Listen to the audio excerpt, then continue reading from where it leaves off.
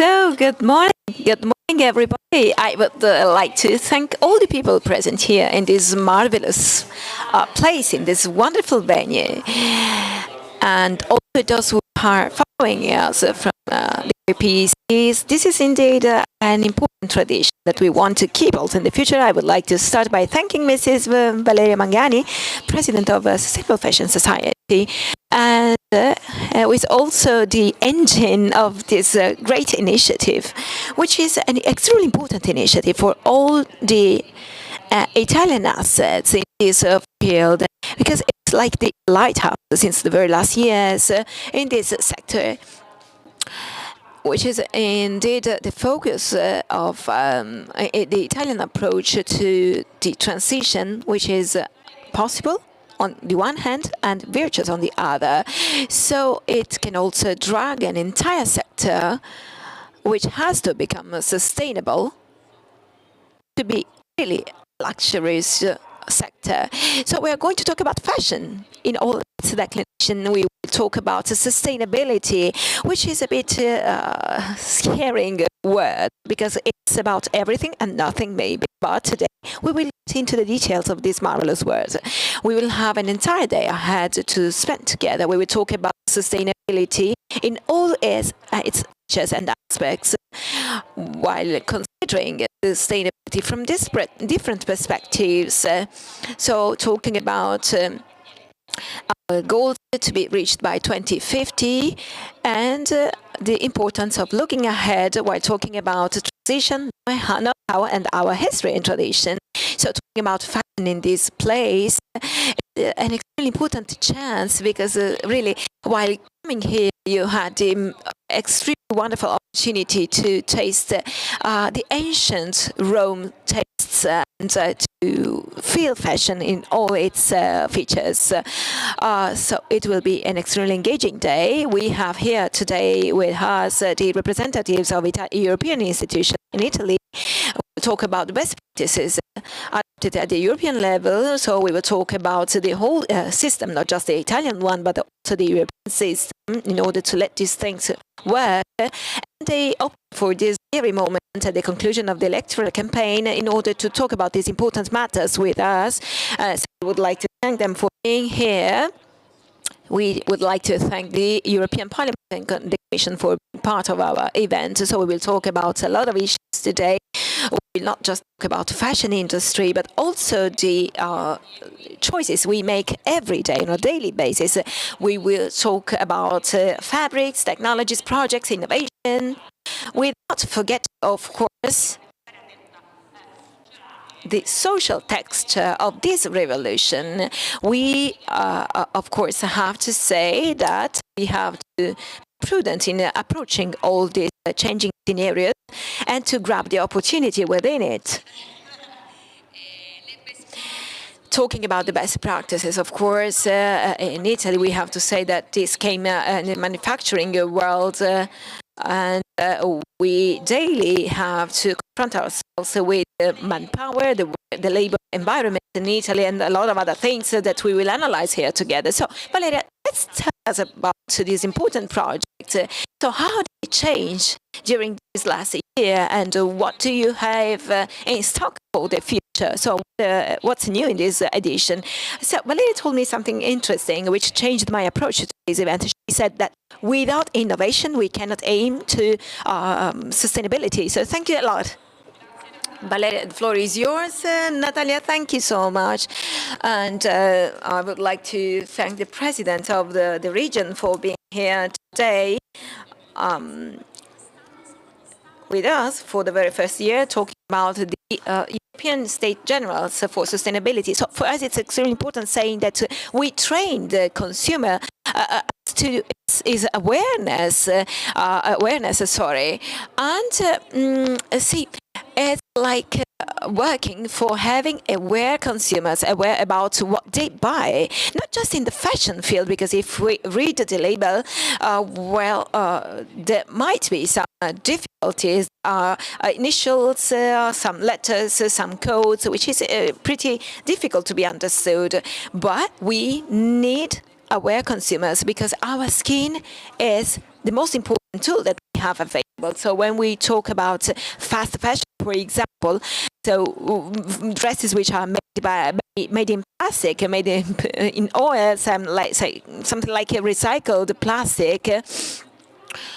Well, we make something awful, something terrible, because they will stay 300 a year in stock, and we know that this causes a great damage to the environment, of course, and some realities, like in Chile, for example, where there are mountains of fabric which are waste, and they are kept there, which will stay as plastic for hundreds and hundreds of years. So we will talk about other realities. We talk about the Ghana desert and what happens in there. We will talk about African realities and South American realities. So it's important to be here and talk about these important issues in this marvelous venue. It's important also to find new answers to these matters. We have to keep on wondering what's happening in this field, and thanks to the European institutions, we really can see and appreciate the great work made by the European policies. And you maybe already know about the extended responsibility of the consumer, which is about what will happen in the future in Europe. So we joined this important campaign when it comes to the vote by using this slogan, use your vote, because they already knew that our slogan is about wearing up our political action, because do you really know where your jacket was made? Who dyed your jacket? Which kind of colors were used to dye your clothes? Maybe it was a miner. Maybe it was made in a forgotten place somewhere in the world. And for example, the Phygital Expo would like to find new ways out to gather all together policymakers, the legislators, and the lawmakers, of course, with the brands, with the companies, and the manufacturing world, the world press also, in order to show that Italy is extremely important in this field and that our Made in Italy is a sustainable one.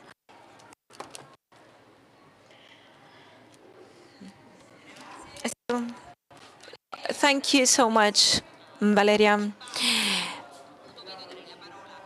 Before watching a video, I will now give the floor to Mr. Carlo Corazza, who is the director of the Office of the European Parliament in Italy. So,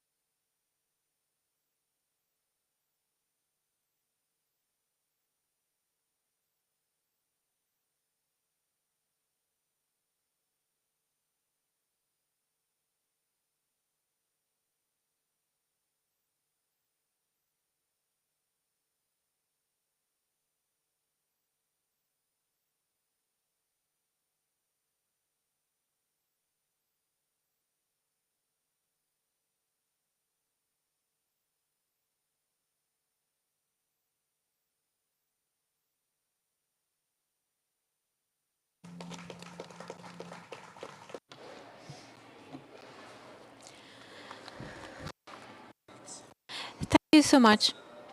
Thank you, Nathania Zavi. Thank you, Valeria Mangani, for this edition. It's the second attended by the European Parliament along with the European Commission. We support it with a full engagement. Decided to close and conclude the election campaign to raise awareness about the importance of voting at the next forthcoming European elections.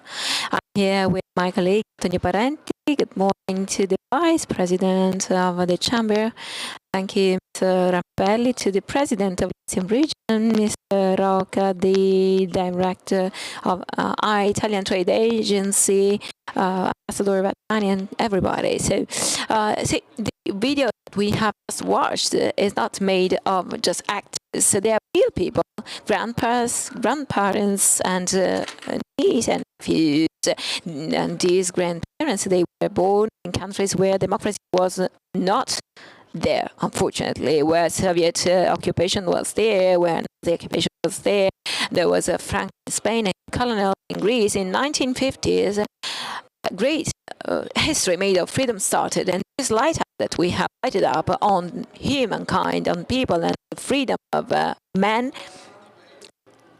guided a lot of countries getting out of dictatorships, till guiding our continent towards a new era with a joining of Central European countries to a new project. It's a history about abolishing barriers, allowing everybody to be different, while defending through this through the right and law to be creative and to once again. So Italy is still inspired by these values, of course, and indeed we decided to open up our markets, national and international markets, and we abolished a lot of barriers so far. This freedom history is now in danger. As the French president said, the war is knocking at our door. The situation in the Middle East is extremely dangerous. 2 weeks ago in Tiananmen Place, and today the 35th anniversary is recording for this event. Start a great and new moment. Again, from Ukraine, we receive on a daily basis terrifying images. The innocence stage is over now. Europe must be aware on the new challenges ahead. We must be ready to defend ourselves. In the last 10 years, autocratic powers, China, Iran, and other countries are trying to upset our European democracy through misinformation, sabotage, and by attacking our relationships. And some reports at the European level show exactly that. So this is a great sign that we have to give to the world, and we can do that also through our vote. And just consider that 70% of the things that we decide are voted by ministries, by us, by the European people. And so this is why we talk about sovereignty which happens through democracy and through democratic vote. And if we vote all together, we just aim for new results. It's a vote for our future, for our continent, a future where we need a different budget, over 1%. We need a permanent generation. We need a parliament proposing laws, eliminating the veto right, and searching for new things. If you read the Mario Draghi and Enrico Letta reports, they really talk about the same issues.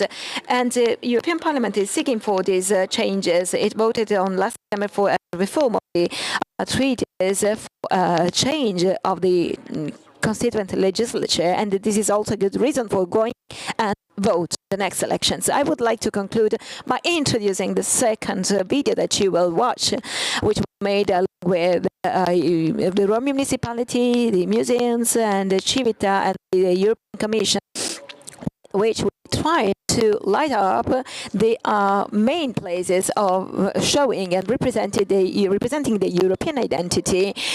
So we lighted up amphitheaters, churches, small and medieval towns, and this blue light is like a lighthouse on our identity, which was shaped in our history. And Rome became at the center of the world, gathering together Etruscan, Latin, and Greek cultures, while protecting a great city, gathering different peoples. And this European identity born on the Mediterranean coast really represents this new attempt of defending the European identity and its aspirations and ambitions. Thank you so much.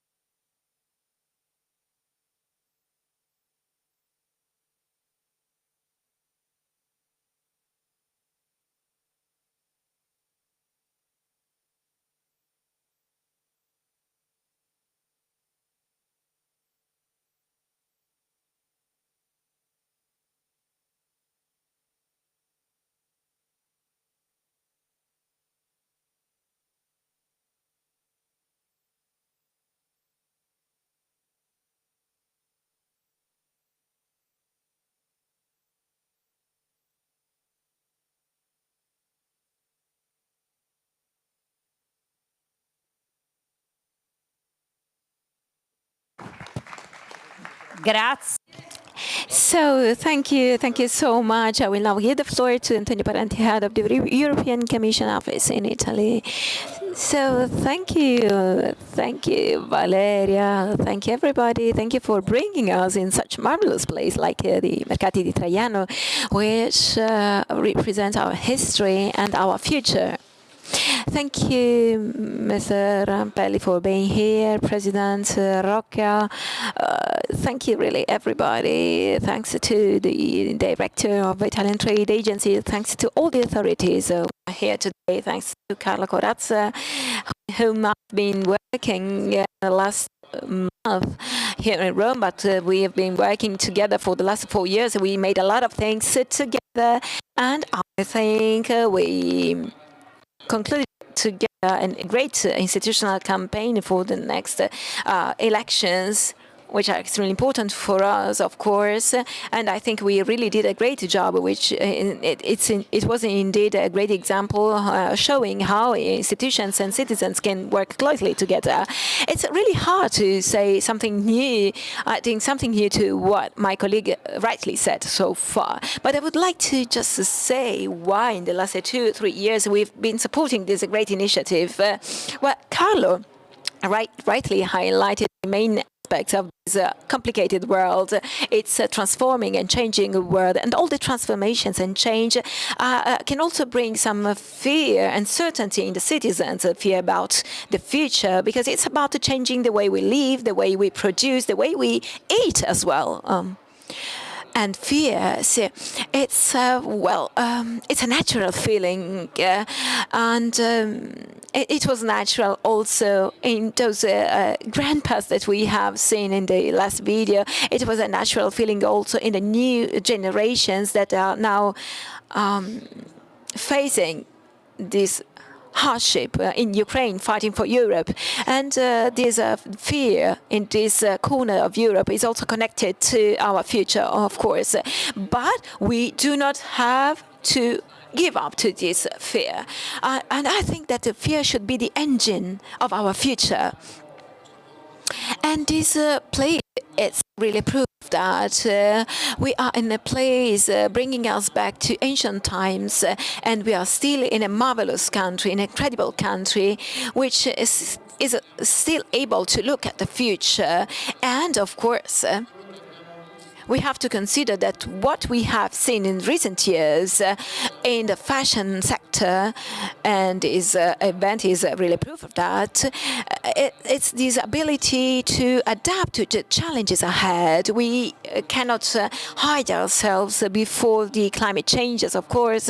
We cannot hide ourselves before all the challenges represented by the growing power of China, for example, the Russian attitudes toward this part of the world, and the future in general. We have to face the new challenges, searching for new stimulus and new ways for being stronger. We just have to consider and we have just to consider that, but while looking at the stands that you can see here in this marvelous place, where you can see the excellencies of Italy, showing that really Italy is trying to change its past and to change a way which was based on an easy way of producing, just aiming at luxury. We have to make all this real. And we have to do our best so that sustainability is not just about luxury fashion, but aiming at technological and cultural evolution. And we have to, of course, work for that, not just in our micro world, but we have to search for a micro world made of Europe, setting new rules, incentives, of course, support, of course, also, and providing for the strength to keep the markets active also abroad, because we produce for exporting, first of all, and this was the engine of our success in the last few years. So this is why we believe in a stronger Europe, just like Carlo rightly said, and we have a task, which is that of strengthening our Europe. And to do that through our vote, we have seen in the last 5 years a European Commission implementing 95% of what it has promised when it started, when it came into force, even if facing some hardship, of course. It was a European Commission made of measures of vaccine against COVID pandemic. It was the European Commission leading to the Next Generation EU, providing for the funds in order to face a proper digital transition, green transition, and the social transition to happen, to be seen also in the forthcoming years, of course. But we have to be optimistic towards our future. We have to be present and to go and vote in the next election. So thank you so much for being here. Thank you for your attention. Thank you so much. So I would like to thank and greet our guests. See you really soon. And I will now give the floor to the next speakers. So we will now listen to some institutional remarks, giving my warmest welcome to Honorable Fabio Rampelli, Vice President of the Italian Chamber of Deputies. who will join us here on the stage. Thank you so much, Honorable Rapelli.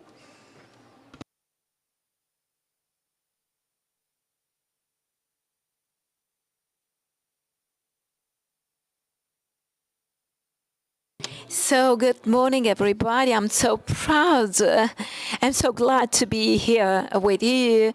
It's a great emotion for me to be here, since I really care for this marvelous event. So this event, strongly supported by Valeria Mangani, she was the soul of this project. She was alone in the very beginning. Then she saw some possibilities ahead, and she started to work on that. And she started to work on this sector, on fashion, in all its declinations, of course. So she was so brave, and she started to understand and to see the way ahead, and she started to work in a successful way. Of course, if you consider that fashion is one of the most polluting sector worldwide, still it's a sector that can change itself through the support of the institutions, of course, which are still lagging behind, of course, but still willing to maybe restore this delay. Which brings us to think that we can still invest in this sector. So I really join them in thanking all the previous speakers, and to greet all the authorities present here today, starting from the president of Latium region. And I know that during this day we will also be joined by authorities. So I would like to also greet Director Corazza, Director Parenti, President Zoppa. And I really think that when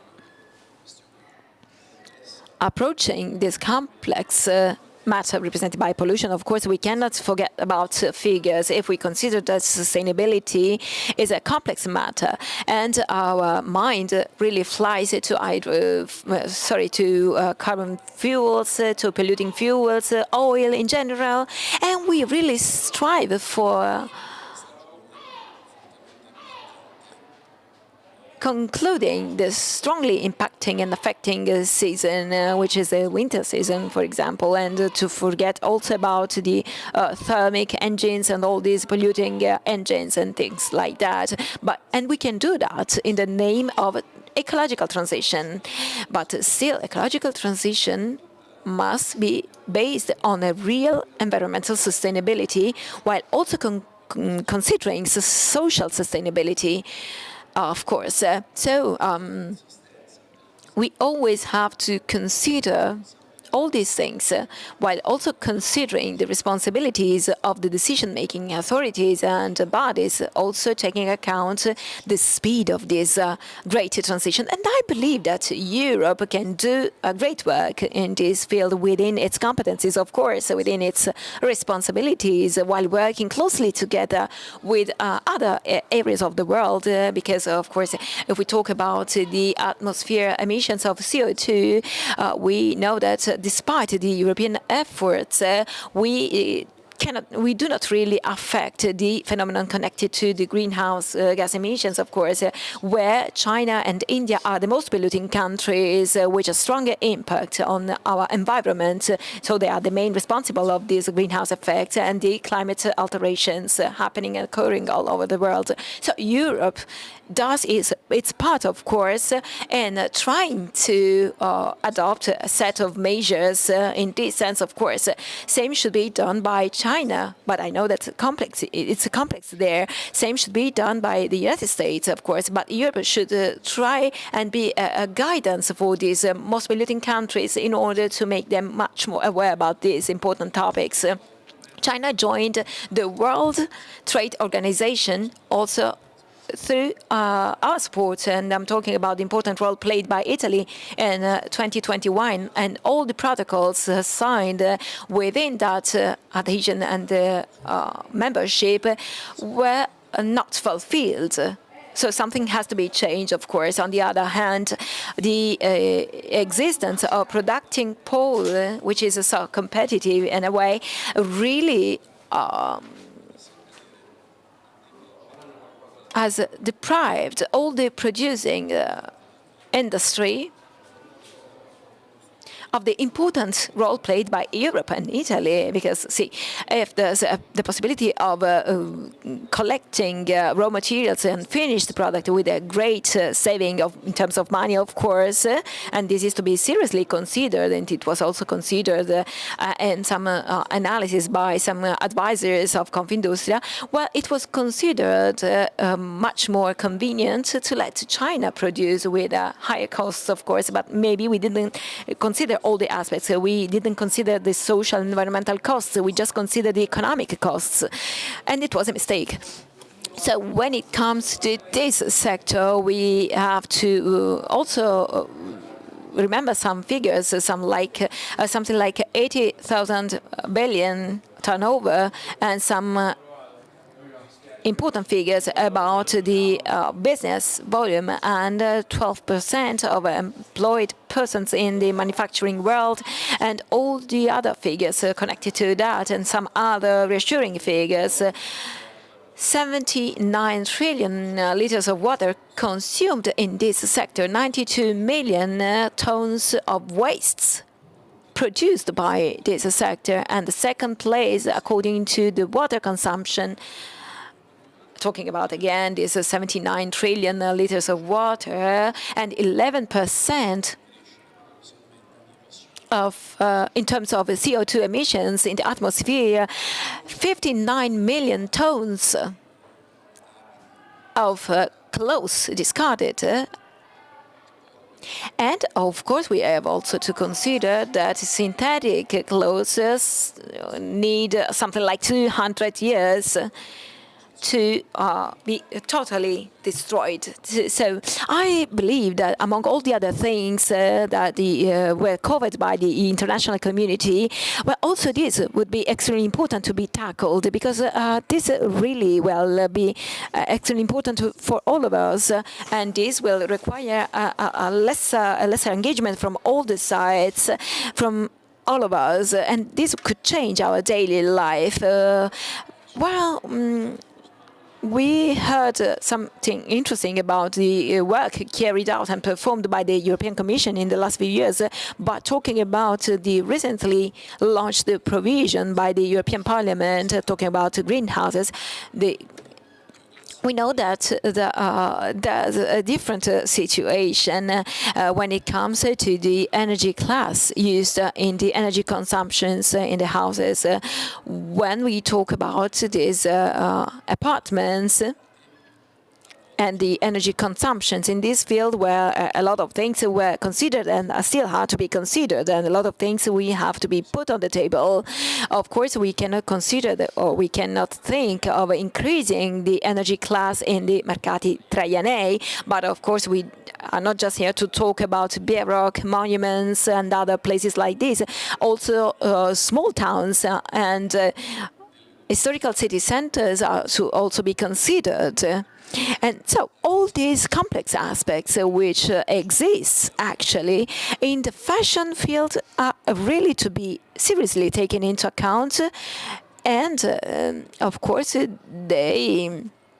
so talking about the figures which I mentioned, all these things should lead the governments at the national and regional levels, of course also the institutions, to be much more aware about all these matters, because on this point we can really work and do better in the future. And we should also adopt another concept which is broadly shared by everybody.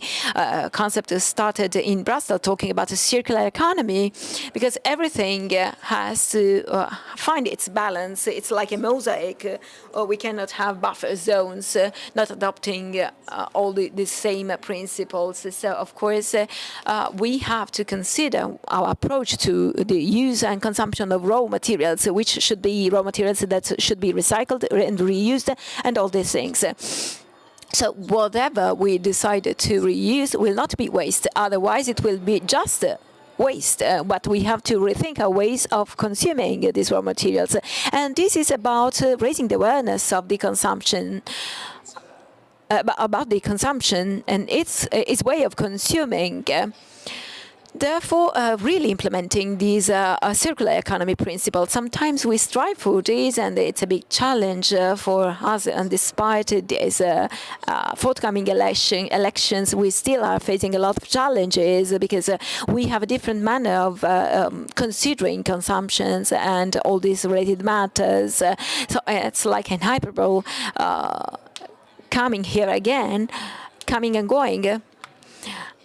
But we have to consider it as a whole and to reconsider wastes and reuse of these products, which are really jeopardizing this circular economy principle. I don't want to take too much of your time, and just on behalf of the institution which I'm representing, I can say that we did something important a few years ago when my political power was not that strong. But anyway, in a cross way, we tried to formalize a set of engagements which were shaped in 2 parliamentary motions, which were approved by unanimity. And so now our task will be that of implementing these measures which were adopted a few years back, engagements which were shaped a few years back. And along with that, we will try to, through, of course, such initiatives, of course, we will try to raise awareness on the territories, of course, because Italy, as you of course know, is made of a central state, but also is made of several realities which work maybe better than the central one. I was talking about circular economy in the case of collecting waste and treating waste, of course, which is indeed a field that perfectly works in the small municipalities, in the small local communities, but is still facing some troubles and problems in the big cities. So we have to really tackle this important matter also in the future. So, my dear Valeria, while congratulating you on this important initiative and your intuition, of course, and thanking you for your sensitivity and your ability to look ahead, of course, I would also like to thank you for having forced us, once again, in a quote, of course, to experience such marvelous place altogether. A place that, of course, was a place where trade happened and where there was an important relationship with the Trian port, which is geographically nowadays located in the municipality of Fiumicino, nearby Rome. And also, in that case, there was a well-organized sector, and a linear one, also offering the possibility of transforming important and marvelous places like this one, that were maybe not that appreciated by the Romans, the way we do, maybe, and to transform them into something operational. So thank you so much for bringing us back this great feeling, for being here and for having forced us to come in this marvelous venue. Thank you so much for having arranged this important moment for exchanging views and opinions. Thank you, everyone. Thank you so much, Mr. Rampelli. Now the floor gives to Francesco Rocca, President of the Lazio region. Thank you.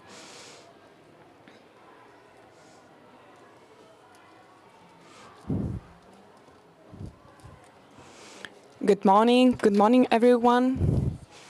It's always really hard to talk after Honorable Rampelli, because we always get surprised by his speech and we are forced to also rethink our remarks. But I would like also to thank Valeria, as also Mr. Rampelli did, for inviting me and having heard us also from our very first meeting after my election. So I would like to greet also the representatives of the European Parliament, the director of the Italian Trade Agency, and also to Commissioner Vattani. And I wish you all good luck, and I am sure that your presence here will also be confirmed by the Expo in our pavilion, and also the importance that this pavilion will give to our enterprises that are working really hard to enhance sustainability, also to support the Italian supply chain, which is sustainable, which is creating beauty, but at the same time combining it with sustainability. Just a couple of thoughts. Starting from the movie that we watched on the European Union, on the importance of voting, on the importance of democracy, and also on the importance of the role that the European Union is representing for all of us. And as a president of the Lazio region, I am aware of the impact that funds have on our policies, on our environmental policies, sustainability for our companies, also helping them in this path of transition towards transition. But I really hope that awareness on the environment, but also on the role of Europe, goes through something that I really feel as my task of president of the Lazio region. We need to be responsible, and we also need to trust new generations, because today I'm the president, but I had the privilege of being the president of an international body at the UN, and I could experience the potential of the European Union, sometimes which is not expressed at its full. So, of course, we need to take this opportunity, to take this chance, because otherwise the next European Commission will be destined to mark the failure of the European Union. That's why I'm telling you all that we need to go to the polls, because we need to create reforms, not just internally in the European Union itself, as also Rampelli said, but I am also thinking about a reform that a political body, which is so important, should have within the United Nations. It's a paradox that Europe doesn't have the veto right within the Security Council of the UN, something that was granted to other members. The council in which we are trying to solve conflicts, so it's a paradox that after so many years, after the creation of the European Union, and also the importance of all the citizens, this political body doesn't have this right. So we need to be like the audience of the European destiny, the European future, or also running the risk of losing this chance of taking these great opportunities. And actually, this has a huge impact on the life of thousands of people. That's why I would like to have a European Union which is able to focus different policies and also to express its own world vision, which is the result of all the different countries that are members of the Union. So this is the appointment with history that we have, because we are experiencing two wars that are teaching us how much, not only from the point of view of the human life loss, but also from the point of view of the economic impact on our lives. So in this moment in which we have two conflicts and a third one, because tomorrow it's World Environment Day, and this is a global challenge that we are trying to face, to address. And also the Secretary General of the UN has communicated to us that in 2034 we will reach to this 1.5 degrees. So we are not talking anymore about 2050. So this is another challenge that we need to address, and Europe needs to support its own member countries, also from the point of view of this economical need to face an organized energy transition without all those implications and consequences that could bring to failure and to contrasting feelings. Of course, we have a reaction in companies that for too long have not been supported. There is also a reaction in the Italian and European community that didn't receive that education on sustainability. Before Valeria was mentioning the term awareness, Fabio, you were not here, but you should know that. So she took advantage of your absence here. So if we don't use this period to create this awareness and we don't recover, we don't gain that field that we lost, I am afraid of that disgregation, of that problem. So when French people talk about this challenge, they should do their right, giving this place to the European Union instead of giving democracy classes to other countries. So this is the main point, the crucial point, because otherwise the risk, and I have to say that because that's the transition that I lived in those years, a European which is strong with people who don't have power and which doesn't have power with strong bodies. So here we are celebrating the environment, but also sustainability, and understanding that the European Union is one of the main humanitarian donors. So it is working in the different world scenarios concerning wars, but also environmental catastrophes that are happening in Africa, in other countries also, which are countries that have an economical interest for us, but do not have the possibility to have a role on the dynamics of those continents. This is something that, as a president of another organization, I really experienced, and I really suffered about that because I could experience that and witness that, because the economic strength, but just having the role of the audience is a problem.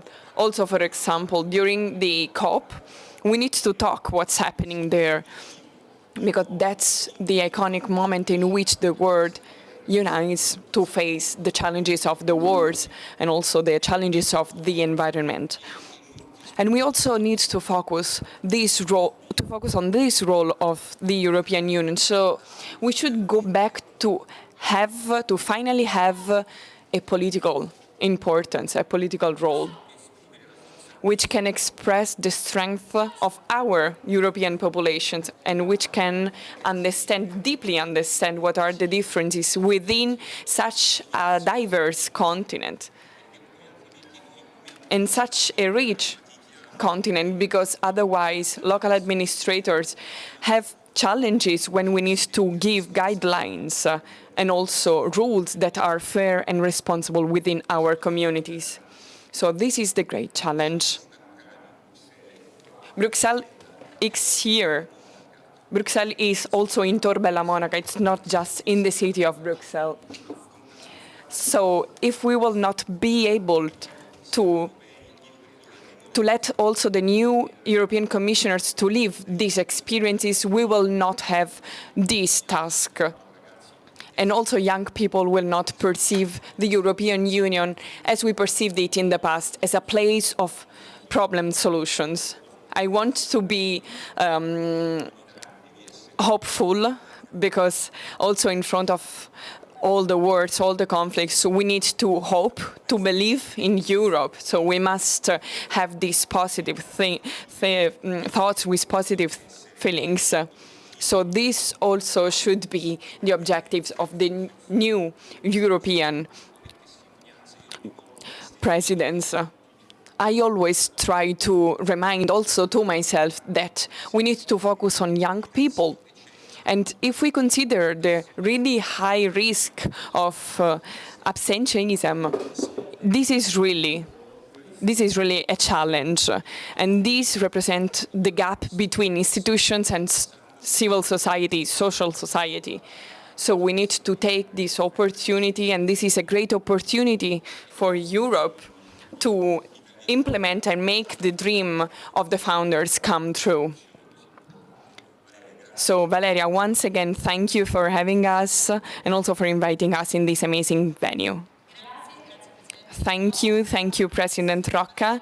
Now the floor gives to Lorenzo Galanti, Director General of Italian Trade Agency for the internationalization of our companies. Thank you, the floor is yours. Thank you. Good morning, everyone. First of all, I would like to greet you all also on behalf of Matteo Zoppa, President of the Italian Trade Agency. I would like to greet you all, Mr. Rampelli, Mr. Rocca, President of the Lazio region, Dr. Parenti, but also the Ambassador Redani, who will represent Italy in the Expo of Osaka. And also, congratulations to Valeria Mangani for organizing once again this year this amazing event on such an important topic, and also in this really marvelous venue, which is really a symbol of our ideas. And this is also a symbol of the Italian Trade Agency, because this place really resembles the spirit, the idea of trade. Of course, this place is much older than the Italian Trade Agency, so we are here and we are really humbled to be here. Just a couple of ideas about the relationship between sustainability and export, because this place is a market. So a market, some way, it's a carrying element and factor of sustainability. We have a lot of studies, a lot of data that really tell us that companies which are investing in sustainability, and we are talking about sustainability from different point of view, so raw materials, energy topics, and all the rest, these are the companies that are exporting the most. And these are also the most resilient companies.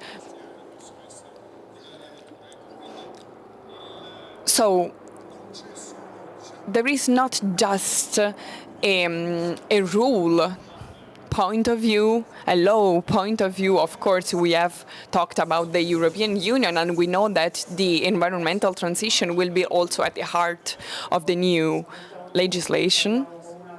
And of course, we know that sustainability has different factors, so environmental, economic, and society. So putting sustainability at their center, as some Italian companies are doing, needs also an investment. Italy is exporting 1/3 of their GDP. So if we have 10 euros in our pockets, more than 3 euros are coming from export. So we need to be ready as companies to face this transition. So we need to be aware that the market is requesting us to implement investments on sustainability. The sector of fashion and apparel can really perceive the direct consequence of this transition. So it is fair and important and paramount that we focus on the different options, on alternatives, to give a new vision, a perspective to this amazing sector of Italy. Of course, this is one of the main sectors that represent the Italian culture and the Italian made in Italy.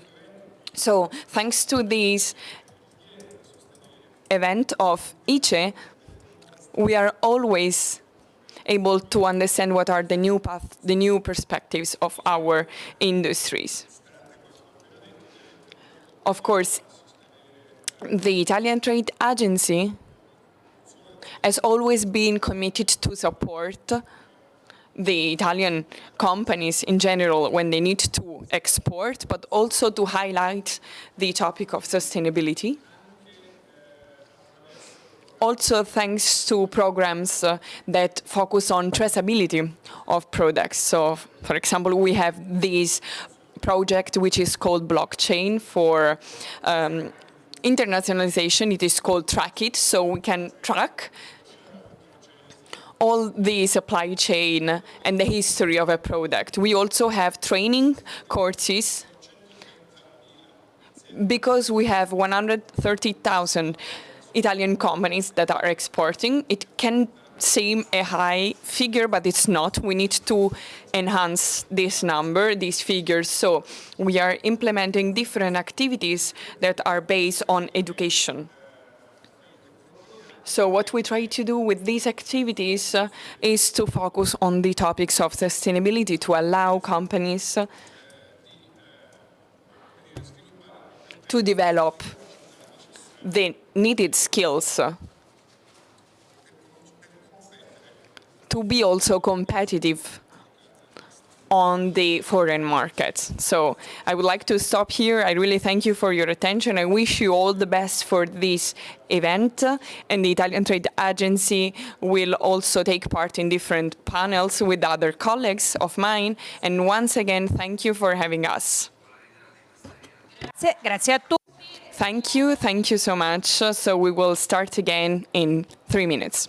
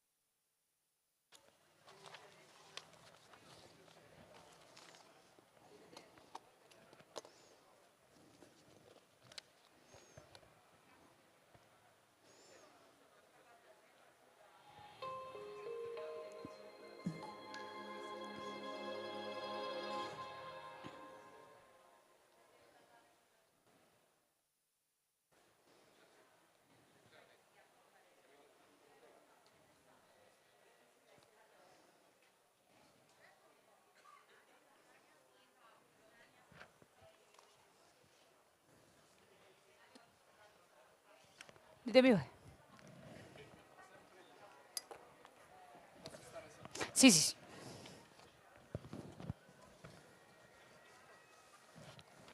Adesso vediamo questo forse funziona. Vado? Valeria?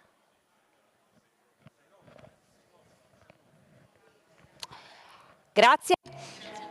Thank you also. We go on with the different panels of our event, and we'll now focus on the presentation of the results of 5 years of work on sustainability by the European Commission and the European Parliament, and also the work that surrounds these topics. We have with us Carlo Corazza. We already know him, head of the European Parliament office in Italy, and connected from Bruxelles, we have Antonio de Sousa Maye, who is Legal and Policy Officer, Directorate General for the Internal Market of the European Commission. So, Mr. Corazza, I will start with you. We reach this event these days after 5 years of hard work on sustainability. So, as it happens with birthdays or elections, we need to draw the conclusions, but also to understand what are the views for the future.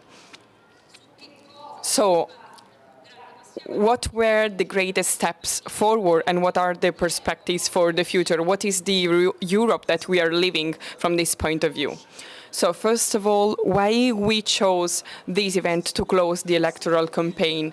Because if on average 70% of all the topics are voted by the European Parliament, when we talk about sustainability, this percentage goes up to 90%. Also because rivers and seas do not have really clear boundaries. So if we need to have a strategy, which is a common strategy and a comprehensive strategy, we need to focus on the strategy of the European Union. All the 27 members alone couldn't have such an impact on the fight against climate change. The European Parliament was a leader in the fight against climate change. Some also think that it was too much, but it was like that. And it was a leader implementing the Green Deal, European Green Deal, which was approved 5 years ago.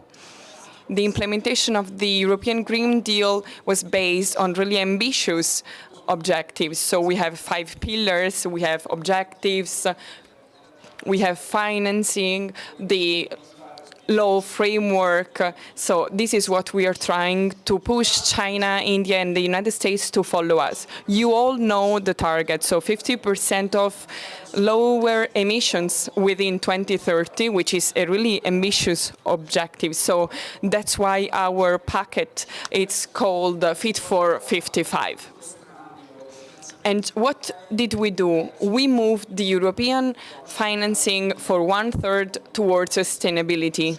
So the European budget, 1/3 of these billions of investments are dedicated to sustainability. So if you focus on the budget of Horizon EU or other programs, you can witness that more or less between 25 and 40% of the resources are connected to sustainability.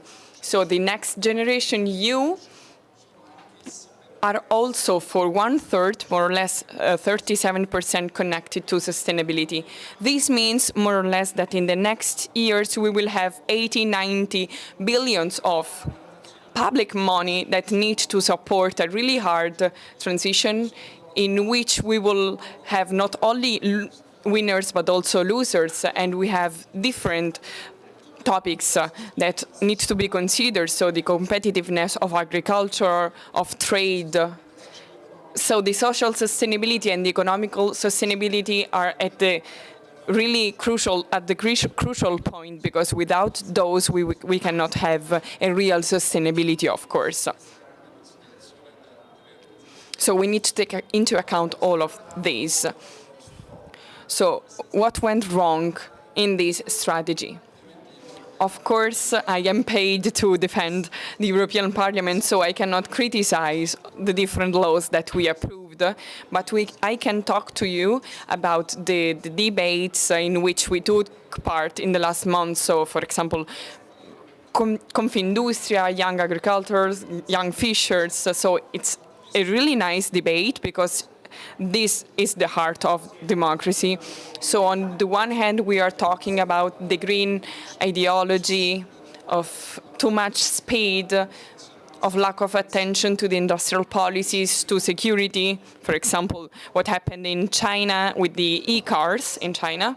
And on the other hand, we also talk about the lack of bravery that we started to slow down on these topics. So I really believe that in the next 5 years, we will also have the priority of the Green Deal. So just to make a provision also, considering what the leader of the political party, Weber, said, I think that we will have some adjustments, not concerning the targets, because neither Salvini said that we do not want the climate neutrality within 2050. I think that we will adjust the strategy of industrial policy because we need a strong industrial and manufacturing base, because without that we are not able to implement this transition,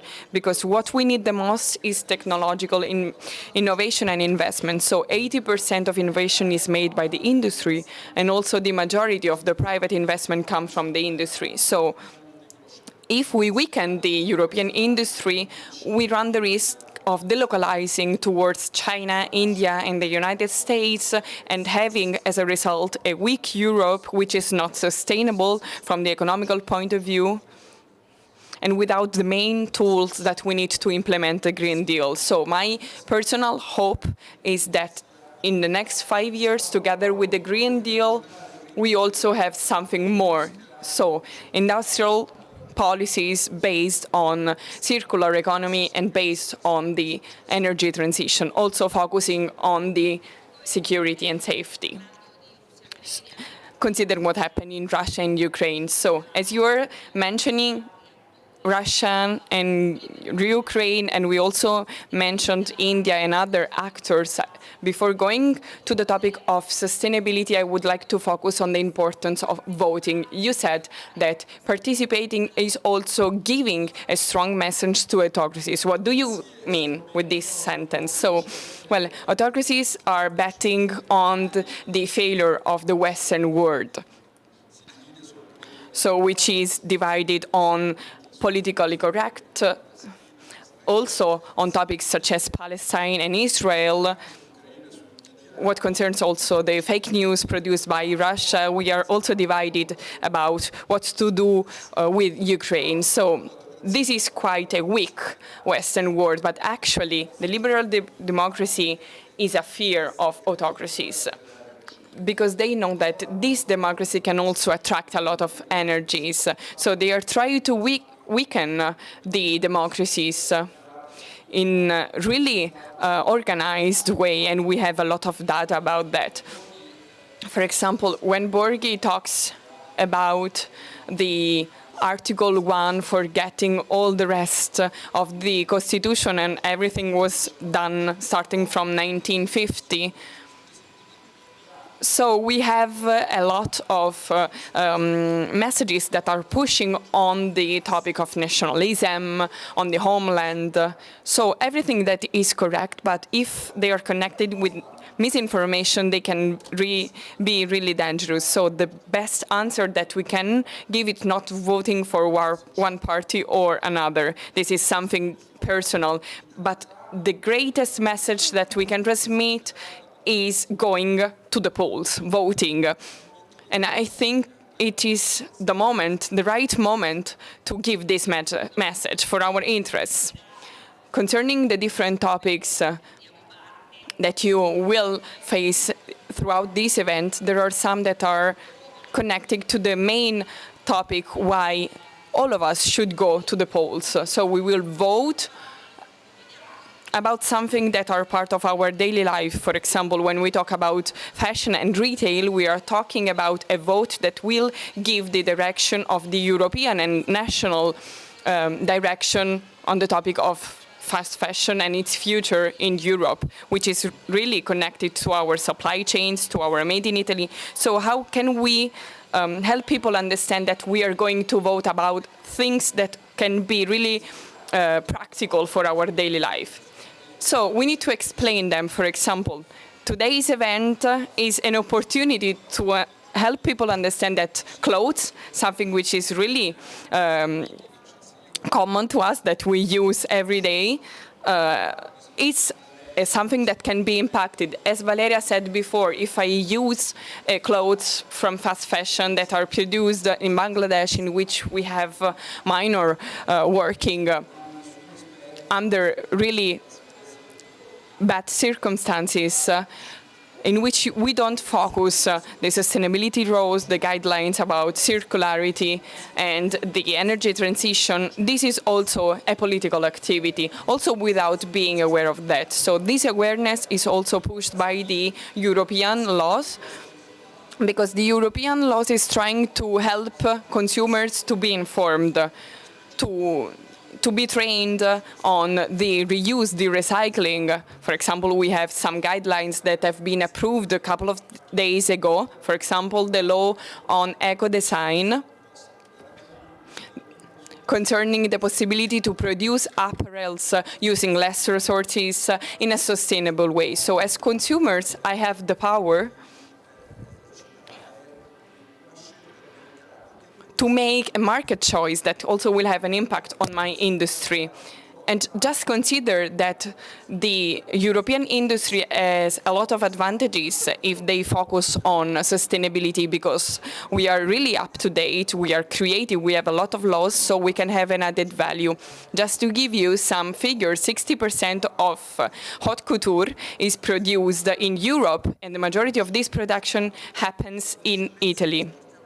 So we are really creating luxury products, and we export them throughout the world, also thanks to the laws of the European Union that opened up our companies to different opportunities.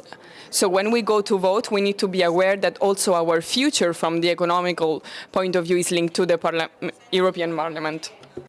So in a way, sometimes we misinterpret the fact that there's a price to be paid for ecological transition and for sustainability, but we, at the same time, we do not consider that while protecting our industries, we will, of course, create new employment opportunities.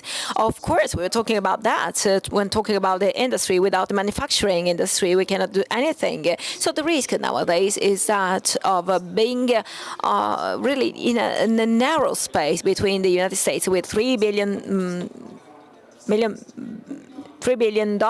in a green economy and digital transition and all these things. And China, on the other hand, that since the last 2 decades with a plan made in China, is replacing all the European technologies in order to strengthen its industrial base.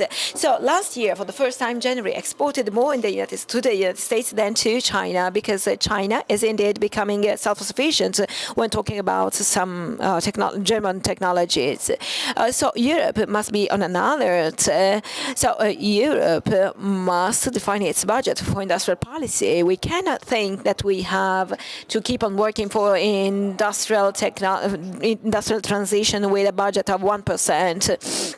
We have to work on this permanent generation while doubling the European budget, working on our proper funds, and be really on an alert and really reconsider the sufficient resources to have our European policy for this field.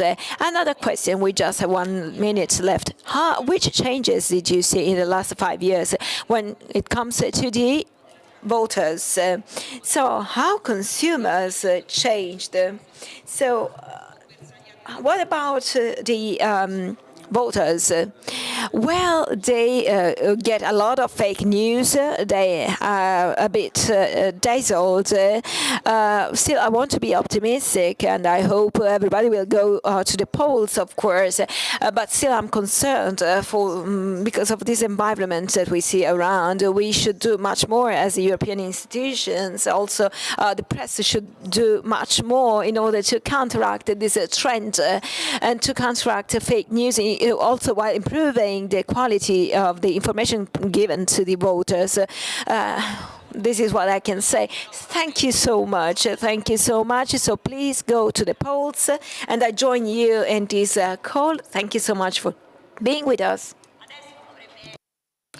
Now we have Mr. Antonio de Souza Maia from a remote connection from Brussels. So good morning. Antonio de Souza Maia is the legal and policy officer from the textile, clothing, leather and footwear of the European Commission.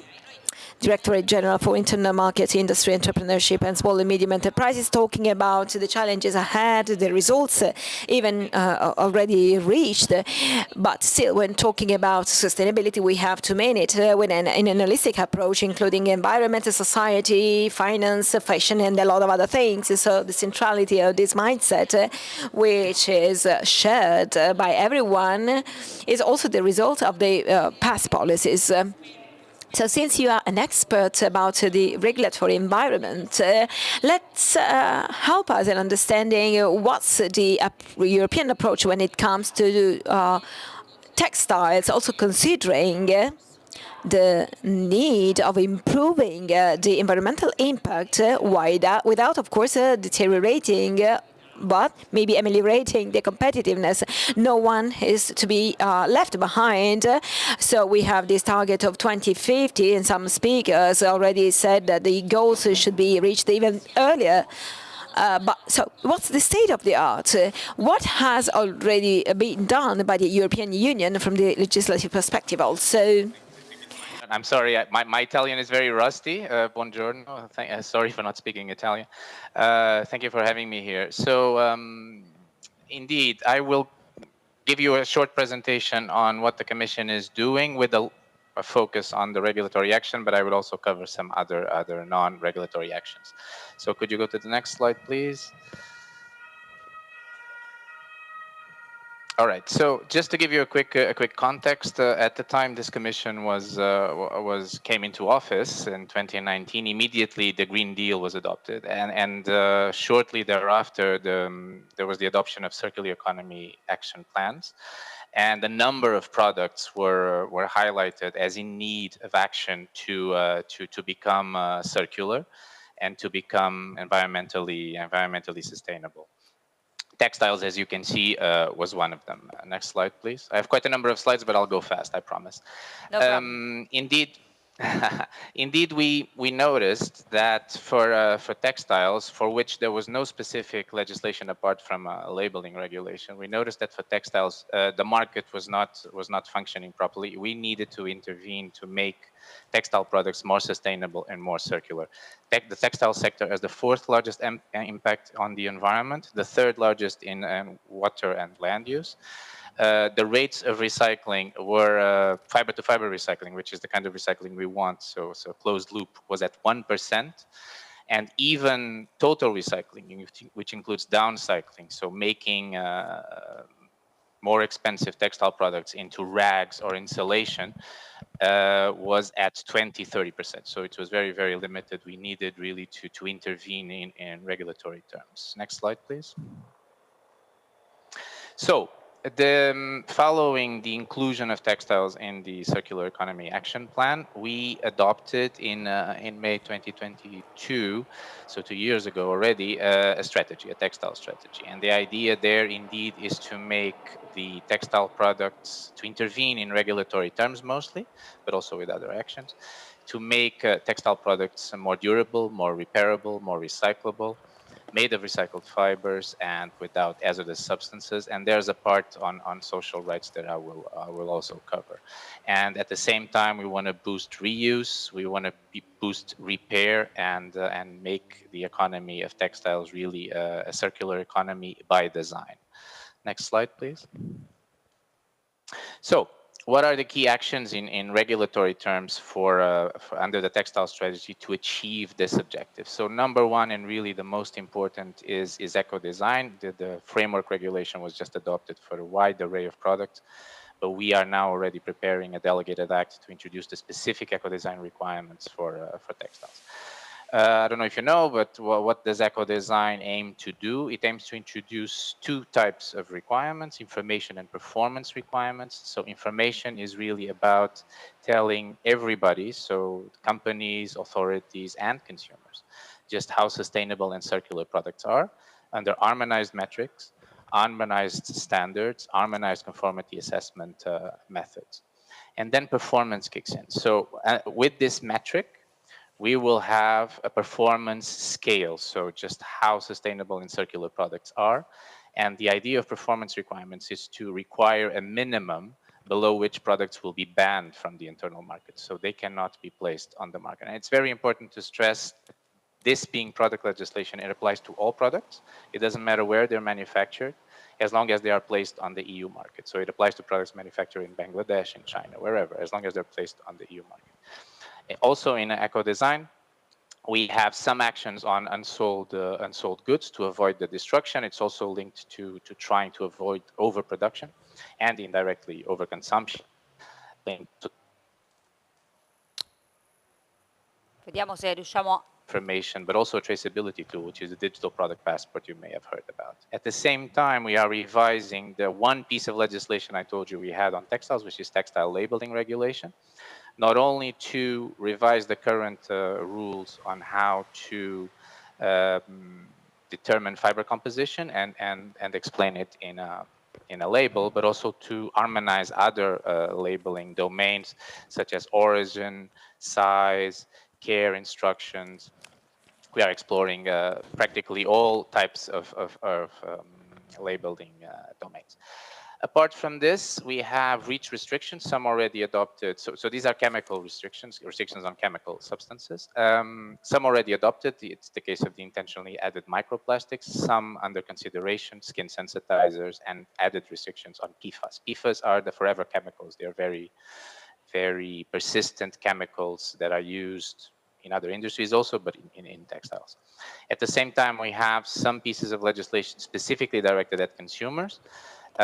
This being the case of green claims, we'll talk a bit more about that. We have specific legislation also super important on waste, how to properly manage textile waste. And we have in a global sustainability pillar, which also includes social issues, we have some legislation on due diligence and also banning forced labor products. So next slide. Just quickly to explain a bit how eco-design and the label works. So as I told you, eco-design is all about information and performance requirements. How do we define then sustainability and circularity? We have something called the eco-design product aspects. So it's a closed list. It's in the eco-design regulation. Essentially, for now, we're focusing on durability, recyclability, recycled content, but there are others like presence of chemicals, also very important, substances of concern, and also generation of waste, including microplastics. So these are really the main ones, but check the list. It's a closed list. At the same time, we are also aiming to revise eco-label and green public procurement. Green public procurement to have a higher level of ambition, a higher minimum of performance for the contracting authorities purchasing textile products. Eco-label as the mark of excellence, also in the same metric of eco-design. Digital product passport I already talked about. The label, as you can see there, you have some examples. So not only a label, digital label on sustainability and circularity, meaning describing the eco-design, the eco-design characterization of the product, but also harmonizing, which doesn't mean make it mandatory, they can be voluntary, but harmonizing at EU level other labeling domains like origin, care, size, possibly allergenic substances. Leather and fur authenticity is another one that's actually asked by environmental organizations and industry alike. And as I also said, we also have a delegated act coming on unsold goods, which tries to avoid the destruction of products that are left unsold by economic operators. Next slide. REACH, so very quickly, this is what I told you. The intentionally added microplastics has been adopted, this restriction. Skin sensitizers, it's being considered. It's a very complicated topic. The new restrictions on PFAS, those are almost, they will be adopted soon. They are being, final draft is being considered now. Next slide. I told you there's a pillar specifically for consumers. So there we have a directive already adopted, which is the Empowering Consumers Directive. It's the base for all our other consumer-specific legislation that we are introducing. Essentially, it frames what general environmental claims are. It bans general environmental claims when they are not substantiated by a very, very high excellent performance. So normally you will not be able to say that either your product, your services, or your organization is good for the environment or is neutral on the environment unless you have a level of excellence. Then there's also an initiative called the Right to Repair, meant to boost repair services. For textiles, you do not have an obligation to repair. Economic operators do not have an obligation to repair. This can come under eco-design, but we are considering this. It's no decision yet. And then we have green claims. It's a big initiative. It's in co-decision now. There, the idea is really to require that any environmental claim, so not only the general ones, but any environmental claims, so stating that your product, your service, or your organization is either beneficial for the environment or neutral on the environment, you need to substantiate this with a standard that actually measures this and attests this to be true. So this is essentially what green claims does. Just a word of caution, it's the source of much confusion. Green claims does not apply in fields where there's other harmonized legislation, and the example being eco-design. So whenever we have eco-design specifically characterizing textile products in terms of sustainability and circularity, green claims does not apply. And as I told you, we're also revising the eco label to make it align with eco design and much more easy to use than it is currently. Next slide. On waste, we are very excited about this proposal. It's now in co-decision. We are introducing extended producer responsibility schemes. I know, for example, in Italy, you already have some attempts, some experiences, I think, at the local level or regional level. We are introducing now EU legislation to in a way harmonize this and make this mandatory all over Europe. An extended producer responsibility scheme is essentially an application of the principle of the polluter pays, and it requires producers of textiles, when they place products on the market, to pay for the cost of, at the end of life, that same product being properly managed. And then, of course, introduces rules, largely through implementing legislation, on how properly to manage, sort, and then manage these products. We are thinking targets is a big issue. We are considering whether to introduce targets. For the moment, there are no targets. Another big issue is EU-level concepts of what is waste and what are used textiles that you can reuse. We are working on this as well. Next slide.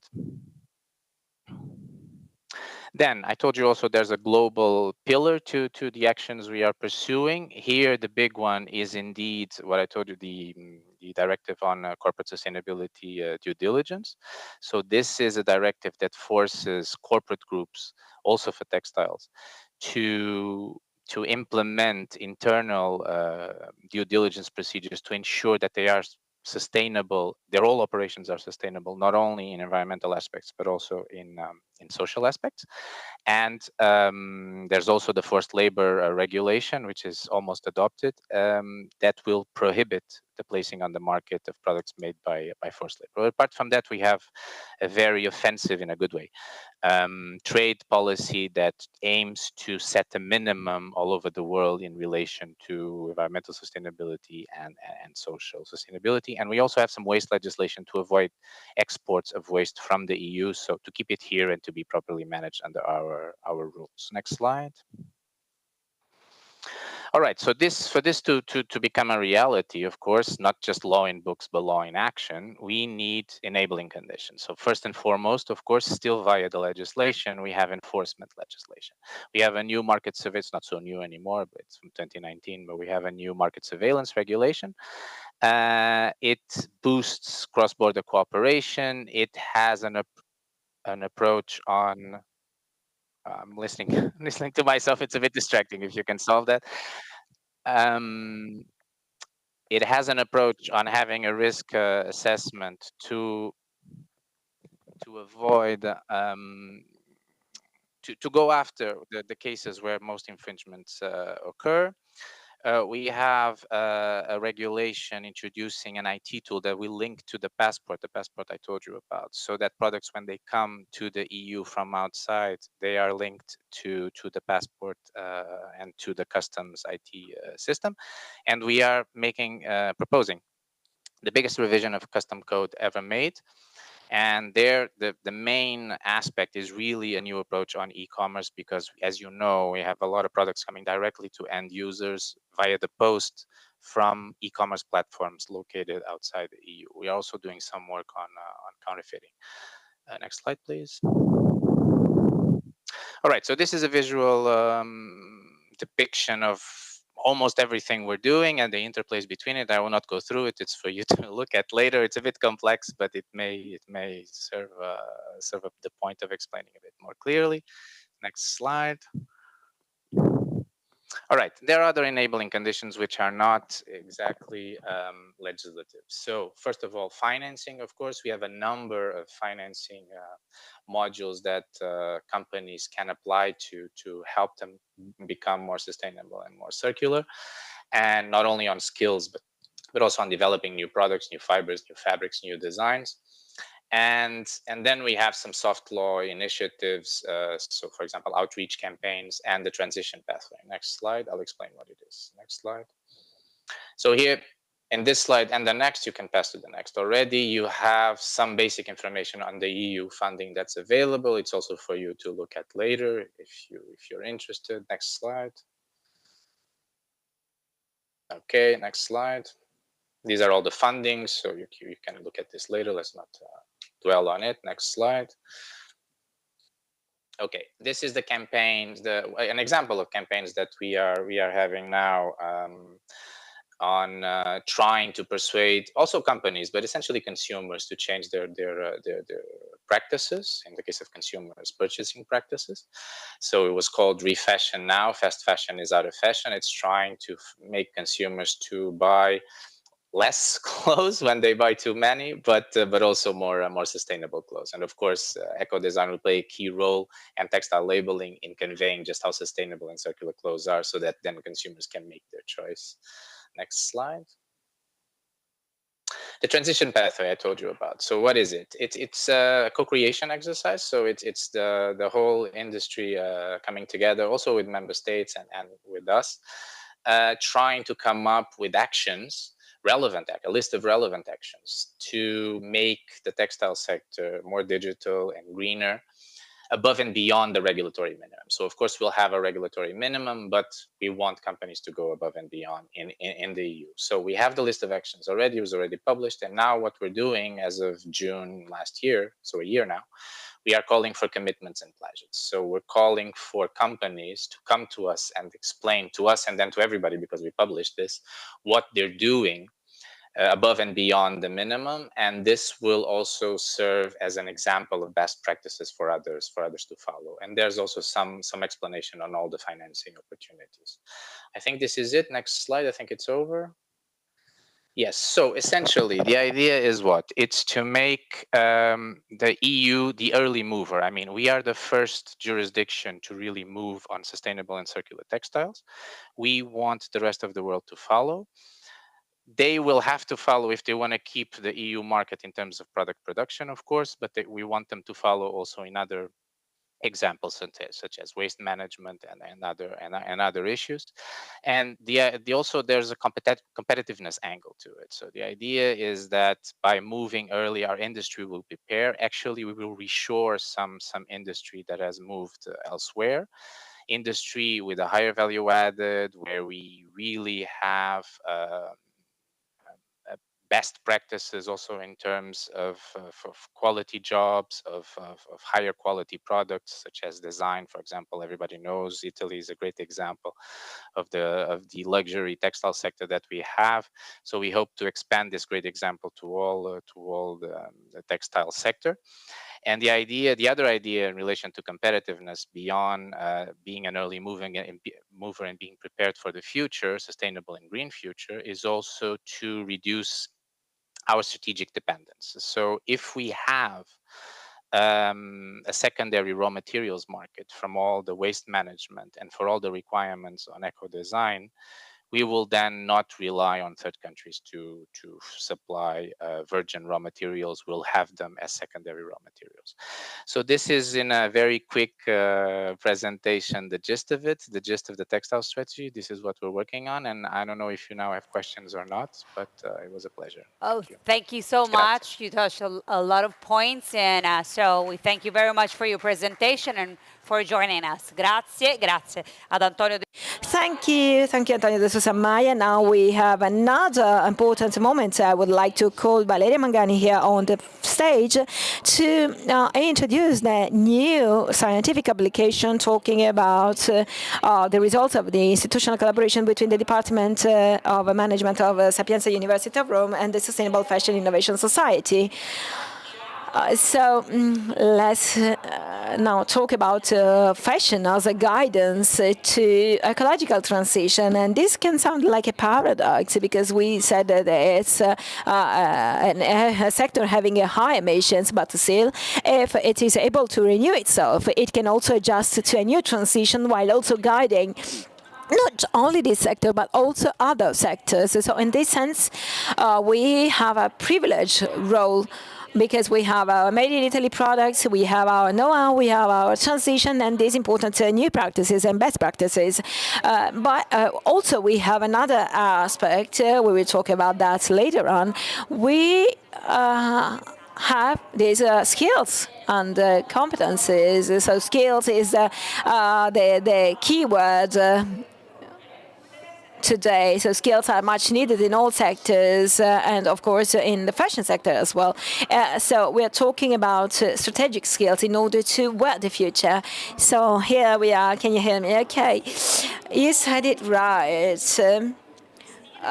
We also called this project Dressing the Future, talking about a lot of interactions. So which kind of interactions? Interactions focusing on vital connections as a source of innovation, which draw as an example the Sustainable Fashion Innovation Society, which is a non-profit society that in the last 5 years is arranging an event which is known all over the world, attracting a lot of people from all over the world here in Rome. And we wondered if this model could have been studied or developed somehow. So the Sapienza University of Rome decided to interview stakeholders who attended in the last 5 years this Phygital Sustainability Expo, who had a project with Sustainable Fashion Innovation Society, for which we've been their providers for services, for sustainability, for inclusivity, inclusiveness, and other aspects. So they interviewed them, and the result was rightly this book, and it was extremely interesting to see what they replied. They answered. For example, we had stakeholders like the MOFA, the Ministry of Foreign Affairs, of course, the FAO, RAI TV channel, who was our partner for a long period, supporting us in our work for sustainability. And 3 years ago, RAI director was here on this stage stating last week we started a new collaboration. So Rai Sustainability was born, and they decided to present it on the Expo, on the Phygital Sustainability Expo, to present this news. Then we have some surveys made with the Radici Group. They usually come to present the world premiere here on this stage, talking about technological innovations and all the other things of this kind. Because see, Radici Group, they are cooperation. I hope that you can rightly hear me. Okay, I cannot hear myself, but still, if you can hear me, it's fine. It's a great multinational corporation which was born in Italy, and it's a big competitor of DuPont, which is not Italian, and they work in the synthetic textile sector. And they still work in the sustainability sector while recycling products, working on bio-based products. But besides Radici, we have Jimmy Jeans, Albini Group, Benedetti Life, Bottega Bernard, Carpisa, which is the vice president of Confindustria Moda, Made in Culture, working a lot in the social field. For the double life of the fabrics and the second chance given to women living in prison. Then we have Vivian H. of our group, Takatuna Yamama Izumi is also here. I saw you in the audience. She came from Venice to meet us. So a lot of realities, extremely important ones. And so they spoke about the vital interactions. So what happened during this Expo, and with whom they interacted, and what happened after that interaction. So we have seen that great things happen after these meetings because networking is extremely important. Unfortunately, we miss it in Italy a lot of times. So we have seen that, and maybe my international inclination led me to bring in this territory, which is still dominated by Welfin and Ghibellin factions. While not showing really this holistic approach, therefore thinking in a united manner altogether to our shared future. Still, we see a lot of imagination of the southern regions, so a lot of things must be changed.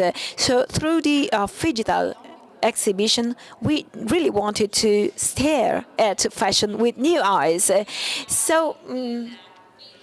So as throughout these years, the Phygital and the Expo have become a crucial point, meeting point to gather different stakeholders. Of course, we have already highlighted that style and tradition, but also transition, can be altogether connected. But this also requires a coordinated action by everyone, so not only at the international level.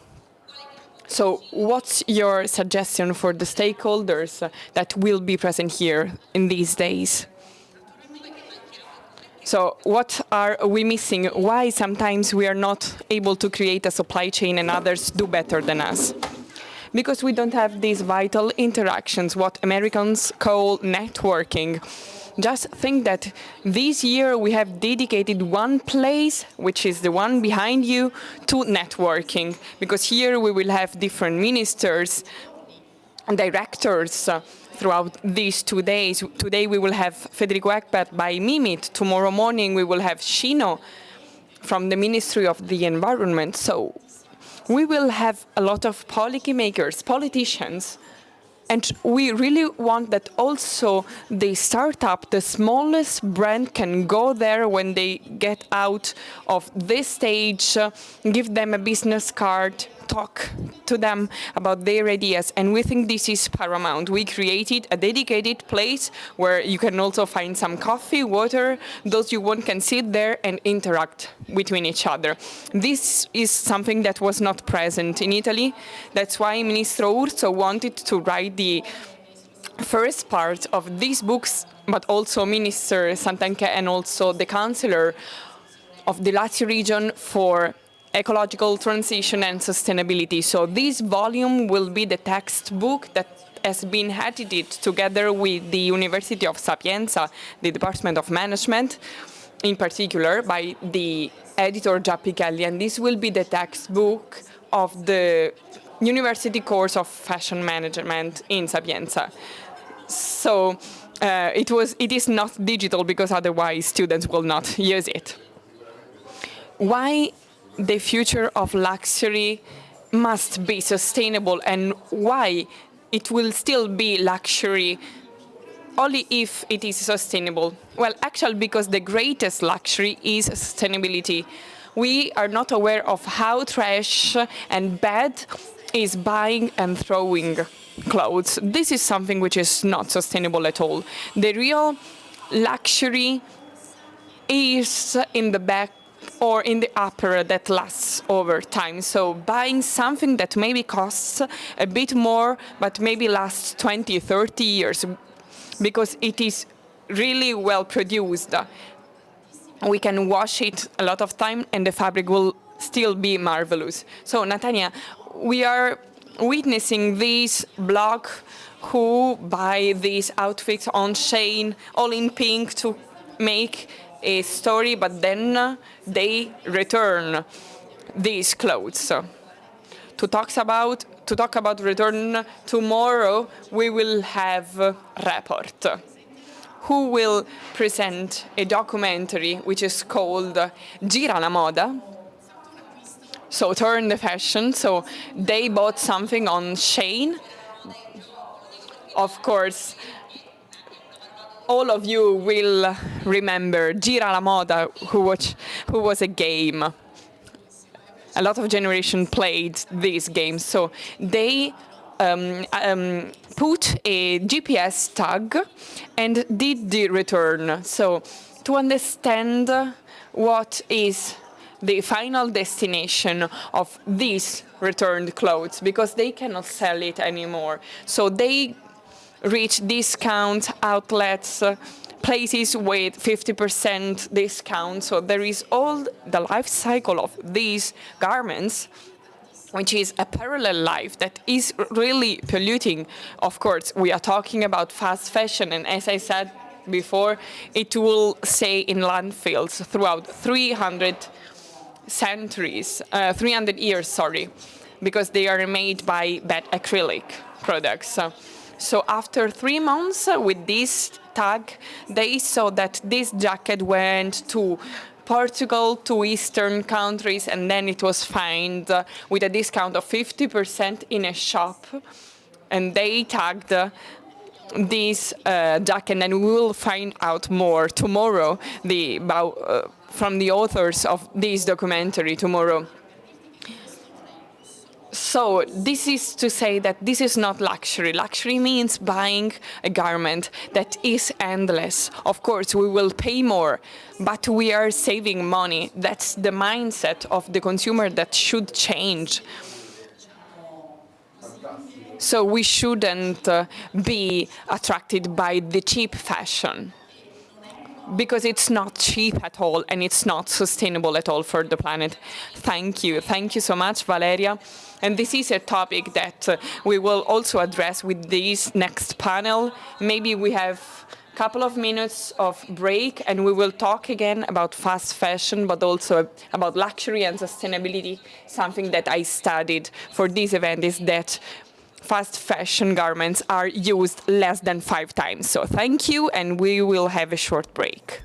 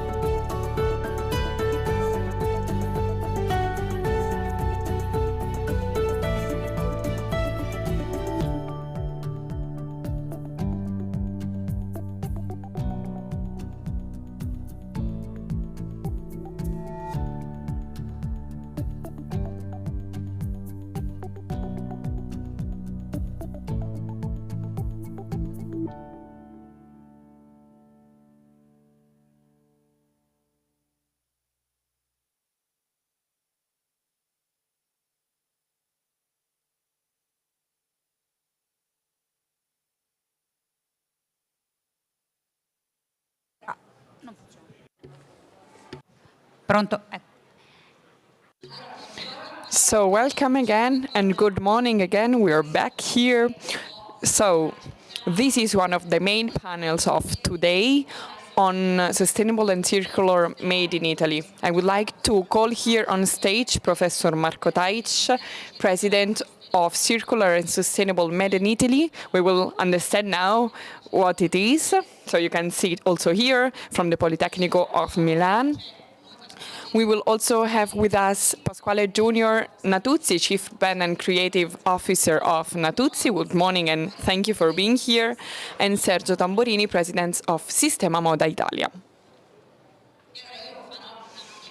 So just a very brief introduction, even if probably you already know it, because Sustainable and Circular Made in Italy is a really known project. It is a partnership between University Research Center and enterprises funded by the Ministry of University and Research, thanks to European funds and also under the Next Generation EU program. We also mentioned this program throughout our panels. So what's the main point of this project? It connects business and research as well as public and private sectors that in Italy are always a highly debated topic. When we have public and private sectors, it's always a bit challenging. It's not always like that. We can all have also best practices from these collaborations. So today we will talk about the 3 A's in Italian, apparel, furniture and automation. But this is a project that it will open up to other sectors. It is divided in 8 thematic areas called Spoke, but here our speakers will tell you everything in detail. So let's start with Marco Taic to talk about this partnership, starting on the economic impact of all this project. Because, of course, we need to be practical and we need to focus on figures. So these 3 topics, apparel, furniture and automation, represent 52% of the Italian GDP. So we are talking about investments, but also about of a social importance. Of course, when you work on 52% of the Italian GDP, let's try to explain this figure. You should consider that for every euro of added value that Italian fashion, mechanics, but also furniture, so the 3 main sectors, there are 2.5 euros that are created in other closed and related sectors. Of course, a garment or a sofa needs to be moved and transported, so we need logistics, but also IT systems that are bought by companies, financing sector, so all the related GDP that are generated by these 3 sectors, and we get to this figure of 52%, but also social cohesion, because we need workers. Today, the number of workers of these 3 sectors is more or less 50%. And when we talk about investments in equipment, machineries and technologies, because of course you can't help but thinking about technologies for production materials, the 4.0 industry transition 5.0, but also the digital world, you need to invest. And of course, investments are giving their contribution to create the country GDP. So it means workplaces, and it also brings to the innovation of these sectors. So keeping a competitive Italian made in Italy in our country, but also abroad. We talked before with the ITA director about the importance of exports in Italy. So this comes for our economy. So we are working not just to make our companies competitive, but also to maintain high the employment rate. So this is something paramount to consider when we implement our activities. We will also talk later on about employment. So let's now give the floor to Pasquale J. Natuzzi to talk about sustainability from the point of view of your company, of companies in general. Companies can work a lot on their own, but can also be helped by funds, but also help each other. Every company can also have an influence on a broader group of companies, because according to you and your company, sustainability is not just a transition, a pathway which brings to the replacement of materials and working systems, but also it is based on values. So this is a path that you started before that this became a really debated topic. So you started from materials, later on with products, and now also with your plans. I have to say that my father, who is the founder of Natuzzi, back in 1959, so 65 years ago, always placed ethics at the forefront. So we talked about employment and also respecting the environment that has always had an impact also on the imaginary of our territory, of our nature, of our landscape. So this feeling of respect towards ecosystem has always been really strong in our mission. Also concerning the feeling of belonging to the territory has always been a crucial factor for the growth of this group that has now become a multinational that is listed in the New York Stock Exchange.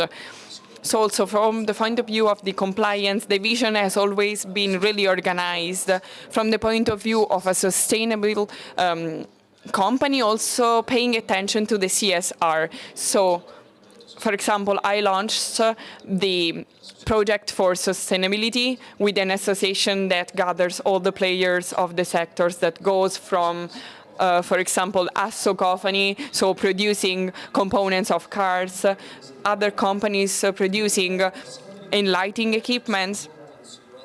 Because I have always thought that there was a lack of attention about the fact that we are a sector that gathers to innovate, to evolve, and also to survive in front of changes.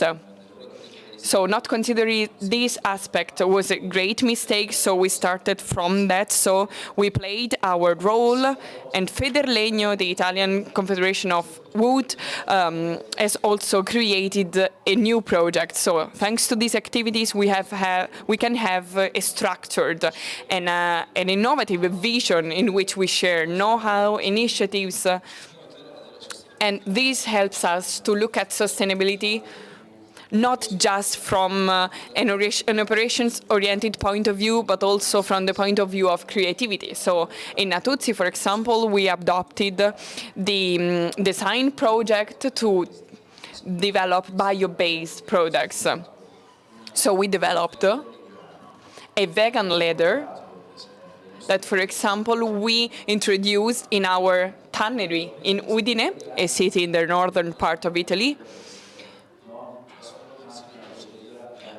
So we wanted to convert this tannery in a bio-based, in a vegan tannery.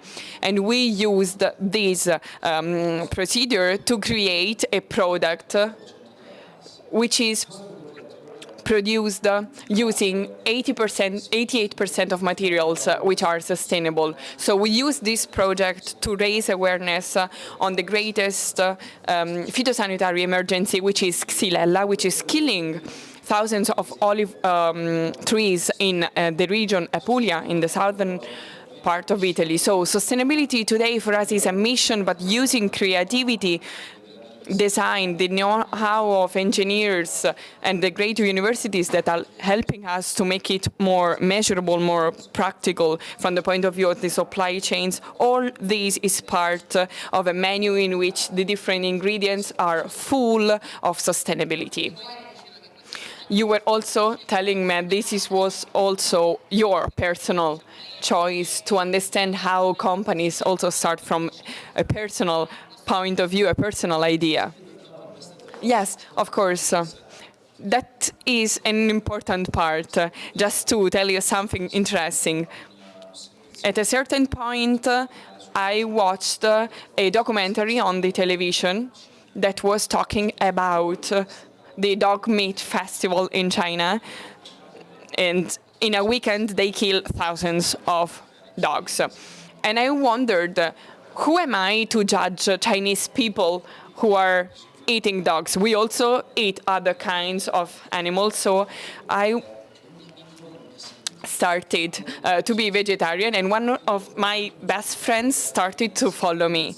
So I understood that if you start to change firsthand, personally, you can also influence people who are surrounding you.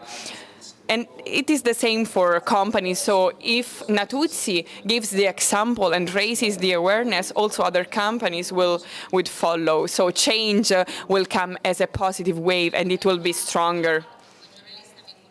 So that's why I asked this question, because, for example, we have a really sector of small and medium enterprises, SMEs, that can also influence and have an impact on the biggest companies. So let's move on with Sergio Tamborini, and I would like to ask you, what is Sistema Moda Italia? And please help us to understand what are the figures of the textile world and also the challenges. This morning we started talking about sustainable luxury, and we understood by now that it will be luxury only if it will be sustainable. So the real made in Italy that everyone is looking for will be sustainable. Otherwise, it will not be made in Italy. What do you think? Well, first of all, let's try to give a definition of Sistema Moda Italia, and then I will try to answer the second question, which is a bit more complex, because there are a lot of values. Sistema Moda Italia is the greatest organization in the Western world that represents the supply chain of apparel and textile.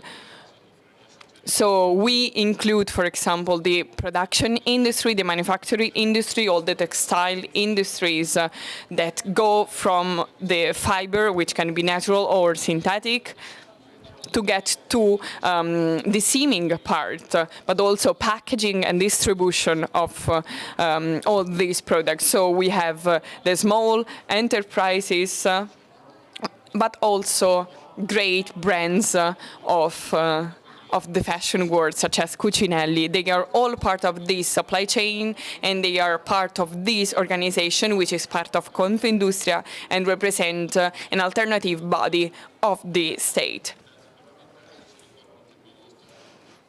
which are part of our legislation of our organization. I think that they are also gaining a lot power recently. Yes, that's positive, because these are the tools through which the citizens can also take part in the social and civil life. So intermediate bodies of state, and this is like a trade union, is defending the interests of a specific part of citizens and companies. So Sistema Moda Italia, it's the greatest in the Western world. It has 65 billions of turnover, with also a large share on export, directly and indirectly, also with brands that have 90% of export. More than 350,000 employees. If we also add the leather sector, we get to a figure which is higher than 100,000 employees. So it represents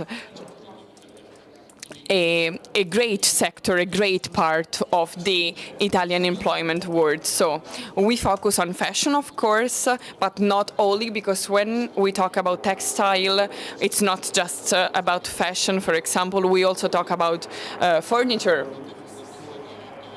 And we have a lot of companies that could be probably our suppliers of companies such as Natuzzi. We also have other sectors that have 7 billion of turnover, and it goes throughout our life from the moment when we are born and also in our adult life and also at the end of our life.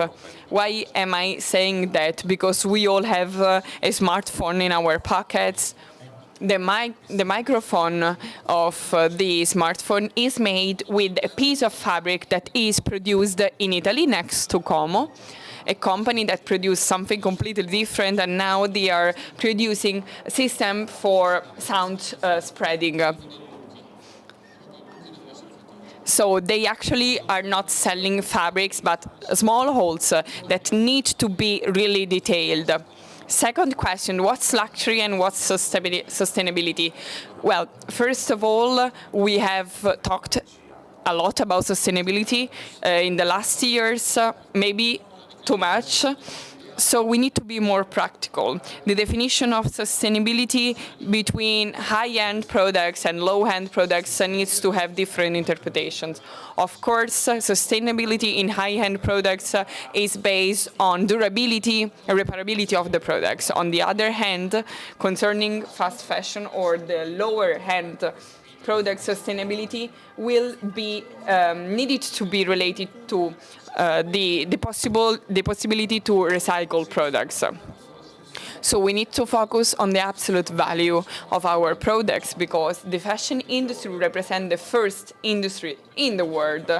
We have 300 billions of turnover and 50% of employed people, so one worker out of 6 or 7 works in the fashion sector. So reducing the volumes that are produced means creating a great number of unemployed people. So the transition to hyper-consumption, to something different, needs to be also organized in a proper way, also from the social point of view. So on the one hand, we need to consider the salary of workers, but also to maintain these employees at work.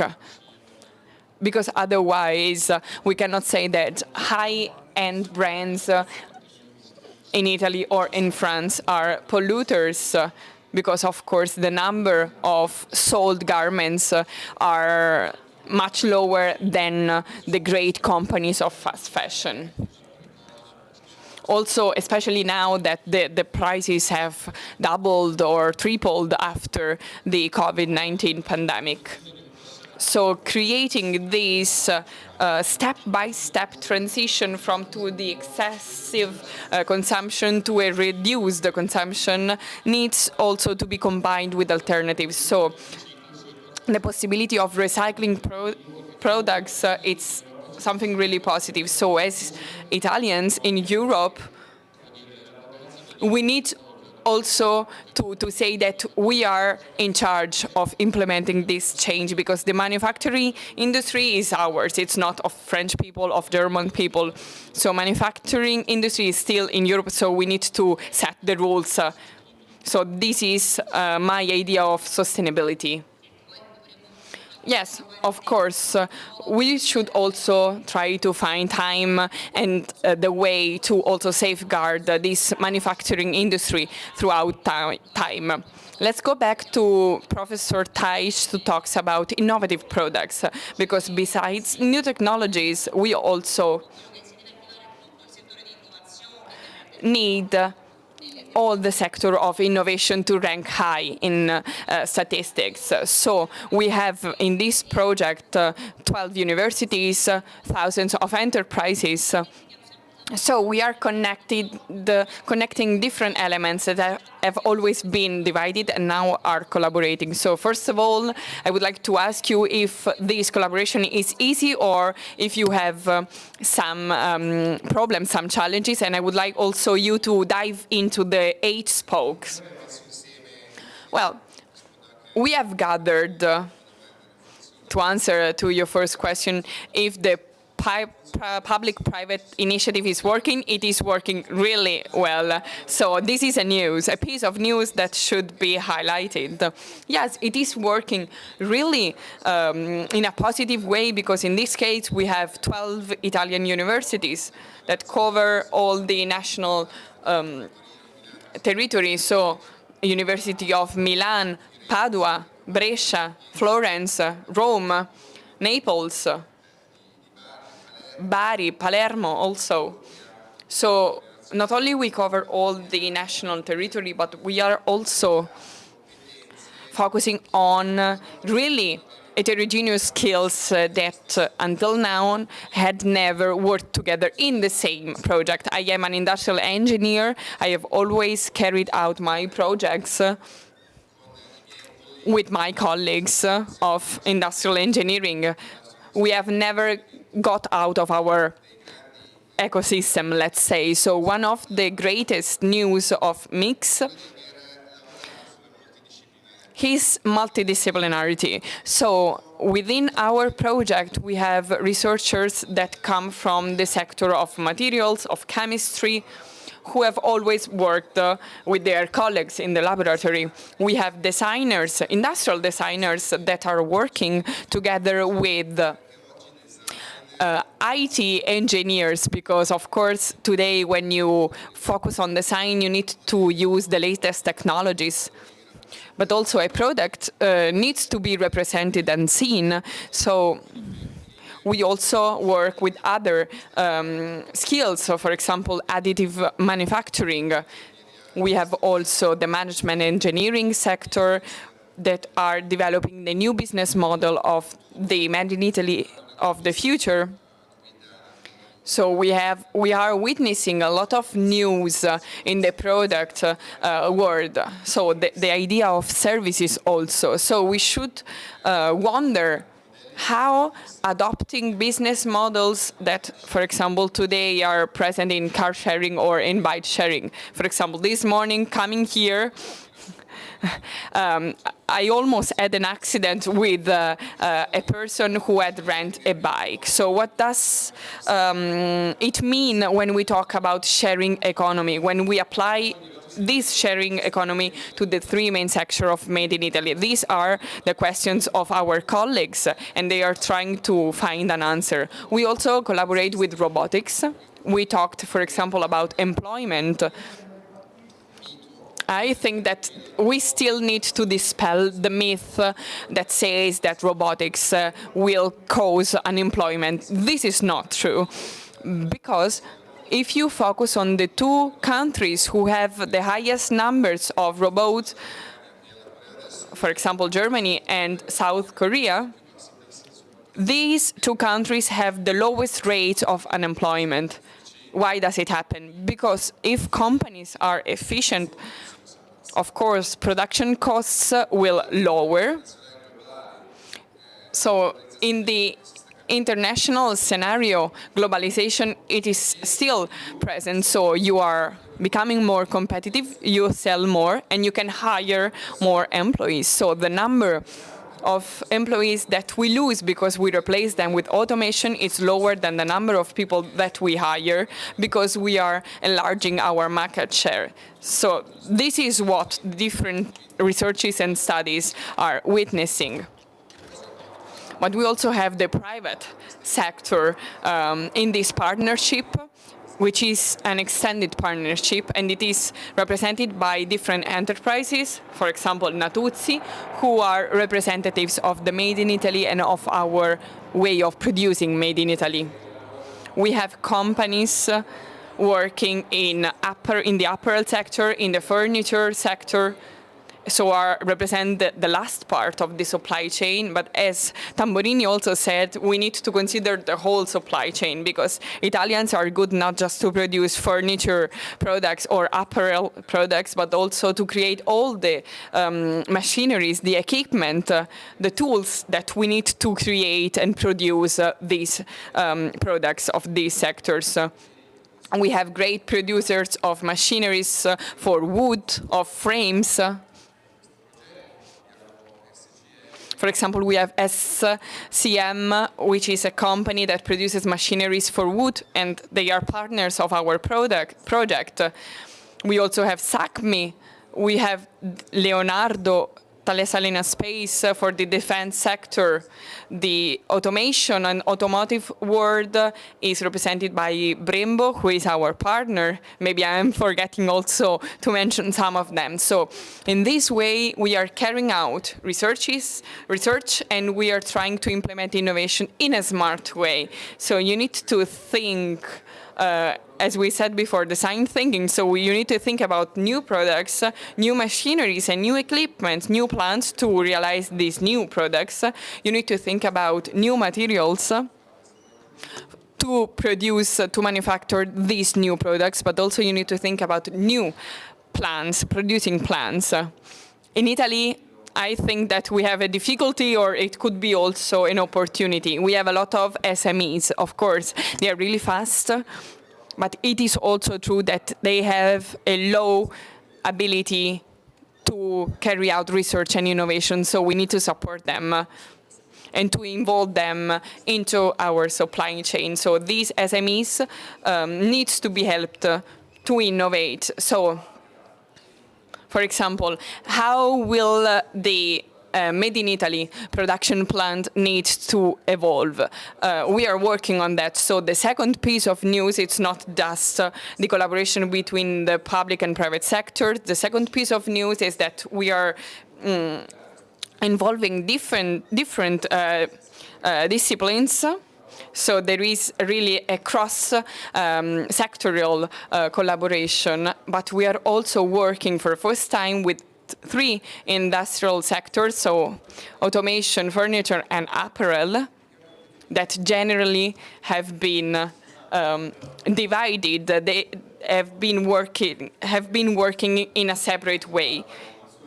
Why a solution of a material for furniture cannot be used for apparel? Just think about other solutions coming from the automation world. They can be exported and used in other sectors. So the collaboration between these 3 sectors is the only way to create a new Italian Made in Italy. It's a repetition, but I would really want to strengthen and highlight it to make it competitive and exporting. To do that, we received 115 million from the Ministry of Research and Universities. These are really high figures. We need to manage this money throughout 3 years, and we have 850 people. We will get to that. I am anticipating the next question. Yes, I just wanted to make a relationship to the topic of companies, to go back to Natuzzi to ask, because of course the sustainable is sustainable, but it is not enough. Also, materials and production plants need to be sustainable. And it is important to highlight the importance of sustainability of production plants. So what can we do to make a plant sustainable? Can you hear me? Okay. We have to work on research. First of all, in the last 2 decades, we've been working on the production process because we have embraced a trip towards the improvement of employment in Italy when the brand was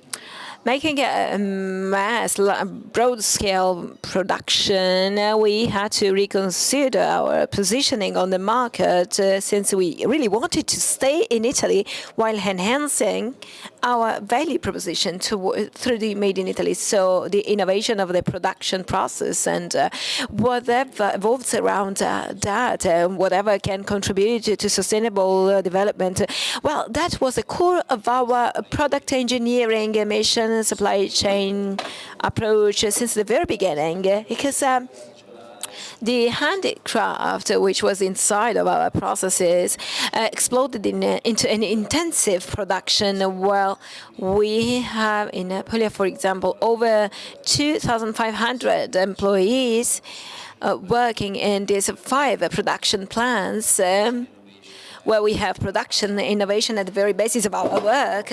In doing so, our interpretation of a production plant, which was also sustainable, had not just to do with the production engineering concept, but also with the way we want to fuel the energy, fueling, sorry for the repetition of our production plant. So we resort for up to 80% to solar panels in order to provide energy to our production plants.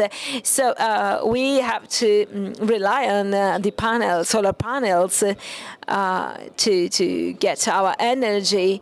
If you want to stay later in the office, you will be in the darkness because we really rely on the solar panels, for example, but that's just a joke. So talking about the products themselves, we have to consider durability, of course, and this is exactly what we did. But today we have to consider the upcycling, innovation, circular economy related aspects, where there's a lot of innovation in all the chain, and where we have to consider a way of identifying or, let's say, aligning of a supplying base where our suppliers are certified, innovative, and sustainable. And at the same time, durability is extremely important for us. So developing and producing products that can last in the time and that can be really transmitted from generation to generation. So for us, it's a crucial engagement. So we do not want just to produce like that only. We have to invest in our materials, so taking care of each and every single step of this production process, considering how durable these products are, because that's about our ethics, but that's also about the guarantee of quality we care for, which is extremely crucial for us. Do you agree with Professor Taesh that the arrival of new technologies, AI, and whatever we said so far is not really representing a threat for employment, as many say? No, it's a necessary and physiological evolution. So today we have to reinterpret maybe the clear side of this story. We have to reinterpret the reality so that the intellectual qualities and the human capital already present in the company can leverage on this technological innovation. And the innovation of the production process has been key for all of us in order to improve the quality of our production plants so that the employment on the territory could also have been improved. So we were talking before about this threat. Cannot be a threat for a company which is striving for becoming more sustainable and more resilient. So it's a delicate matter where technological and innovation related matters can just be a support for the progress of the company as it is, also working on the human capital improvement. Nowadays, we see second generation workers entering our companies, and that's great because we see some workers already working there since a long time, seeing their daughters or sons entering like engineers, joining the company. And that's a kind of an idea of continuity of our endless commitment and engagement towards sustainability, towards a better future. Thank you so much, Sergio Tamborini. I have a question for you, talking about the end life of the textile sector. So Italy is already engaged in this sector since long time, but something happened. So we need some legislative measures in this sector. So considering the general framework about the evolution that we have seen in fast fashion, for example, because you see, fast fashion is nowadays reaching one of its peaks, maybe just like Soraya said, we of course need to improve it or maybe eradicate it. In some countries, at least. But an extremely important aspect that you were saying was that this was born like a democratization of consumption. So then something went wrong. What happened? Okay, this is a complex matter because telling someone that he has not the right to buy something which is similar to something that someone else is buying for 10,000 euros and they're buying for something like 100 euros, because there's also the risk that another person could buy 10 pieces of that, is an extremely delicate matter. So on the one hand, the fast fashion led to a kind of democratization of the apparel consumption. So a lot of social classes had access to a number of clothes, which was considerable one, but still the model of fast fashion changed, of course, the balance. Once in an apparel shop, people were used to go twice a year. They were used to go there on special occasions to buy something for a special occasion. Then someone realized that that was not enough. And it was necessary to attract consumers much more than that. Maybe not just twice a year, but 10 times, 11 times a year. Then an action on prices was much required. So luxury brands have an infinite sequence of collections per year. And of course, we have also to consider that the offer in the fashion world has increased. And this translates into higher consumptions and all these things. But the mechanism is there. At the end, there's the consumer pushed to consume much more. And then again, another concept which matches with sustainability, which is responsibility. Responsibility deals with three things. First, the responsibility of the consumer, the producer, which has to produce in a sustainable manner. So this is up to the brand leaders who have to comply with laws, with the proper management of resources and all these things. We in Italy, we are leaders in the world according to the use of raw materials. We do not like to throw away the raw materials. Of course, we have to use it at its most. We cannot keep lights lighted on if we don't need that. So we have to really handle with care these scarce resources. And then there is also consumer responsibility, which is the second point, because we do decide when to buy something and how to buy that something. A few years back, when I was in Venice in a meeting, I said that when you wear up something in the morning and you decide what to wear and what to buy, it's a political action. That's true. It's a political action because we do decide what to buy and how much we do want to buy.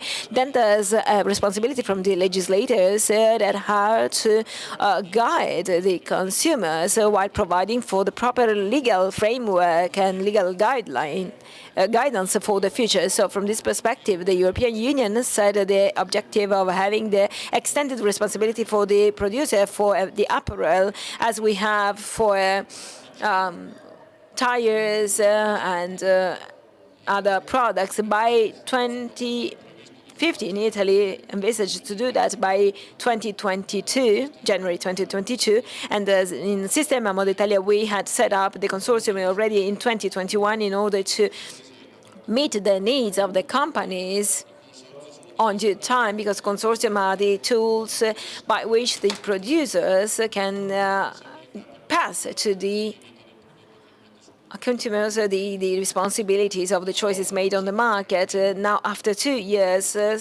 from 2022, the year when we were supposed to work on this, we have not the proper decrees to properly handle this sector, and we are lagging behind the Netherlands, Hungary, and they have specific rules. In Italy, we don't have something like that. Already some ministries are working on that, but still we don't have the proper directives to be implemented in this sector.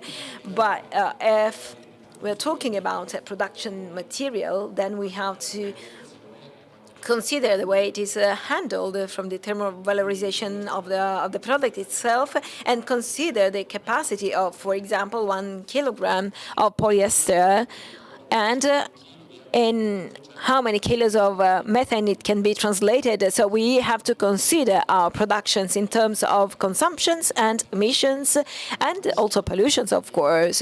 So we do not have to, of course, we do have to work for an innovative sector, and we always have to properly manage the raw materials. And this is our call to our politicians, not to work for subsidies politics, but to work for an innovative policy. Okay, just to conclude this panel, we started to talk with Professor President Taj, talking about the human capital, talking about technologies and competencies and skills, of course. In your project, you hired 450 researchers working in universities and businesses who will also work on the labor market in general afterwards, which is an extremely interesting figure. They will become some like kind of ambassadors in the new market. Exactly.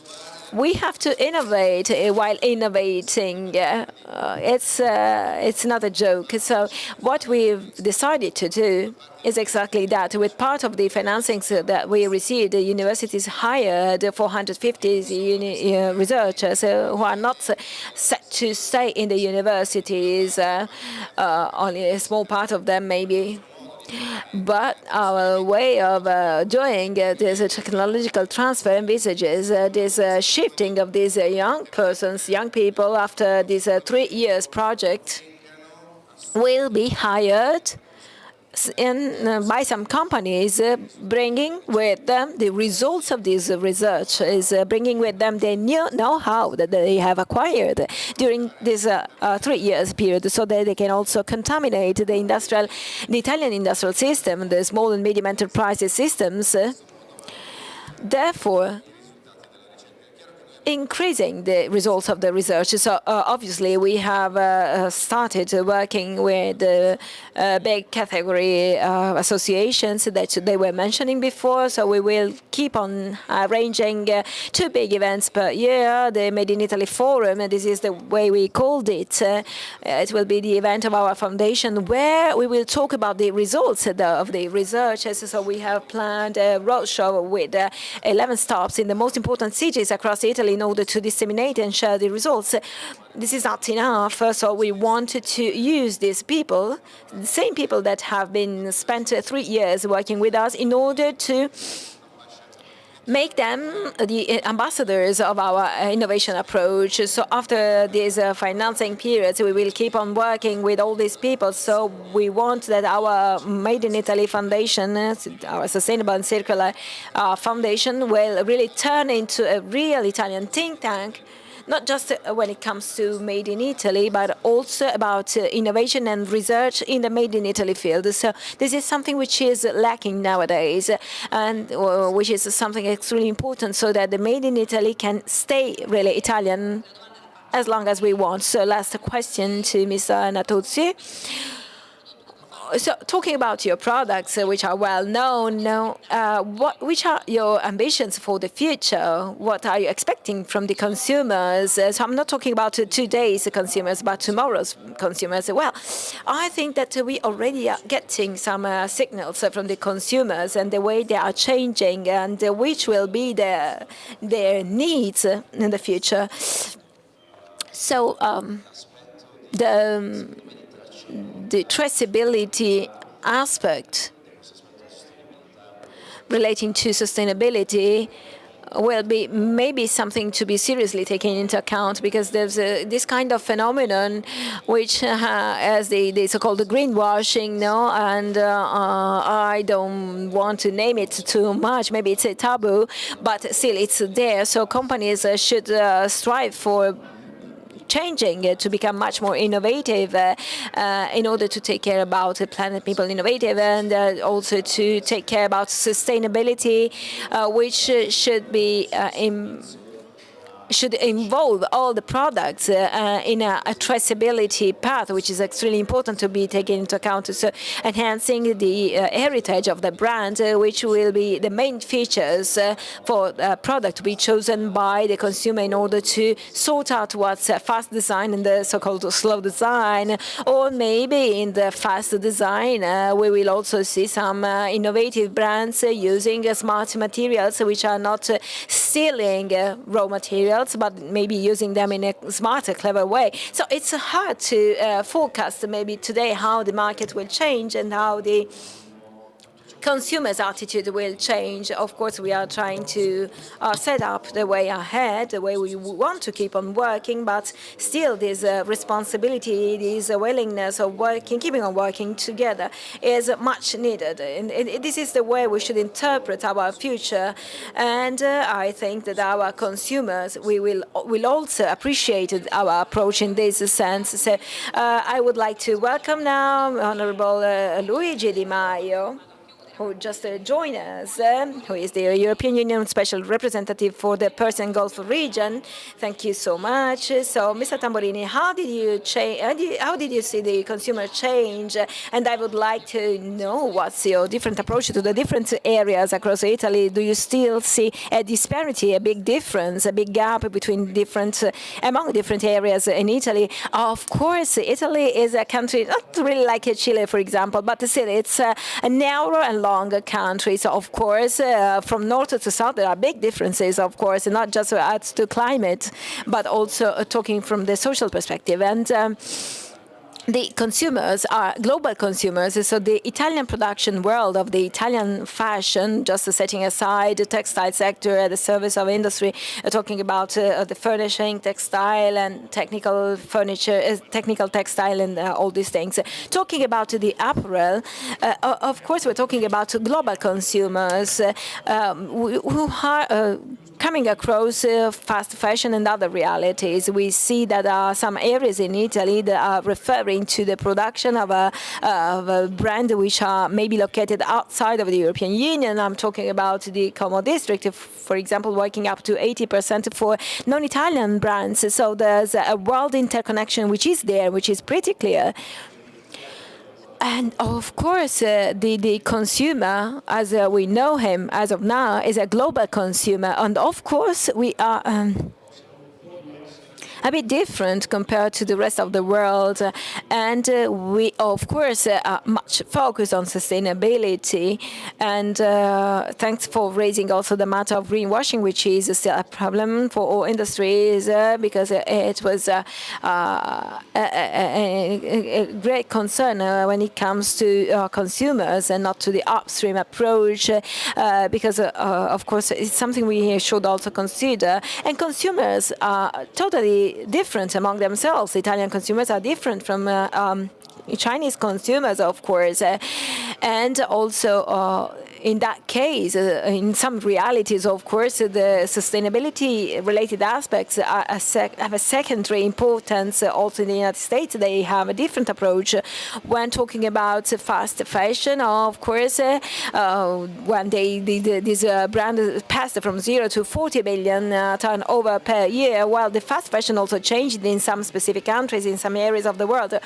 Of course, and Europe, if we have, like, for example, over 300,000 clothes dressed in the fast fashion, we should also consider these figures, of course, because this shows that there is a great reality evolving also around this sector.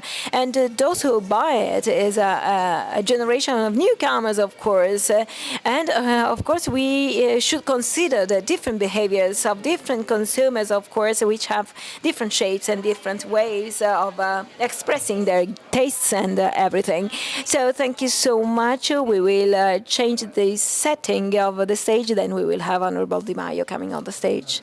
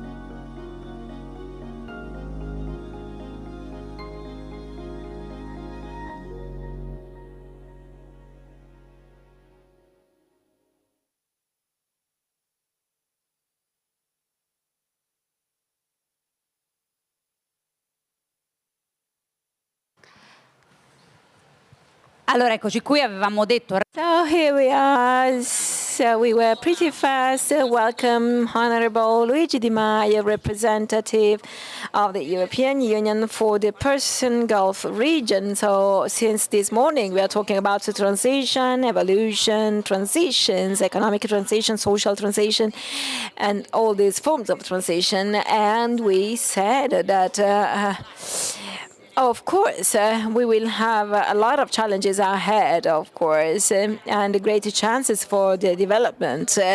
I have seen pretty good optimism in the previous speakers, but hopefully I will also hear from your voice some optimism.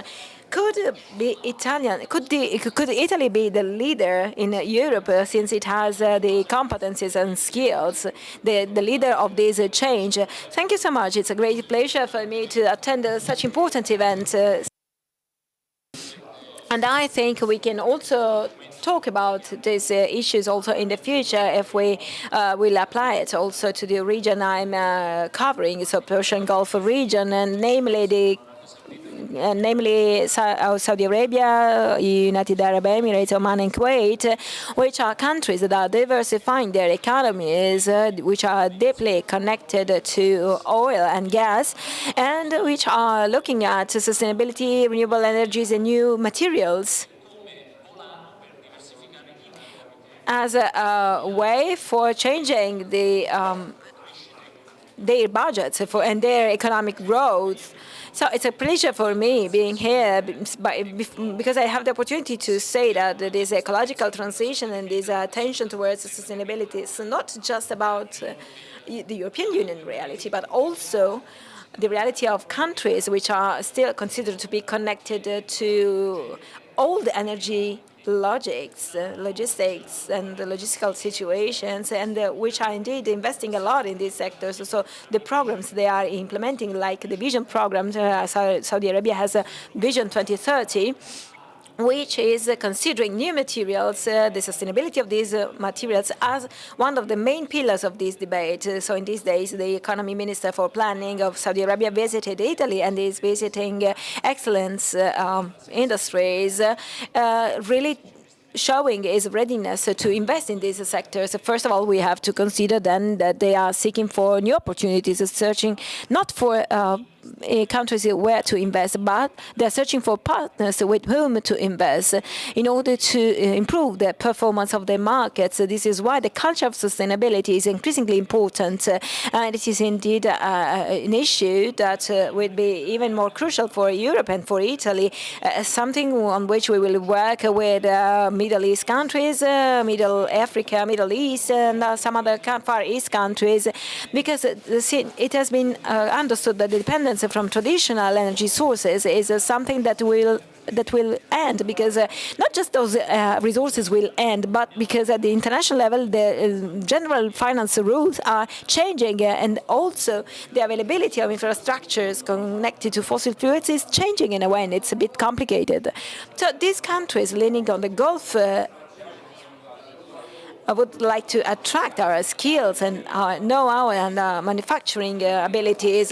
So I am a journalist, so I would like to ask you questions. So, this could be also a chance for us, because maybe they have a lot of capitals in order to set up a proper manufacturing sector, which should be considered as an opportunity today, but tomorrow could translate into a great competitiveness, which we cannot stand. Well, compared to the past, our companies, I'm talking about excellence companies, not just in Italy, but also across Europe, well, they have experienced, not with these countries, but with other geopolitical actors, they have experienced the critical moments where the co-investment transformed into a strange approach on the know-how, on the copyrights of some products. It was a strange, in unquote, approach, and I would like to exclude this strange, in unquote, approach in the case of Persian Gulf countries, because the challenges in this very moment in that specific part of the world is represented by the ability of diversifying their economy, searching for economic partners,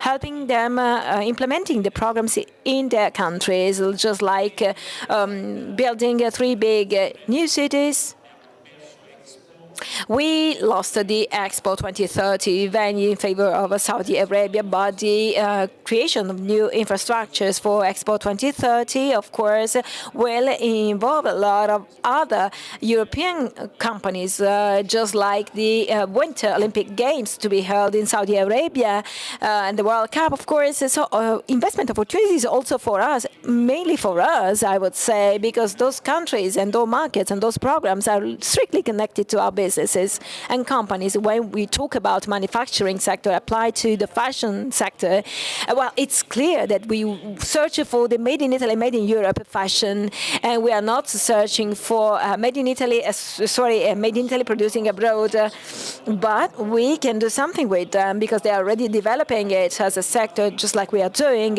They're investing on new materials to be used in the fashion field, and this is extremely important, not just for sustainability, but in general for the fashion dynamics, searching for new challenges. So when we talk about materials, well, this is not just an issue in the fashion sector. If we consider, for example, all the 3D printing, well, in that area of the world, they are moving a billion and billion of dollars structures for building 3D printing machines to produce materials that we are ready now to produce with critical material coming from just one part of the world, one country of the world. It's not just in Europe. So, of course, when we talk about Gulf countries and perspectives for Italy, we cannot not considering also the geopolitical situation at the moment. So, economic programs do not seem to be really impacting on these countries, and these countries are becoming always more great players. So, as it happens in any context, we cannot think about the future without considering also the conflict situation that is present. What's your point of view on this sense? Well, actually, this is also important for the private world, because in the Middle East, in the past 3 years, with a special focus on the Gulf region, we were living this era of normalization between countries that had been competitors or had stopped with diplomatic relationships. Let's think about the relationship between Saudi Arabia and Iran, for example. We also witnessed the involvement of Qatar in GCC, eliminating the embargo. These were really hopeful and positive signs also from the point of view of investors, because today investors who are looking at what is happening in the Middle East want to have information also what concerns the predictability of their investments. Of course, when it's what happened starting from the terrorist attack by Hamas on Israel, a lot of scenarios changed. We have different parts in the Red Sea, in Lebanon, the conflict in Gaza, but also what is happening in the Red Sea. It is slowing down the peace process in the Yemen, which is another regional challenge for us. But besides that, you are witnessing that the Gulf countries, for example, Qatar on the negotiation for the ceasefire, or Saudi Arabia when supporting the two-state solutions, are paramount partners, not only on the bilateral point of view, but also in the multilateral point of view. So anyway, those economic programs are not impacted because these countries have trust in the ability to manage regional security, which is much higher.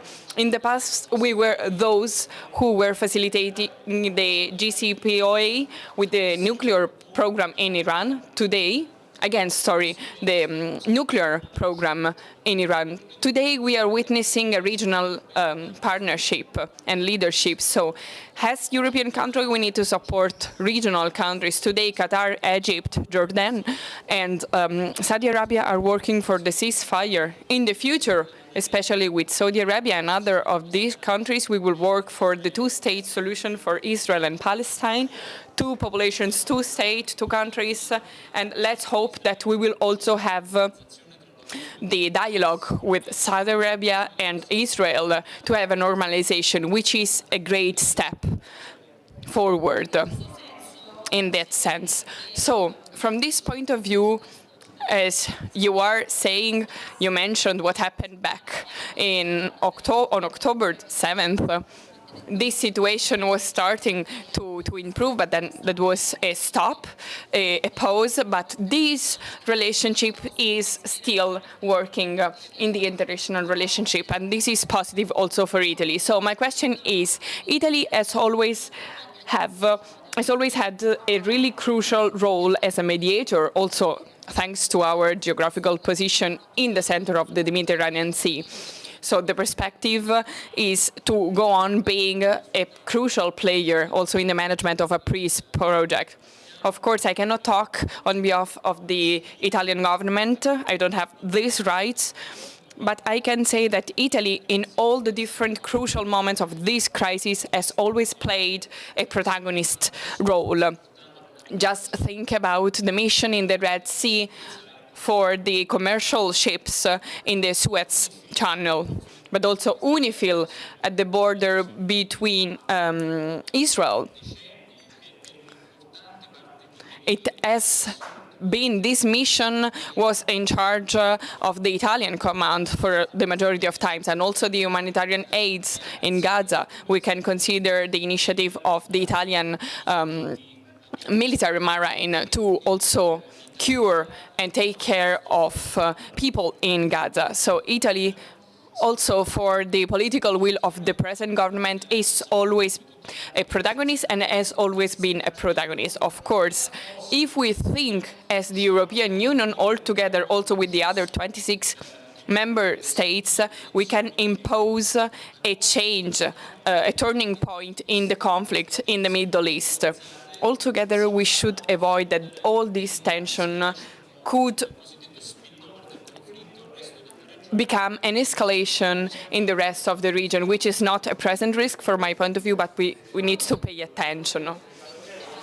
So when we talk about Italy, and you also mentioned the different seas, throughout this morning we talked about export, of course, about Made in Italy, but also we talked a lot about internationalization of our companies, of our enterprises that are facing some challenges. But if we also have these unpredictable scenarios, of course, from this point of view, there are a series of matters to solve. But for example, maritime safety, when talking about logistics, what is the situation in the Gulf region? Unfortunately, we have to say that the Aspides mission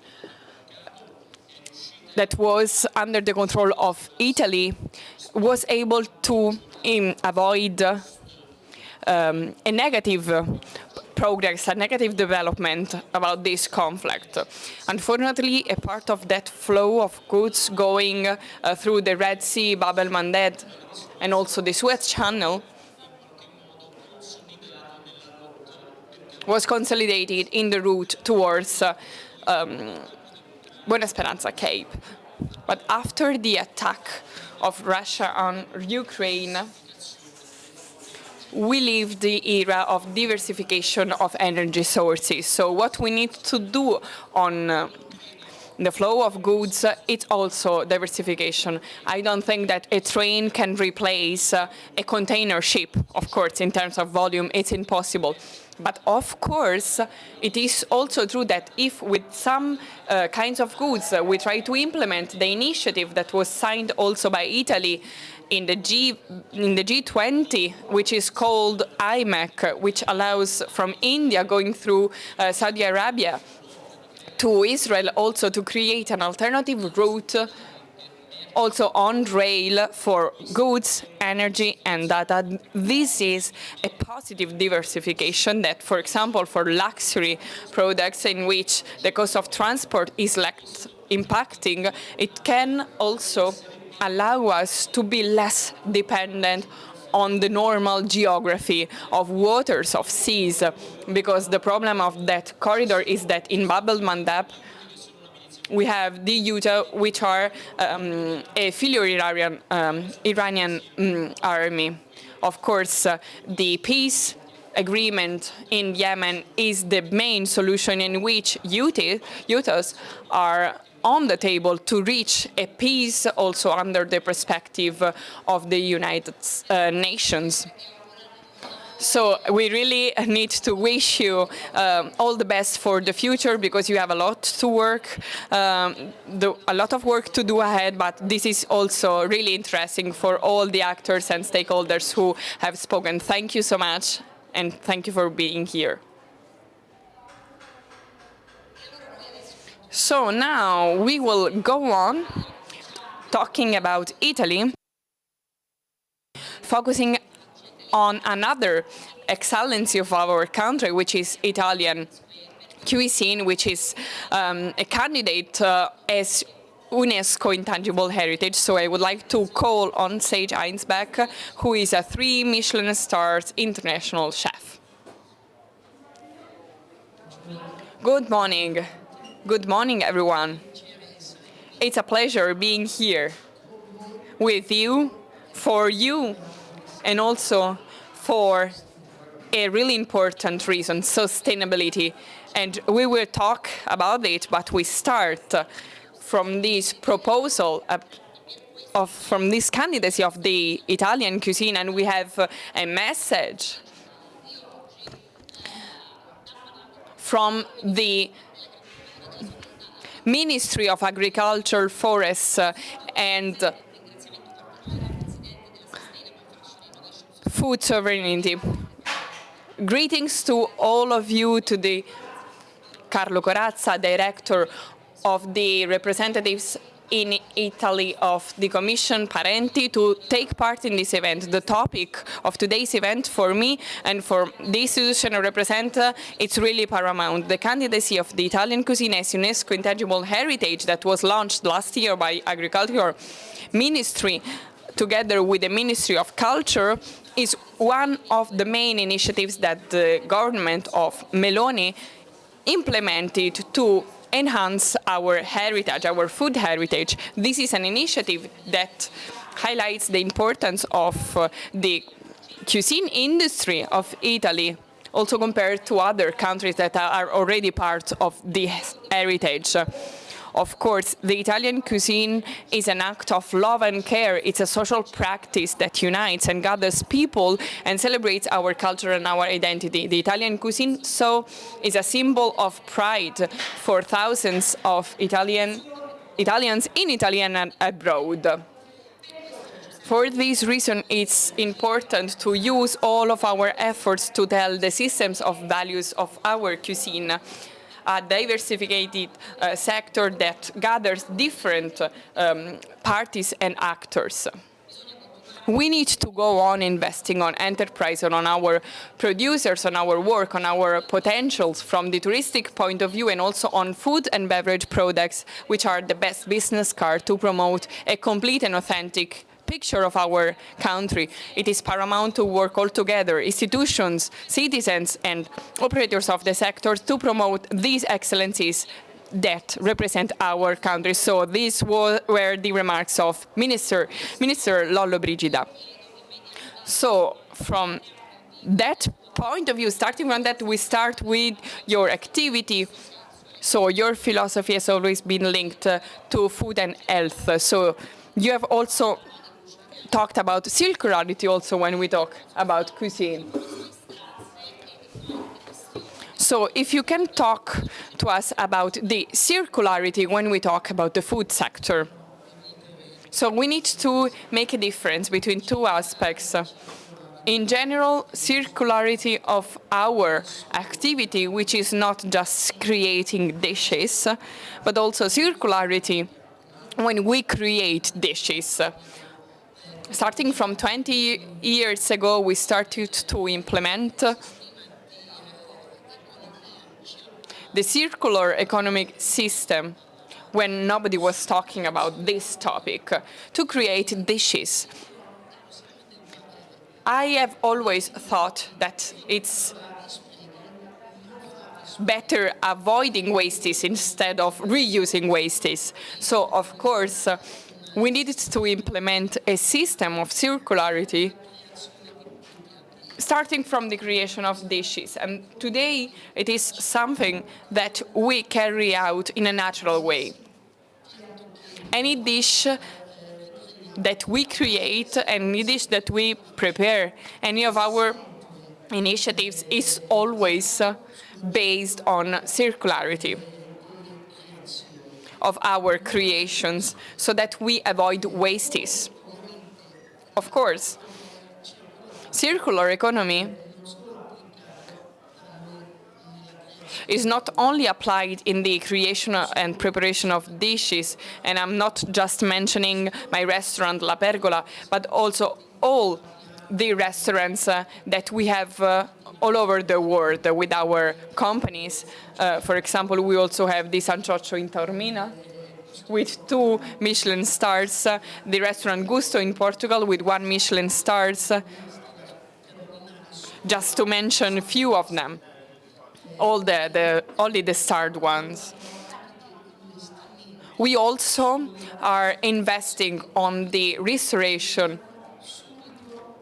We always try to understand how we can save money, not just using raw materials that are recycled or raw materials that are produced in a sustainable way, but also, for example, recently we have launched the new restaurant La Pergola, and now we have a photovoltaic dish.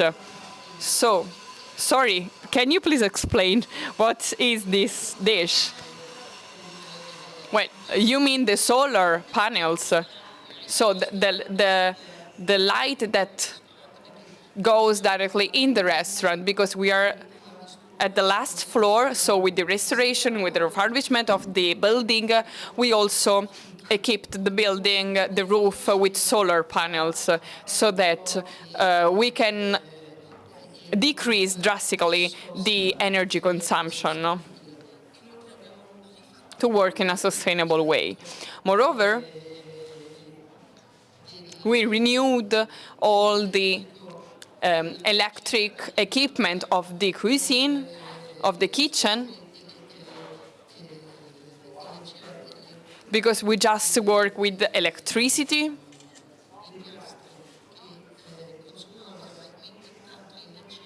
And it asks a lot of energy, also with induction.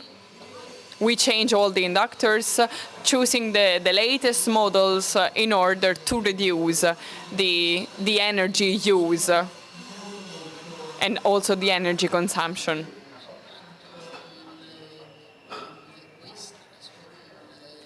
Also, what concerns waste,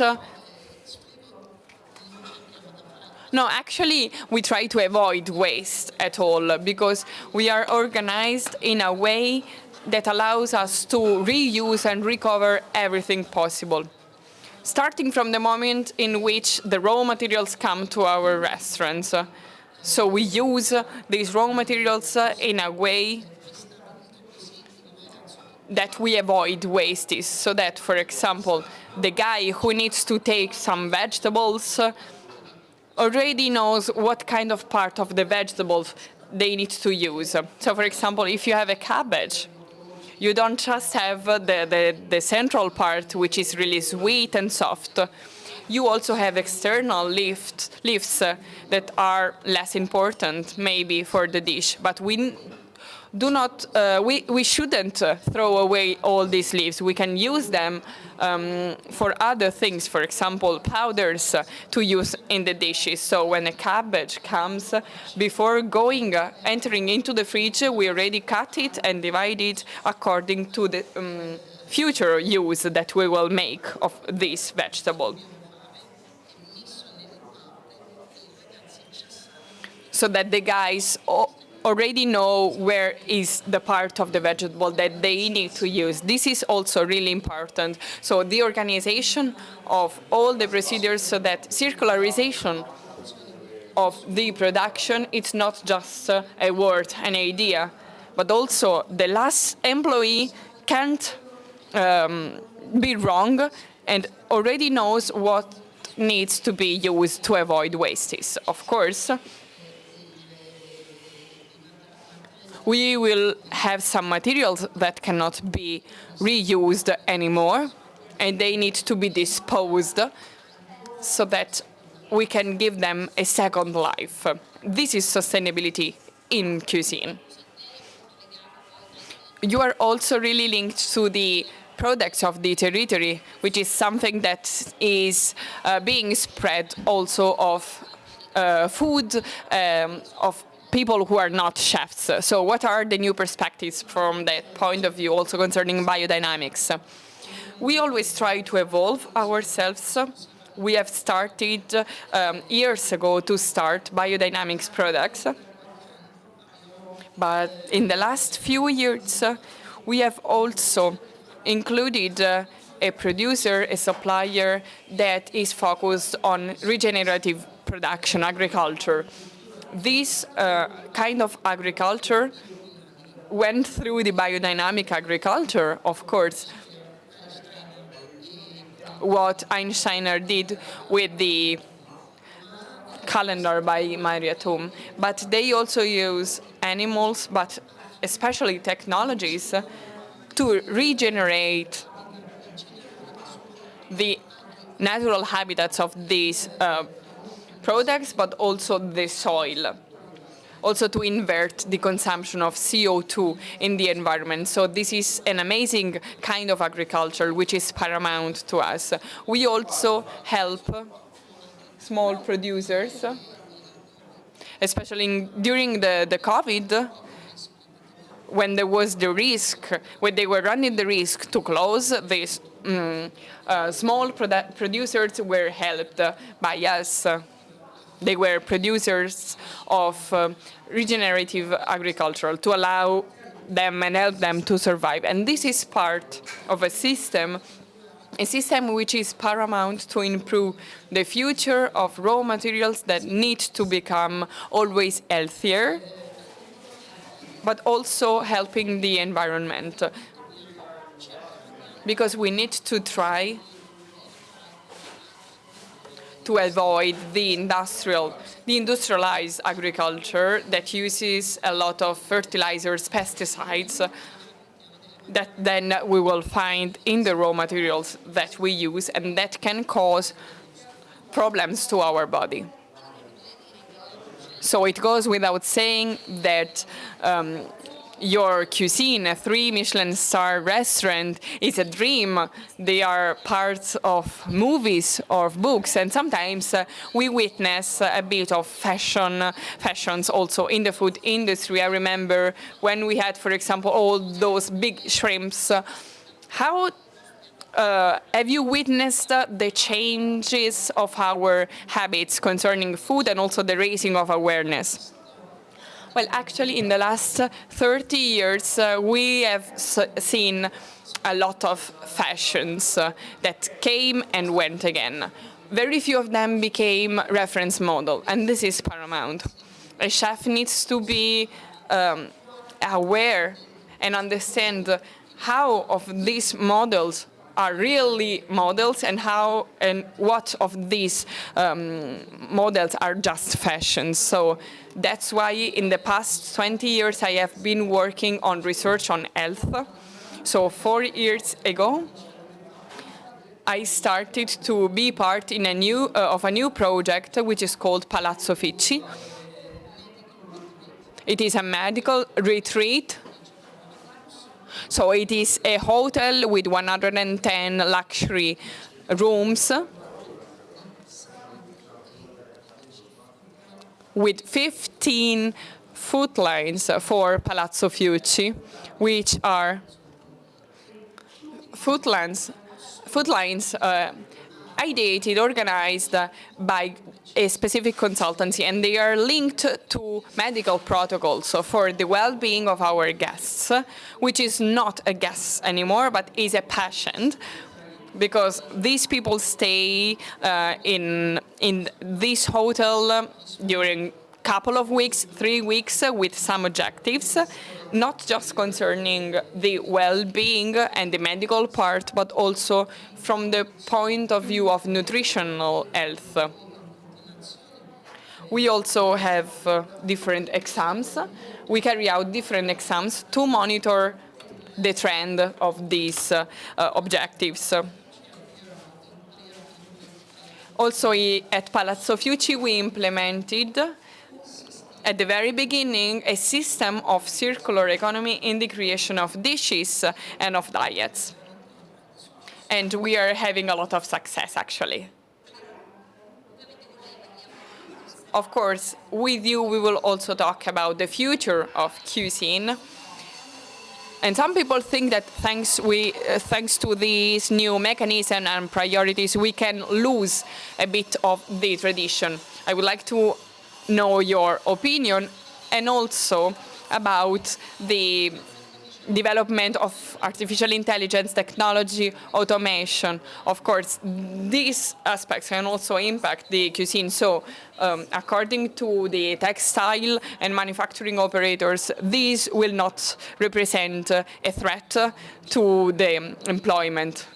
What about the cuisine world? Well, even less. Of course, in the last 30 years, we have new disciplines, of course. They have developed. We have new machineries. We have new models. But especially a quantity of raw materials, which is really interesting. Also, from that point of view, we need to know how to use these machineries, these tools, to improve the well-being for our guests. Because, of course, we have two objectives. The health of human beings. So one guest that comes to my restaurant, when leaving the restaurant, needs to feel better than when he arrived. Not only because they had a marvelous experience, a really nice dinner, but also because they got, from the nutritional point of view, what they need. On the other hand, we have the objective of sustainability towards the planet, because the health of the planet cannot be disconnected from the health of the human being, and vice versa.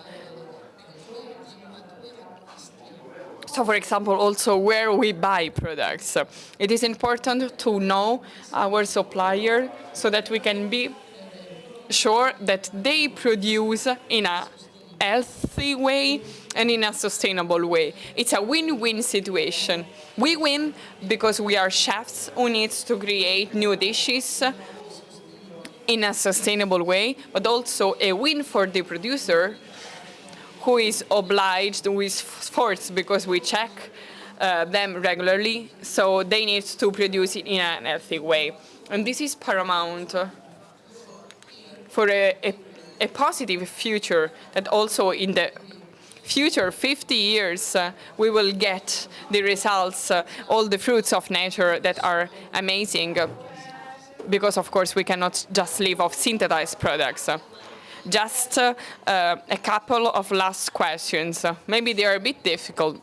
First of all, sustainability is a word that we use a lot. So according to your point of view, what's the definition of sustainability, just in one sentence? Not wasting, and also rethinking any activity that you need to carry out. If you can do that better, you should do that.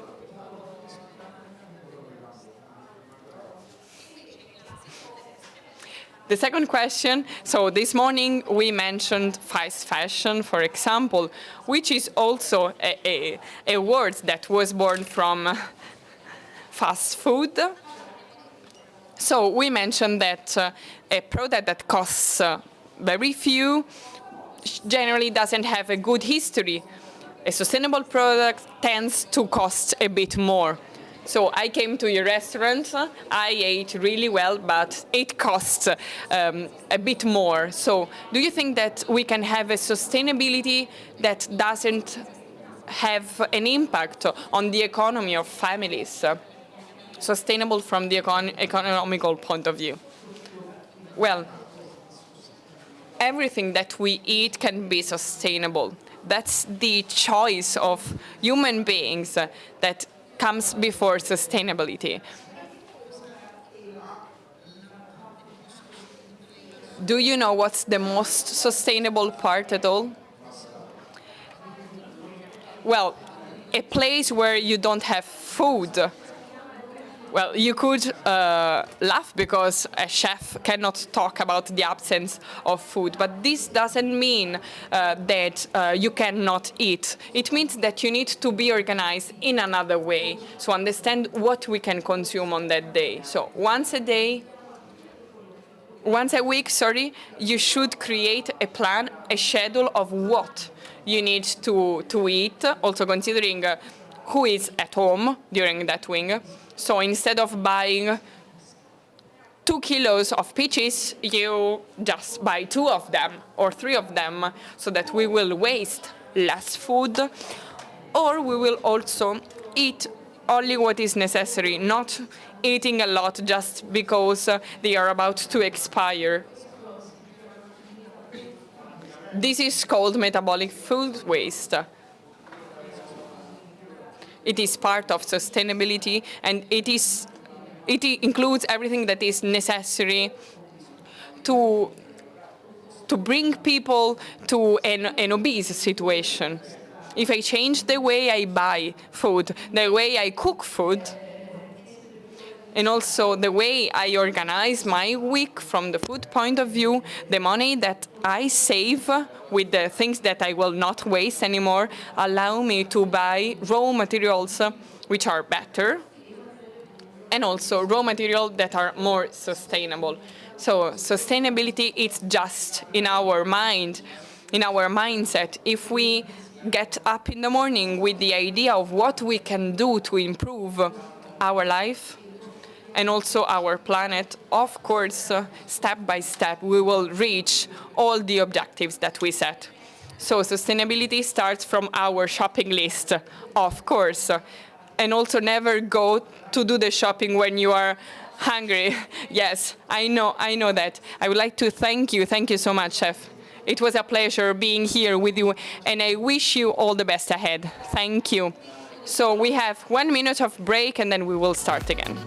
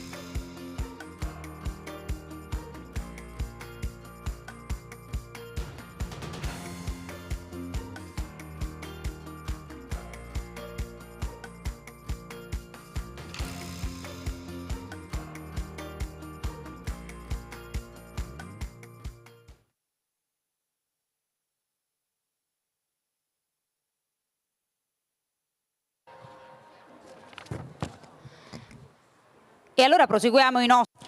Let's now keep on going on with our works, talking about Europe, digital strategy, innovation. We have here Professor Tiziana Catarci, Director of the Department of Computer, Automatic and Management Engineering at the Sapienza University of Rome. Besides being President of the Italian Society for the Ethics of Artificial Intelligence, then we have Professor Gianno Caro, Deputy Director of the Department of Mechanics, Mathematics and Management of Politecnico di Bari. Thank you so much. Thank you for being here. So other guests will join us. So let's start by Professor Catarci, the first I introduced to you. And I would like to ask you, Professor, when talking about sustainability, we mean it as a digital transition, ecological transition, but you are rightly pointing out that technological innovation that we are currently doing in order to reach this difficult environmental transition creates a huge energy consumption needed for fostering the algorithms. So it's a vicious circle. So what to do in order to improve this situation and to abolish these limitations also? So what to do? There's this paradox. So the more we create algorithms, systems that work on data analysis on a massive scale by resorting to different instruments like AI tools and others, the more the need of consuming data increases the energy consumptions. Just to give you an example, I think that you almost all know ChatGPT, for example. ChatGPT belongs to the family of the so-called large language models. Which are language models indeed, which are made of artificial intelligence structures, which are well known nowadays, including the most powerful ones and consuming the most. So there are two stages, so the training on the one hand and the service on the other. Talking about training, there's a mystery about that, because about chat, we do not know anything about that. It's a closed system. We do not know the sources on which it was trained. We do not know the algorithm and all these things. When it comes to the service, it is known that it's extremely costly to provide for chat services, and it costs like almost $1 million per day. And it's necessary to have hundreds of thousands of GPU. What's a GPU? So, well, it's a processing model based on the scheme system, which was once used just for the advanced graphics in the past. Nowadays, it is used in almost all the AI systems to in a calculation, in the calculations, for example. So by doing this, the system becomes more powerful. It needs more data, and therefore also the consumptions increase. So what can we do at this very moment?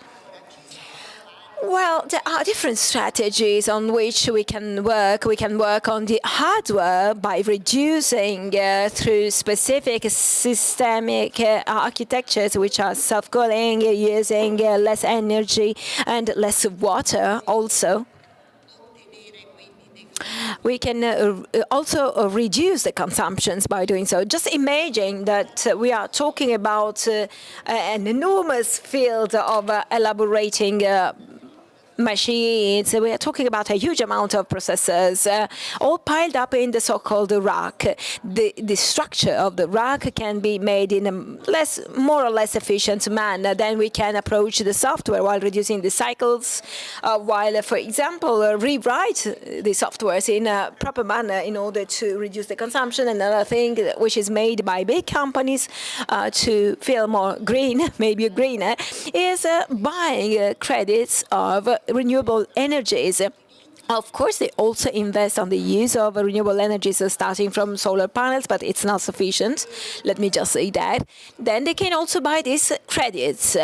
And this new form also leads up to say that we can also reach the zero level. Because if I buy as many credits as to bridge this gap in the energy consumption made by resorting to traditional resources and to sources, I reach a proper balance, let's say, in a way. But I still consume, of course. So the big five, the big tech, high-tech companies consume at least as much as Poland. So, wow, this sheds a worrying light on this scenario, but actually there's a way back to the past, or it's too late maybe. Well, I do not want to make any kind of forecasts because all the big scientists made a lot of forecasts on AI, on a series of aspects. But I can say no, there's not a way back to the past. But still, we can hope that on the one hand, we will see an improvement of the use of renewable sources with a better investment on energy sources, and then therefore on this possibility of reaching the zero level as to traditional sources. And on the other hand, we can hope that we can also find some ways to train the AI systems and to provide the systems consuming less energy. But of course, this is an open issue. Of course, as of now, we do not have any option, any other way out. Still, they consume a lot as of now. Let's now shift to Mrs. Giannocaro, talking about circularity and sustainability again to be searched through new business models. I would like to understand it with you. What's this new production paradigm? Just searching for a basic optimism in this approach. Hopefully. Well, the project I'm coordinating falls within the issues we have tackled already in the previous panel within the extended Made in Italy partnership as to circularity and sustainability, and I coordinate one of the spoke of this project regarding the planning of innovative business models targeted to the consumer as to supply chain, which is still another well-known, too much used, overused word, and for circular supply chain. What's the purpose of our research? Well, our purpose is that of defining a new competitive paradigm for Made in Italy enterprises based on the sustainability and circularity concept. Means we search for new competitive advantage sources that can be used by the companies consistently with the principles of the circular economy, aiming at expanding in a way the useful lifespan of products, materials, of all the resources at stake by building recycling structures, reusing structure, production cycles, repairing cycles, also all these strategies that we have heard about before. So how to do that? Just to give you a few examples, also resorting to the fashion world, of course. For us, waste in general shall not be considered no longer as a negative externality. On the other hand, should be considered as a value source. We heard about this business model, which is widespread in this sector in the sector of fast fashion, for example. Well, this sector generates, due to the fact that the lifespan of the products is really short, it creates a lot of waste then that have to be disposed in a way. So what we are doing now, we are studying some new alternative business models business models, like President Tamborini rightly said before, able to solve this problem, to solve this issue by using the wastes coming from the apparel sector, for example, in an alternative way. therefore inspiring ourselves to other models already existing in nature, like the industrial symbiosis model. So we develop, we program, we plan industrial symbiosis model based on the fact that the waste produced by an economic sector can indeed be reused as raw materials, as inputs in other industrial sectors. Therefore, we are now focused on the definition of business models, of industrial symbiosis models, focusing on the fashion sector while using the waste of this sector and the furnishing sector, because we are really trying to create new synergies in the sectors of TRA. So we are now planning, and therefore we are investing from the economic point of view and also investing from the technological point of view. We are trying to define a new model of sofa made with textile wastes by using textile products which can absorb so this technology, the technology we use in producing this kind of products is crucial. So there's a part of research which is developing and analyzing from the technical perspective the feasibility, the viability of this product. So technology is an extremely important factor in our work, and in the wake of our ambition within our spoke, which is that of creating competitiveness while providing for new competitive models. The technology itself is not sufficient, is no longer sufficient, is a great element to be considered, but still we need to identify new mechanisms for catching value, therefore defining new practices for creating a new value that in this case really resorted to other matters like all the economic related issues, the availability of raw materials and other things, or generating and creating new uses and new solutions, of course. And now we resorted to the figure of the consumer, of course, and we are ready to give a premium price to those producing sustainable products. We have made a survey. We asked the consumers if they were ready to buy a product coming from an industrial symbiosis process. We received positive feedbacks from their side, and over 70% of people interviewed on a sample of something like 600 consumers said they were available and ready to buy such products and also to grant a premium price up to 10-15%. So technology is important to kickstart such opportunities, but we also have to define some new ways for catching a new and added value, of course. So thank you so much. I would like to greet Francesco Rutelli, who joined us now. Thank you so much for being here with us. Please join us on the stage. Going back to Professor Catarci, this question. Do you think the companies, generally speaking, I don't want to be too much critical.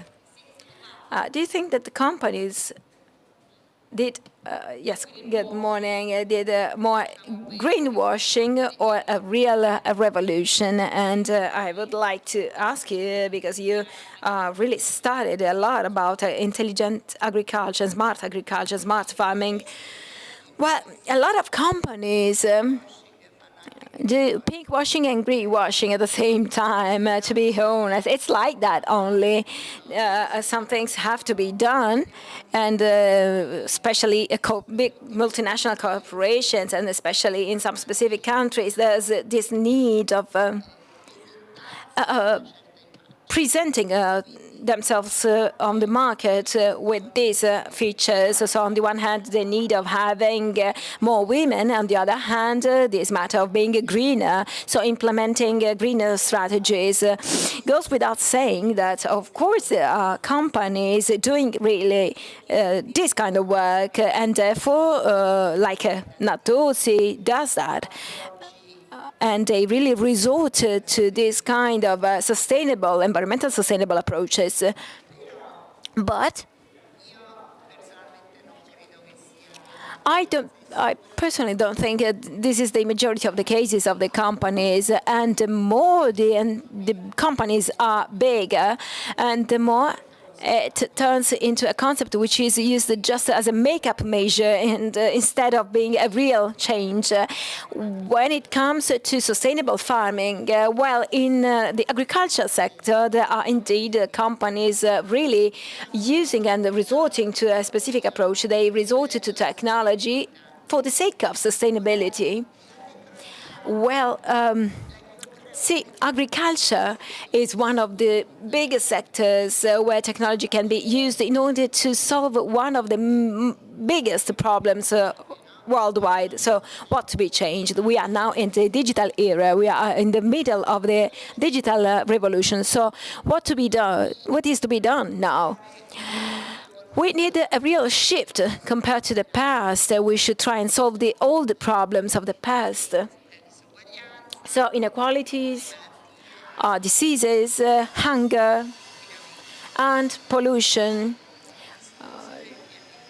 When it comes to the risk of destroying our planet, in agriculture sector, well done agriculture sector, technology can really provide for a benefit, for a useful tool in order to really tackle two of these major problems. So talking about hunger, of course, and the overuse of the planet and the exploitation of the planet by resorting to the data that we have available now, data collected through specific evolved instruments like the drones, which are providing us continuously data. So drones are a technological instrument which is not that costly, extremely versatile, which can do a lot of things.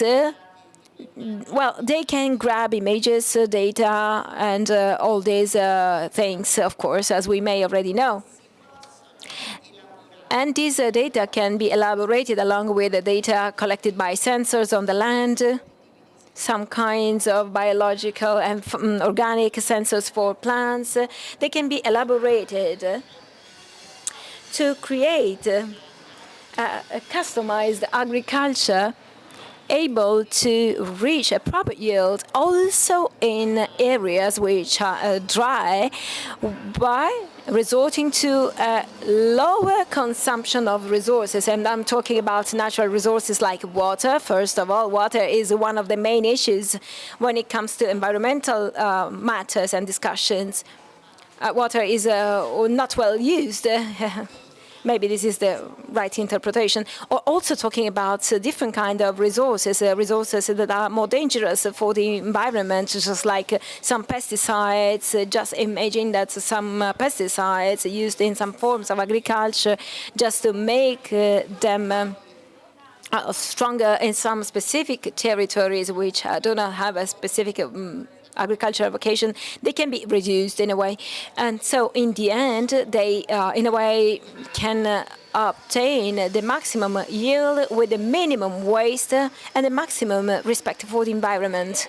And this is encouraging. So thank you so much. I'm now shifting to Francesco Rotelli, Annika President, ESGR President. Shall I say that in English? You can say that as you wish. Said in a Roman dialect, so feel free to pronounce it as you feel better, of course. So the ESGR presidents, the ESGR is a society supporting companies in facing these challenges. So during the morning we spoke about these challenges and the opportunity represented by the transition and the challenges ahead for small and medium enterprises and other companies which have to be dragged by an ecosystem which starts from the big companies but still involves all of them, and they have to be supported, not just to advocacy, but also in the training when it comes to their skills. So what do you do concretely? Well, thank you so much for the invitation. I'm so happy to be here. Do you know what's the name of this street where we are now? Do you know the name of this street?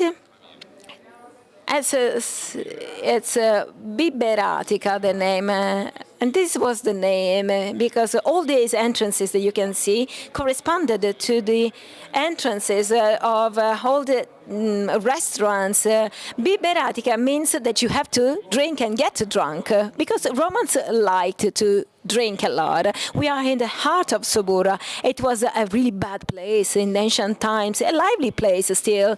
I'm the former mayor of Rome, so sorry if I have this trend, if I really talk too much maybe about my city. We have to share some news about this place. So we had a lot of restaurants here. Subura was a big, confused place, a pretty chaotic place. It was in the middle of these Mercati di Traiano, Apollodoro and Damascus. Subura was a mess. And when you will go down in Salita del Grillo, going down, you will find on your right a big wall of peperino, which is fire-resistant material, because really there was such a mess here that a lot of fires occurred. So the only way of protecting the Foro di Augusto and di Traiano was the possibility of building this wall, which was a fireproof wall. And this was the only way for protecting the Foro d'Augusto and the Temple of Marte Vendicatore and all the Fori Imperiali. So just understand that here there were prostitutes, barbershops, for example, and a lot of other activities, which created a big mess in this Subura. While we are here to share concrete ideas in a peaceful way, but we are, just to let you know, we are in a place which was made for entertainment and for having fun. So with a group of people, highly qualified people, we set up a SGR company. We added to these three words, to these environmental, social, and governance aspects, we added R, another letter that stands for reputation, which refers to the issue connected to greenwashing. So a set of reputational activities that could translate or have kind of backfire and translate into something opposite if the requisites are not considered to be authentic and credible as to the parameters related to sustainability. The most important thing we are now covering today is training. As a company, of course, because there's an extremely high need for training at all levels, of course, including entrepreneurs of small companies, managers, leaders, top managers. We are now currently working with an important platform promoted by any and other important stakeholders, which is called openness, to provide for professional updating on the changes in the rules and in the EU regulation, on the changes in the international obligations and opportunities also. Just to be concrete, just consider that if today a company aims at having financing from a bank, if it's compliant as to the parameters, the environmental, social, and governance parameters, will have easily access to this kind of financing. If it has to attend a tender, for example, if it wants to attend a tender, for example, well, if it results to be compliant from the perspective of these parameters, it will have many more possibilities. There are some transparency and convenience aspects, but also strategic aspects, because we are talking about the fact that all the biggest decisions regarding the production sectors, talking about not just fashion, of course, but also other industries, well, they are affected by the fact that they really need to comply with the rule, the existing rule, a gradual compliance with the rules, but also with transparency parameters, which are clearly codified, also absorbed by European directives and represented by European directives. See, the European Commission made an analysis on the advertisements made in Europe in a given period of time, and it was made by companies that self-qualify themselves as sustainable, finding out that almost 55% of those claims were not compliant with the truth. What does it mean? It means that those companies were sure of using these parameters in order to increase their credibility towards the public and the audience. Well, they had a negative effect because instead of having a credibility narrative on these important parameters, looked like searching for an easier way out. So it's important to train people on these matters besides certifying the validity of these parameters. And it's extremely important for our production sectors and the great relationship with the big audience. So, going back to Professor Giannocaro, there are some companies who didn't make it. I mean, they didn't get the certification because they faced some difficulties. They tried to do that, but they didn't manage in the end. So, which are the complexities, the barriers, the obstacles? There's also an over-bureaucracy, a territorial gap. So, which territory is more lagging behind compared to the others? Because, of course, the enterprises are the fabric of this country. And without these enterprises, without the transition of small and medium enterprises, we will not have any kind of transition in Italy. Well, for sure, the development of business development, circular and sustainable systems creates and increase the complexity, which has to be tackled and managed, and which is increased from several perspectives, because the stakeholders involved in these processes have decreased. And of course, we said a lot about these stakeholders, including a lot of people, of course, talking about those working in these activities, in these strategies, in circular economy, like recycling, manufacturing, all the other related activities. To this, we have to add a lot of interconnections, relationships, which have to be set up among several stakeholders, therefore requiring different and new approaches, innovative approaches that have to be rethought for these kind of systems. Well, actually, I share analysis and the results of our analysis showing data according to which the fashion and apparel sectors are still lagging behind the other sectors in the circular transition. Probably this is because most of the companies have a small and medium size.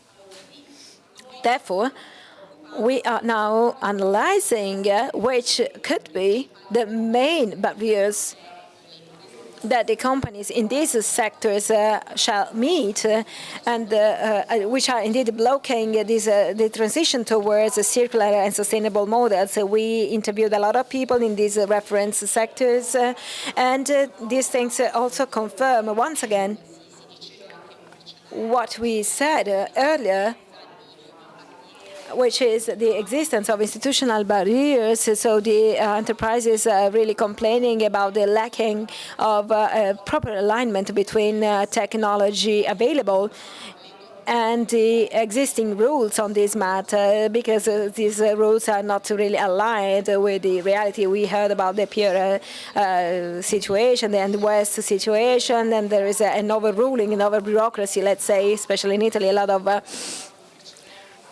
of bureaucracy, just like we said before, and not just in Italy, and not just in Italy, but also in other European countries, but maybe more, it's more the case of Italy. But I want to highlight something else, another barrier, which is about which some small and medium enterprises are complaining, regards the need of creating a new sector, because see, the supply chain, which belongs to these enterprises involved in the sustainability and circularity process, just like I said before, it's much more complex and much be orchestrated in a way, because it often happens that these initiatives, like the Natuzzi initiative that we heard about before, and other iconic initiatives, are still lacking a proper coordination, let's say, a coordination of this whole ecosystem. So the ability of orchestrating or coordinating and managing properly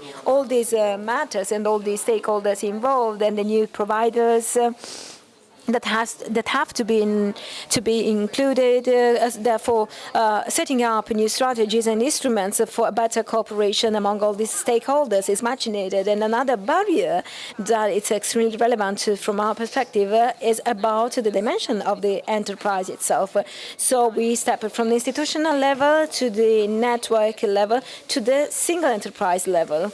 And here I have to say that the circularity culture and the sustainability culture, well, is not that spread or widespread, let's say. So it has to be rethought, going beyond the sustainability budget, and it has to go beyond a simple and mere reporting concept, therefore including not just the principles that we have mentioned before, talking about efficiency in resorting to these energy sources, to natural resources, the consumption of raw materials, and all these concepts that we mentioned before. Well, all these concepts must be at the very basis of the work performed by all the companies. Still today, on the opposite, we are too much focused on this reporting activity that therefore ends up in the greenwashing process. So obviously, these barriers are really strongly felt by the small and medium enterprises due to their small size, due to their limited economic availability in terms of resources. So there's a need of training, properly training people on such issues, and therefore the small dimension of these companies is not helpful on this matter. Well, of course, what can we say? What could be the solution? I mean, from my perspective, according to the small and medium enterprises, in order to let them develop and in order to guarantee the sustainable development of small and medium enterprises, it would be necessary to develop and to enhance the territory. So in this field, we are developing projects in the wake of restoring a bit the traditions of and the territory, the production traditions characterizing a lot of Italian territories from north to south. Of course, we are currently working with the furnishing sector, with Natuzzi, of course, with the Prato district, production district. There's a lot of culture, territorial culture that we have to enhance, which has to be matched with technology, of course, in order to really represent the development of Made in Italy in the wake of a sustainable and circular perspective, in order to really acknowledge the existence of a new brand where Made in Italy includes aesthetical aspects, design, beauty, and care, of course, and where also Made in Italy means acknowledging the great attention towards sustainability, economic, environmental, and social sustainability. Thank you. Thank you. So let's move on with Professor Catarci. And I would like to ask you, also these sectors among those mentioned, we talk about digital twin. And we now have digital twins of anything. Please help us to understand what we are talking about. So we have digital twin for everything. What is a digital twin? So as the definition says, the terminology says, is a digital twin. They were born together with the manufacturing sector and also together with the automotive industry, the aerospatial industry. So for a certain period of time, they were linked to production, a certain kind of production, actually. What's the main idea of everything? In that case, it was the produced object, and we will see how it evolved. So everything I build, I can build a corresponding digital representation. But what's the main difference compared to a 3D model? Because we could say, okay, For a car, I can create a 3D model of all its components to observe it, to analyze it. Of course, we also have that one. We have three-dimensional models of virtual reality and all these technologies. But the main point, the main difference actually from a simple model is that the digital twin connected with its physical point of reference from which receives and shares data. And how is it possible? We have a series of sensors that, from the one hand, send to the system that is managing the digital twin information about the physical object that is being built. And on the other hand, they can also send there are some actuators that receive from the digital twin information about the forecasts. So just to give you quite a simple example, if I have a car, on the one hand, as a digital twin of the car, also in the supply chain, I receive all the data that allow me to check, for example, if that component, that part will have no defects, will have no waste, if it will be produced in a certain way, if, for example, it will be placed in the correct way. But on the other point of view, the digital model, the digital twin can predict failures and maintenance, for example. So the digital twin can tell you need to carry out some maintenance because in 1 month this component is really likely to fail, to break. So this was the start from the point of view of production, but this approach was extended a lot. So we can create digital twins of anything, also of a city. So we have digital cities, which are digital twins of real cities. And the crucial point is always that we need to have this connection with the real city. So it's not a three-dimensional model. So in the digital city, I can do all the simulations that I need, and I can also analyze all the data flows for traffic, for example. I can forecast to minimize problems, so it would be really nice. We would need a digital twin for Rome, I guess. And we also use these digital twins for the human body. Francesco Rutelli, I was about to give the floor to you because that was maybe interesting for you. The most sophisticated edition of a urban digital twin is in Barcelona, in the Tower of Girona.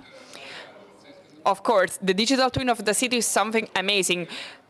Billions of data, and in theory, if that part of an architectural building is moved, you need to register that. Well, actually, it's hard, but it's a great opportunity. But another of the limits that we have in front of our transition is the poor or bad communication and information that we spread about it. As you focused a lot in your career on this topic, there is a lot of information going around. The majority of it is fake news, so it's really hard to have the proper communication. But this topic, it's also more important when we talk about artificial intelligence, ChatGPT. It seems that it's impossible to block this problem, and also it is getting worse. So I would like to ask you, will we be able to allow these tools, such as the artificial intelligence, to become a help and helping also the human capital instead of replacing it?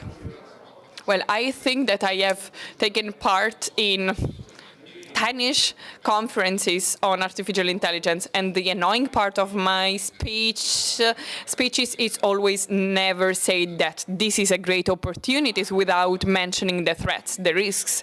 Never talk about the risk of AI without saying that it also has a great potential. So This is the first part. These are the premises. Yes, we had already said that. Yes, I would like to repeat it. Of course, this is a great disruption. So a great friend of mine, a scientist, and I will not mention him, not to bother him, he thinks that the generative AI has different tools that take everything that is existing. So they do not create something new. Actually, it is a generative AI, so it creates something new. So it is really surprising to understand what are maybe the mistakes that are present on a certain kind of data. And after 15 days, after a dialogue with other parties, these data were improved after 15 days. So the artificial intelligence has three directions concerning communication, propaganda, and also falsehoods. It is really surprising how today it is possible, and I am addressing all the women present here and also the younger people here, that a great American actress asked required ChatGPT to remove her own tutorial, Scarlett Johansson, because after being asked if she was available, she said no. She denied her consent. So they did something similar with a similar Scarlett Johansson. So they were obliged to remove it from the net. So this explaining us that if our level of critical attention is really high, the topic of reputation is also concerning those who manage artificial intelligence, not only those who, through artificial intelligence, hit and damage our reputation. Because it's really easy to do that. Because as you saw, some videos of support for Putin were shared, and from by different Hollywood stars. Of course, they didn't record these videos, but they were created by the artificial intelligence. So it has a huge impact. So just to give you a practical example, today I focus on the film and audiovisual multimedia industries. We sign contracts with actors and also dubbers who do not exclude at all the use of artificial intelligence, but they require to sign the authorization. And this is not much appreciated by some people from the world point of view.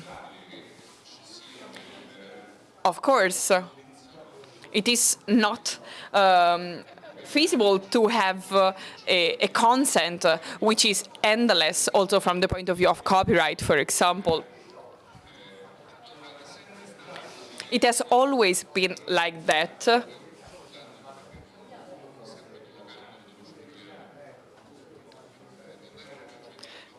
I'm sorry, but I have to be really fast, because today it's June the 4th, the anniversary of the liberation, the freedom of Rome from the Nazi fascist occupation. So I also have another appointment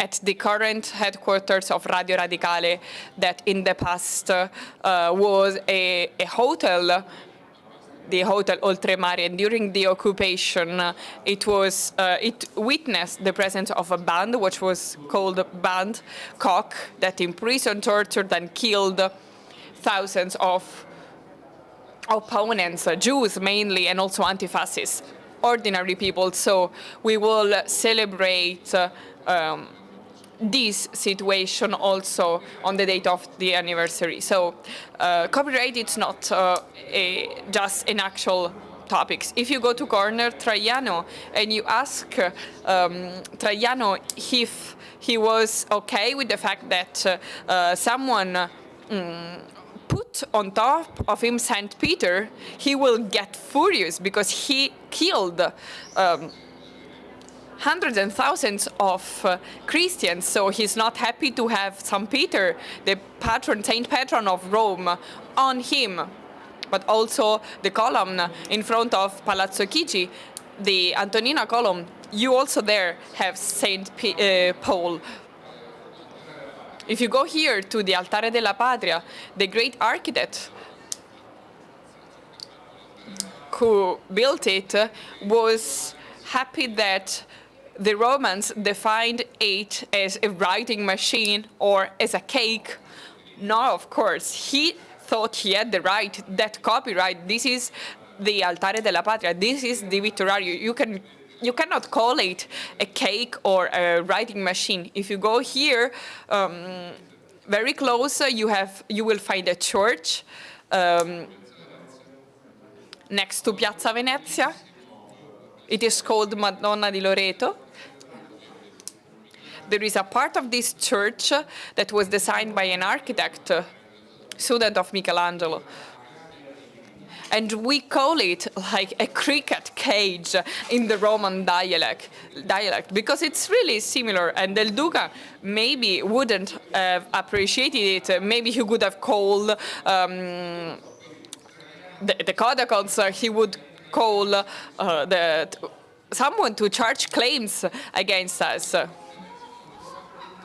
So, as well as Traiano, which is close to the founder of the Christianism, and he was not a Christian. Okay, that's of cardboard, no big deal. Del Duca, with his masterpiece of architecture that is called today the cricket cage, it will be always called the cricket cage, or also the Altare della Patria, which is called a cake or a writing machine. So this is the topic of copyright. With artificial intelligence, it is a bit faster, but I would like to highlight that some of our dubbers have already sold their voices for the moment when they will be dead. So we will have TV ads or events in which using their voice, we will reproduce them, but always signing a contract, of course. So we can go really far. But the most important part is having a control on it. It is not thinkable to have an endless consent, a 100% consent. So control, transparency, accountability, and critical reasoning that allow us not to be completely based on falsehoods. This is paramount. And this is also based on the initiative potential of companies, but also on the respect of criteria, because transparency and accountability is the key word. Let's use platforms and AI to increase the accountability and to allow people to choose products and lifestyle. So a question for your political part, Rutelli. So we cannot stop the artificial intelligence, but how can policymakers have an impact on that? Because let's say if that dubbers then will do some movies that he will not like, well, he has signed a contract. Maybe it cannot be an art movie, but it could happen. You said that, it was not me. No, I have to say that there are a lot of websites that use the face of a celebrity with some pictures which are not so common and not so accountable. So do you think that lawmakers will be able to keep up to date to that evolution? Well, actually, the European Union has adopted a lot of guidelines that are really up to date on the management of artificial intelligence. Just to conclude, you know that a problem of the European Union is that they are really strong in regulation, maybe a bit too much. And this is also true for the topics that we are addressing. So maybe this is linked to the 4th, maybe this noise, to the celebration of the 4th of June, maybe, because there is the celebration, as I was saying. So I hope I was clear in my speech. The topic of artificial intelligence should not repeat the example of the green strategies, because the European Union has accepted in the last few years that innovative productions are carried out abroad, and the super production that we did is based on regulations and laws. So let's try to be always up to date, also from the point of view of the production, not just from the creative point of view, and also from the point of view of the safeguard of copyrights and of the rights of everyone and of the initiatives of companies. Thank you so much. Thank you. I really thank you for being here with this panel. Thank you so much.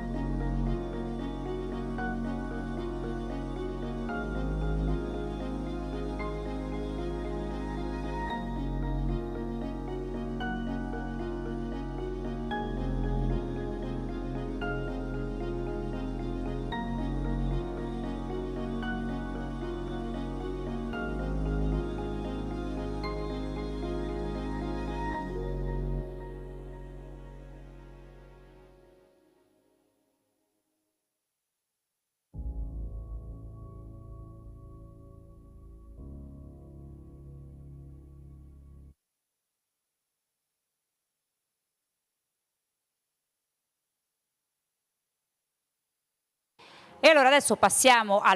So let's now move on to the part of the keynote speeches. We have with us Chiara Ferrari, Director of Institutional Relationship of Radici Group, that we have already mentioned. Thank you. Let's welcome her on stage. So you will be here on the stage, so I will talk to you, but you will be on the podium. So, as I was saying, we have already mentioned about Radici Group. We have introduced the great work you carry out. So, invisible, essential, innovative, and also close to your customers. These are the words that you used to describe your work and your group. So, this recalls a way of being, a lifestyle, as we also talked before with Natuzzi. The decisions of a company are based also by values, the values of the governance. So we can comment on this definition that you are giving to yourself, telling the story of a great group of Made in Italy. Yes, great. First of all, I would like to thank Valeria Mangani that every year is organizing perfectly this event, and also thank to all the team of Phygital that is working as a great team. So we are on the same page for that, because to us this is a great value. As I was saying, so let's see if I am able to move the slide. So we have mentioned invisible, essential, innovative, close to the customers. Why all these words? Maybe you don't know what we do. We are an ingredient company, so we do not produce the end product, but we just produce the ingredients, such as when you need to prepare a cake and you start from the single ingredients. So, which is something a bit more invisible. So, when you buy an apparel, a garment, you don't know what is the very first ingredient, but that ingredient is paramount for the creation of a garment. It must be durable also over time. If it is possible, it should also be innovative, because it should bring something new, especially for us Italian companies, because we need to differentiate from others. So it always needs to tell another story, and it should also be very close to our customers, which are other companies collaborating with us, but also very close to the final user, and we call it user and not consumer, because these people need to use a lot of times the final garment. So let's see if I can move on. Okay, so first of all, we are part of the supply chain of polyamide, nylon. Maybe you are more familiar with this terminology. First of all, we are integrated because we produce in Italy the very first components that we need to then create our raw materials. So we are at the very beginning of the Made in Italy supply chain. So we produce these materials which are innovative because they come from different sources. So, for example, from fossil origin, but also bio-based materials, but also recycled materials. So we also use materials who are already living their second life. And we also produce these materials within plants that can be defined with as low impacting on the environment. What do we produce? We produce derivative products from the chemistry industry. We also produce technical fibers, yarns, that will be used to create garments, but also technical materials. And on the other hand, we also produce technopolymers, so high-performing polymers that in the future can become a really important part of our daily life, because maybe it is used in a car component or in a plug of the electronic sector, but also a part of a consumer good that we use on a daily basis.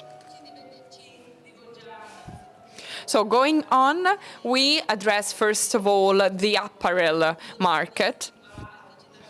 And that's also the reason why we are here today at the Phygital Digital Forum. So for different kinds of apparels, for example, sportswear, but also beachwears. For example, a ski suit, we also focus on the automotive sector. So all the fabric part of the automotive can be produced with our technopolymers, with our fibers.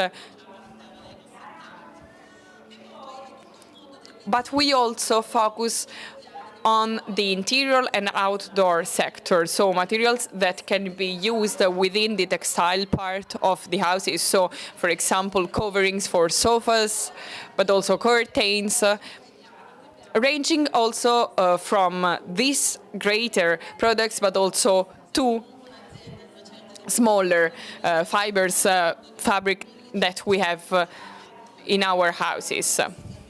We have a lot of industrial sites, but to understand what kind of industry we have, first of all, we have the European industry focused on chemistry and textile world. We haven't delocalized at all our plants. We come from Valseriana, so we are like a family business, maybe a bit big. So the family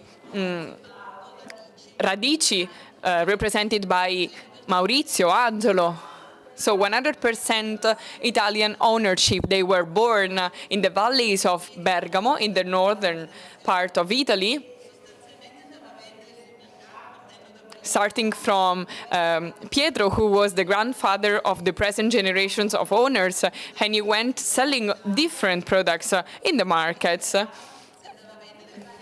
And then thanks to the future generations, they started to sell also products in other parts of Italy. With the father, Gianni, we moved to an industrial sector. So we started to produce, for example, other materials, but also yarns and threads, choosing technical materials, for example. Finally, we also included the chemical part. So the textile part is 100% European. The chemistry sector is implemented in Italy and in Germany, so always in Europe. And then we have the technopolymers dimension, which is a bit more international, because they address mainly the automotive world, but not only. It is really important to be close to the customers. So we have a production site in America for the American market. We have another production site in China for the Chinese market. This year we also opened a new site in India for the Indian market, but also in South America. So we are trying to get closer to our customers, but we don't move polymers from one part to the other of the world. We produce them, well, we will also distribute them. So we are a company that is a local reality in the territories where they work.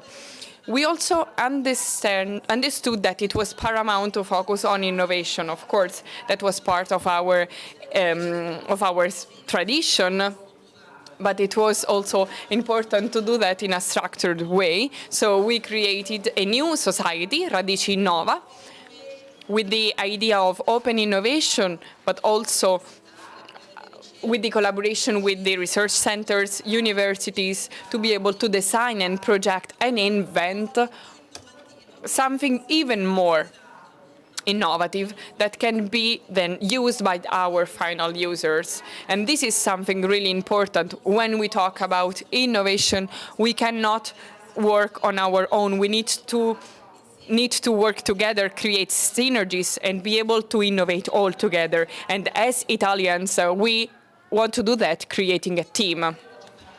What does it mean talking about sustainability, and what are the enablers of sustainability within a company? We listened to the different remarks and speeches by institutions, so they talked about rules, regulations, but I would like to tell you something different, with a different storytelling. So we based our thoughts on three directions. What does it mean enabling the topic of sustainability in a company? Because this sustainability can also go beyond our company, and it can permeate in a way all the sector. We will talk about the traceability, of course. We will talk about the innovation, which I mentioned before, and I will tell you the last finding in Radici Group. Then we will talk about measurement. All these three elements together create a kind of mosaic, a kind of sustainability enablers. So talking about traceability, why it is so important nowadays, 10 years have passed from Many Plaza, 10 years from the moment when the textile sector was experiencing the tragedy of this company that was showing with a lot of lives lost, unfortunately, the problem connected to the textile sector. And in the public opinion, there was not such awareness about how a lot of times we do not know the origin of our clothes. So we do not know where they were produced. We do not know who made them and if they made in a sustainable way. So the sustainability of a garment starts from the person that produced it and the way it was produced. So this is why in Radici Group we engaged ourselves in creating a new system, 2 years work, let's say, a system allowing a proper physical and digital traceability. So we didn't just accept it, a digital traceability. Of course, the blockchain can give us guarantees. We spoke about IT before. It's a great starting point.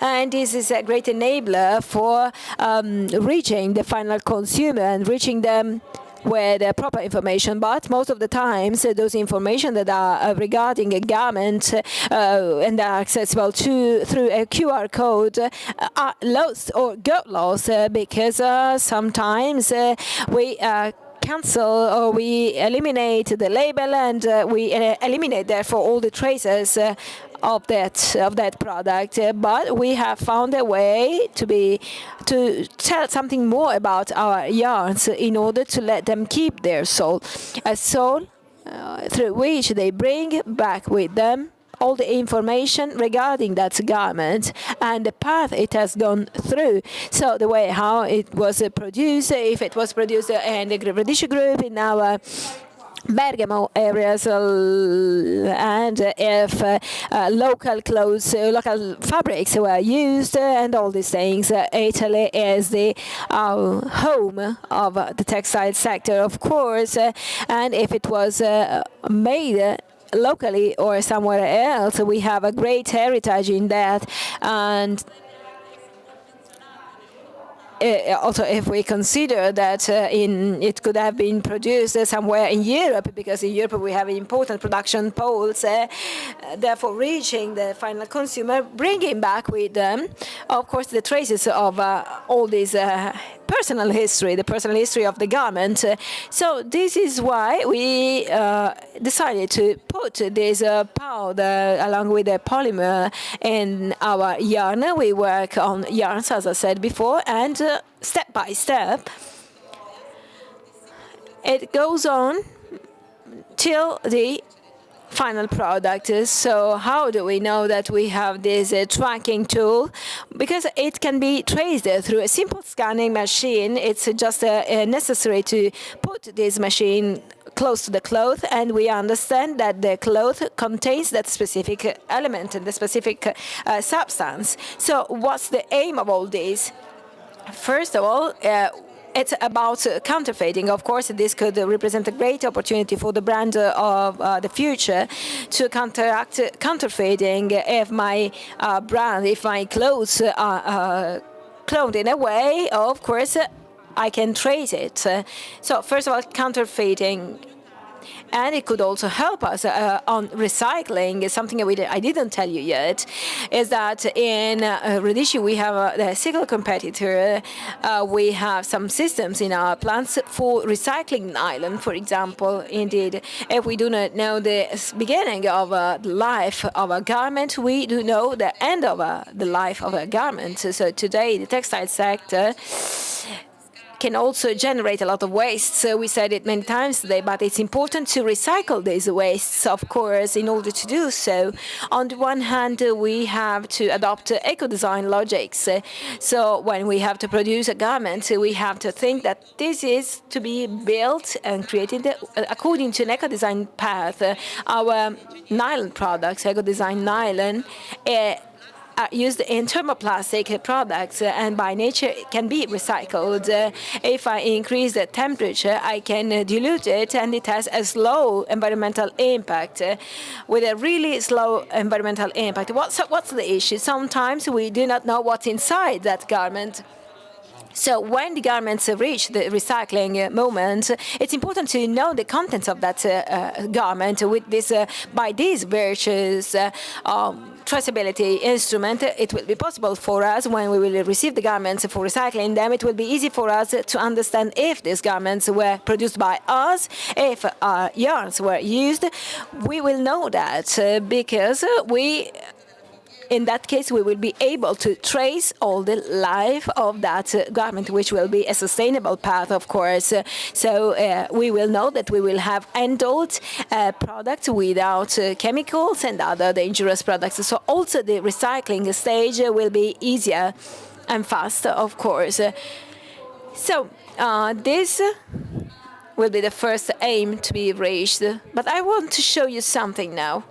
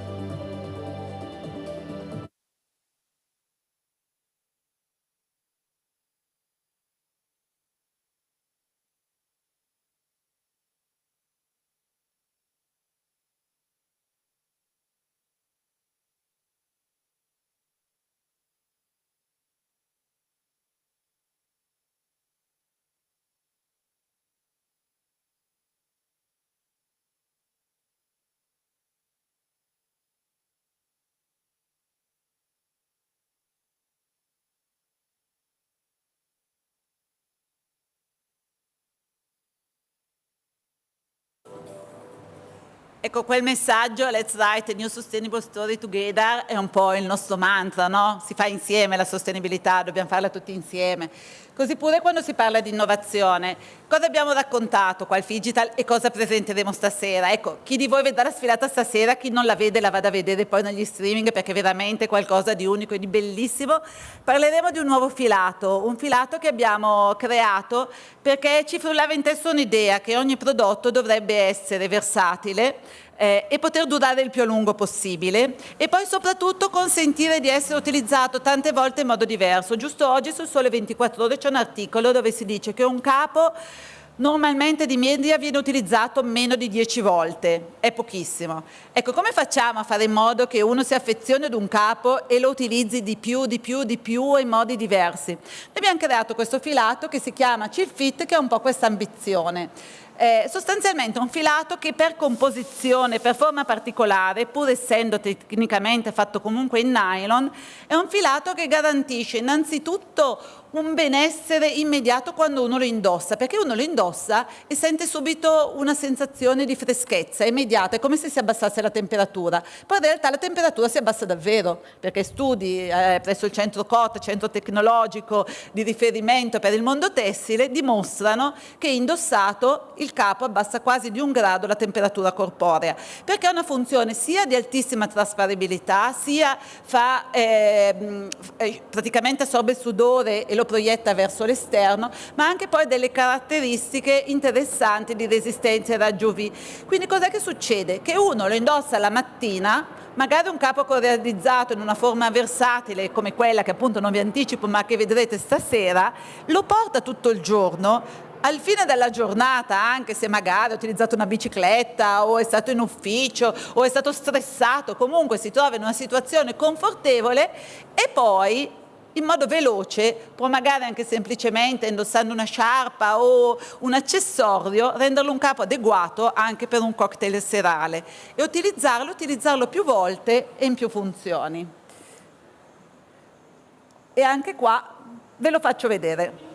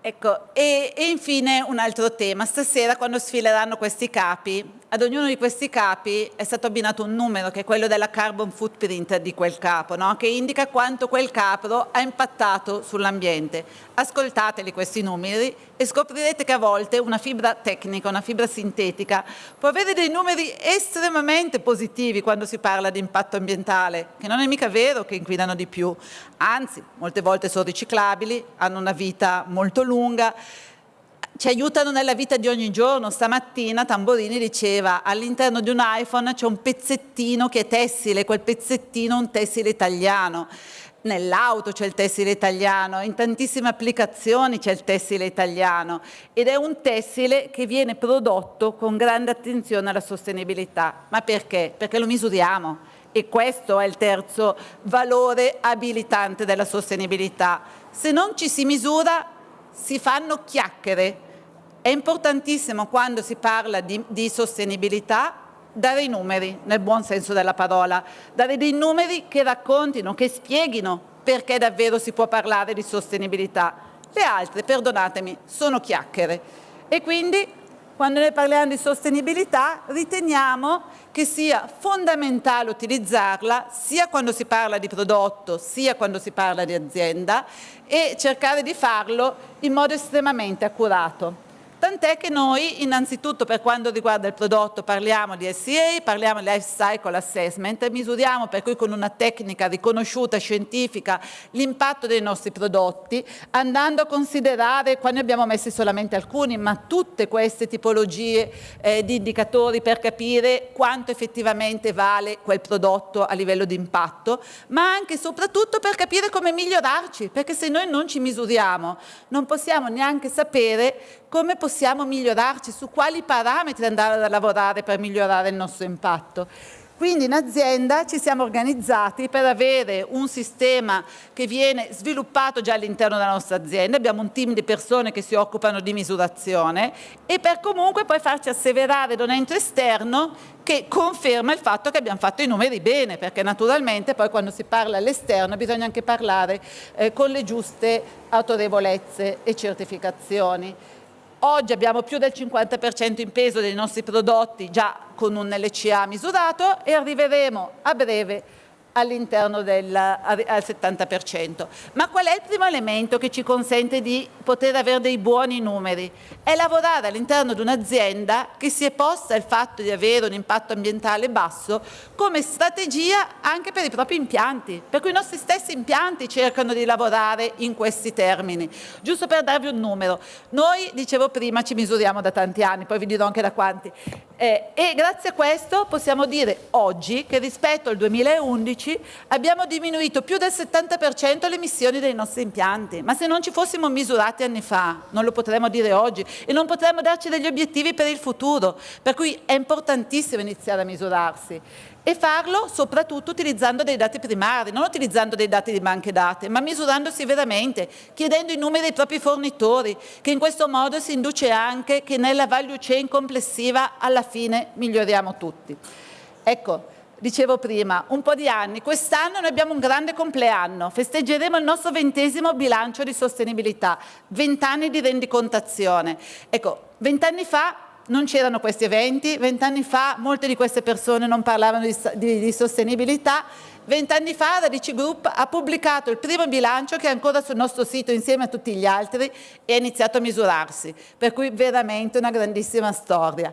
E questo porta anche poi alla fine a capire quali obiettivi darci per il 2030, un po' come ci hanno chiesto le Nazioni Unite, e come arrivare a degli obiettivi ambiziosi. La nostra roadmap verso la sostenibilità si chiama From Heart to Heart, perché da qua partiamo, e a questo pianeta dobbiamo stare attenti e preoccuparci in tutte le sue dimensioni, appunto delle sue persone, dell'impatto climatico, ma anche di come gestiamo le nostre aziende e come possiamo farle crescere davvero verso un futuro sostenibile, che non può prescindere da tracciabilità, da innovazione, da misurazione e anche da un grandissimo lavoro di squadra. Grazie.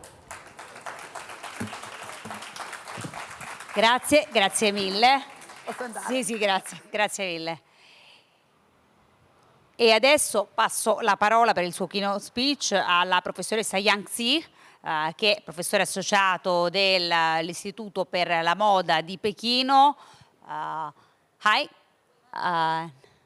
Abbiamo parlato a lungo di Cina, l'abbiamo menzionata più volte oggi, allora chi meglio della professoressa per farci un quadro, diciamo, di quello che sarà il panorama della sostenibilità in Cina da quest'anno in poi. I said we mentioned China several times during, all the talks that we had today, and so it's very helpful for all of us to have a perspective of what is, what's the stage now in China on the theme of sustainability. Thank you. Okay, my PPT is.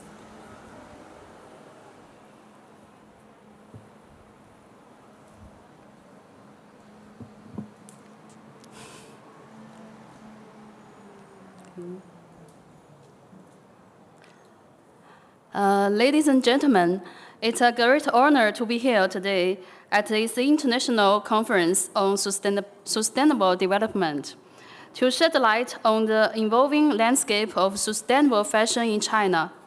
I'm Jiang Xi, an associate professor from Beijing Institute of Fashion Technology, BIFT, China. Sustainable development is one of the critical issues that need to be addressed in the area for the entire human society, economy, and environment, in which the sustainable development of the fashion industry has become a hot topic in recent years. Under the national instruction of the 14th Five-Year Plan, China has also put forward clear goals for carbon peaking and carbon neutrality, green manufacturing, and green consumption. As one of the top 3 energy-consuming and polluting industry in the world, the fashion industry has to meet great transformation challenges. As one of the world's largest fashion supply chain centers and consumer markets, China plays an important role in the process of sustainable development. As a professor from BIFT, I have witnessed the first-hand transformative power of sustainability in shaping in the future of our industry. China, with its rich cultural heritage and dynamic fashion prospect, has emerged as an important participant in the sustainable fashion movement. This shift is not merely a personal repurpose of global trends, but also represents a conscious effort to align economic growth with environmental and social responsibility. Let's dive into some of the sustainable practice adopted by China's fashion industry. In Chinese circular economy of fashion industry, the production of clothing, footwear, and accessories is guided by 3 visions: to be used frequently, to be made for recycling, and to be recycled safely or made of renewable materials. The so-called to be used frequently mainly includes a business model that can maintain the highest value of the product, the design and the manufacturing of the durable product, and the enterprise providing users with necessary instrument and service to maintain the attractiveness of its product in appearance and emotion. The so-called to be made for recycling refers to design and manufacture of products and materials in a way that it is easy to disassemble so that products can be reused, remanufactured, and recycled. It can also be used safely as compost after maximum use and recycling under appropriate conditions. The so-called to be recycled safely or made of renewable materials mainly includes products and materials do not contain harmful substances in the production and the using process, and harmful substances will not be discharged into the environment and in this process, so as to achieve effective resource utilization by optimizing the use of water, energy, chemicals, and materials.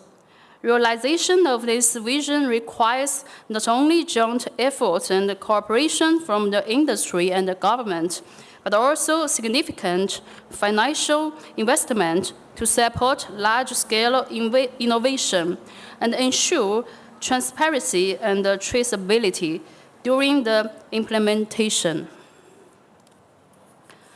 With the attention of young people in the new year towards sustainable products and the output of sustainable concepts in enterprise of design field, the circular economy model is bound to bring more significant growth and opportunities to China's fashion industry. Currently, it is the best time to explore the transformation of the fashion industry into a circular economy model as a wave of circular fashion and sustainable lifestyle is emerging in China. With the integration of low carbon and environmental protection concepts into consumer life, the social responsibility awareness of Chinese consumers is gradually well reflected in their consumption concepts. In 2023, environmental sustainability has become one of the main consumption decision-making factors of consumers. But there are still obstacles to the formation of actual consumption behavior from consumption concepts, which is also an important breakthrough in promoting sustainable consumption at present. According to some research data, sustainable consumption has formed a high penetration rate in some areas of the life for young Chinese consumers in 2022. But the middle-aged and the young people have become the main force in the practical aspect of sustainable consumption. For consumers, the practical significance of sustainable consumption is highly emotional. In the era of rational consumption, consumers have a much higher demand for a sense of security in their purchasing behavior and the dopamine produced during impulsive consumption. The pursuit of stability, safe, long-term, and beauty reflected in sustainable consumption is a reflection of consumers' social emotional demand. New technologies provide strong support for the development of sustainable fashion. For example, we can achieve efficient utilization of materials and the reduction of waste with intelligent textile technology. With the help of 3D printing technology, we can customize personalized clothing, reduce inventory and waste. In addition, digital technology has also provided us convenient tools for supply chain management and consumer behavior analysis in the fashion industry, which helps us achieve more precise production and marketing. These technological innovations provide vast space and possibilities for the development of sustainable fashion in China. China has a long history of textile and clothing manufacturing, and our traditional crafts has unique value in the fashion industry. By combining traditional crafts with modern design, sustainable fashion products with Chinese characteristics are created. At the same time, the modernization and the transformation of traditional crafts help to enhance the international competitiveness of China's fashion industry.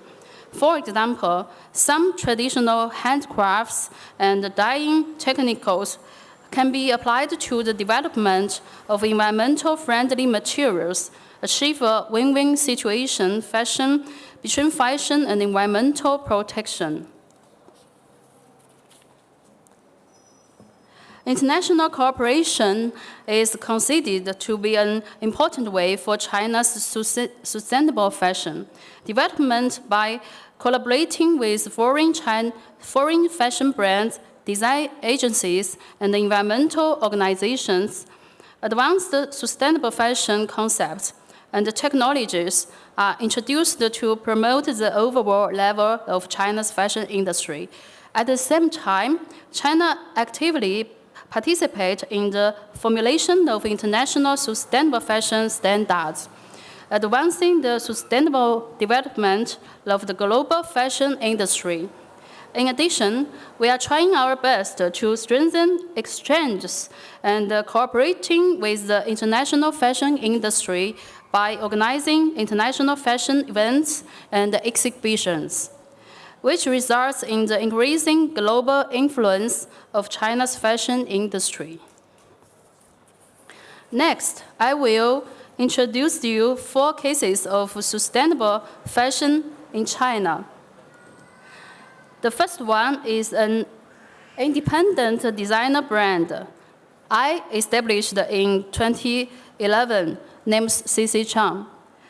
I dedicate to create a new, unique, and consistent CC Chang life aesthetics, bags, shoes, accessories, which is based on profound Eastern culture and aesthetics and composed of an international fashion design, language, and aesthetic taste. Since its establishment, this brand has been pursuing the revitalization of intangible cultural heritage in line with innovation, inheriting, endowing handcrafts with the value they deserve.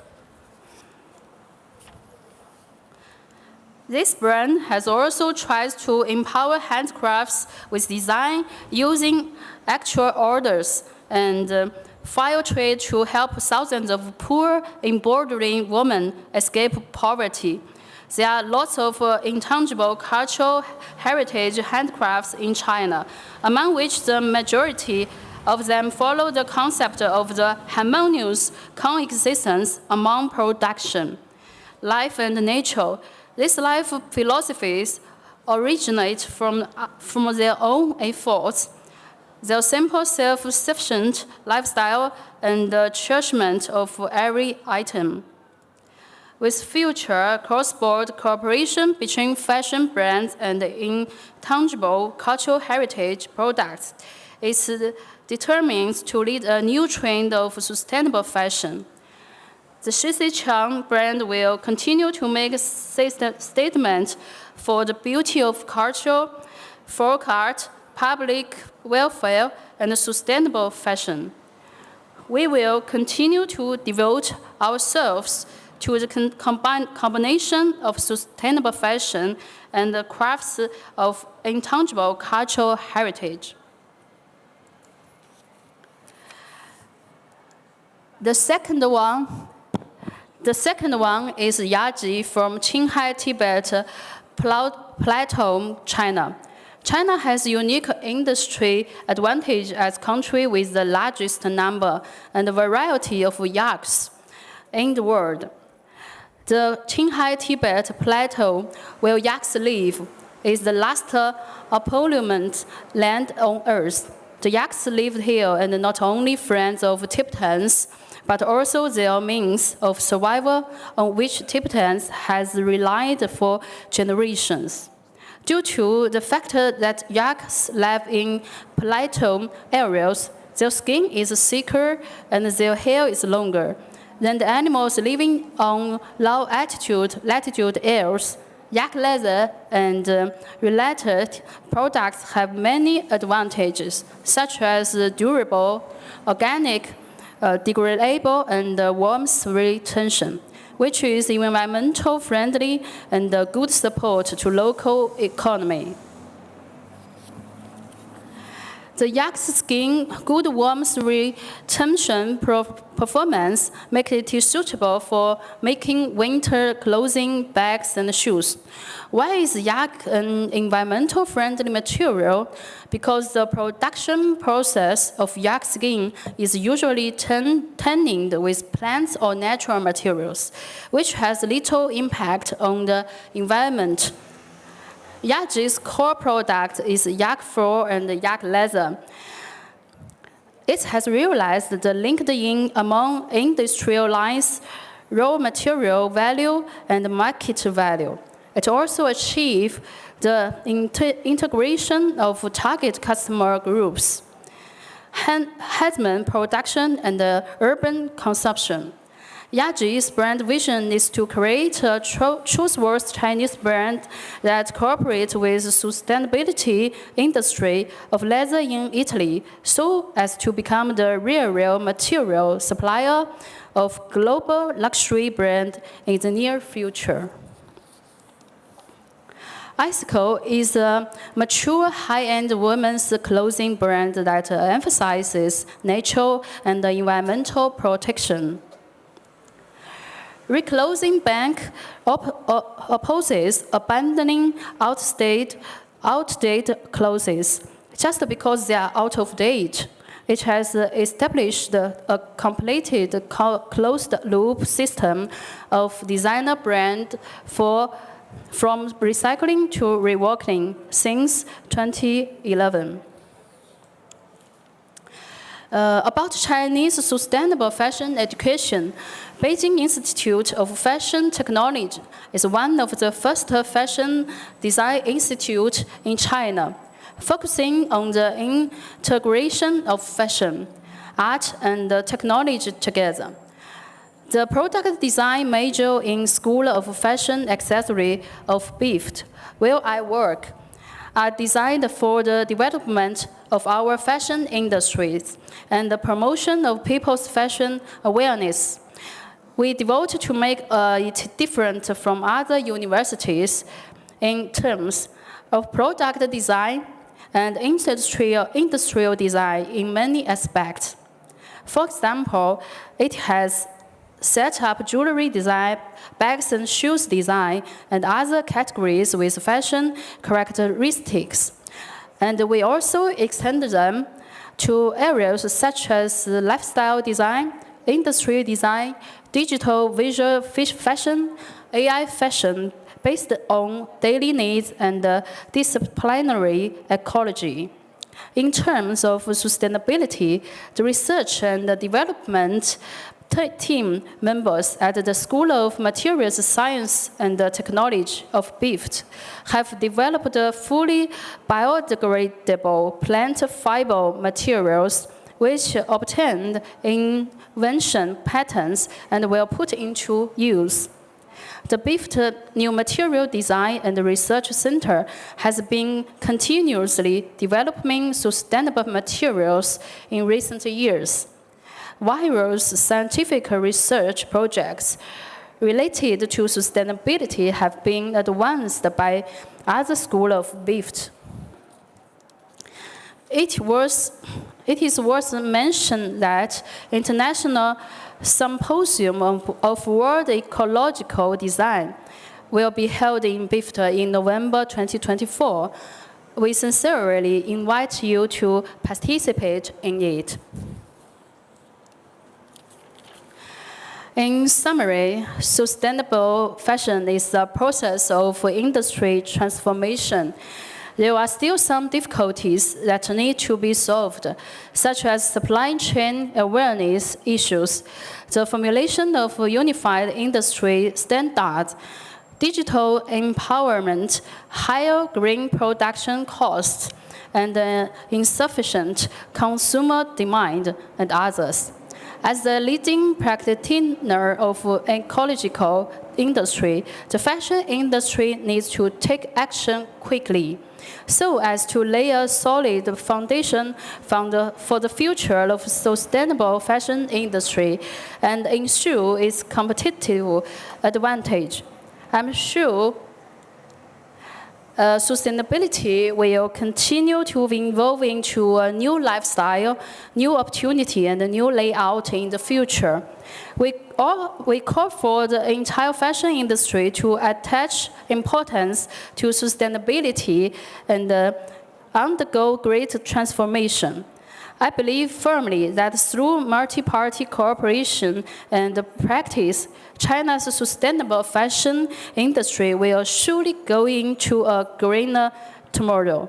Thank you for your listening, and thank you to the Phygital Expo and the Italian Trade Agency Beijing office providing this opportunity. Thank you very much. Thank you.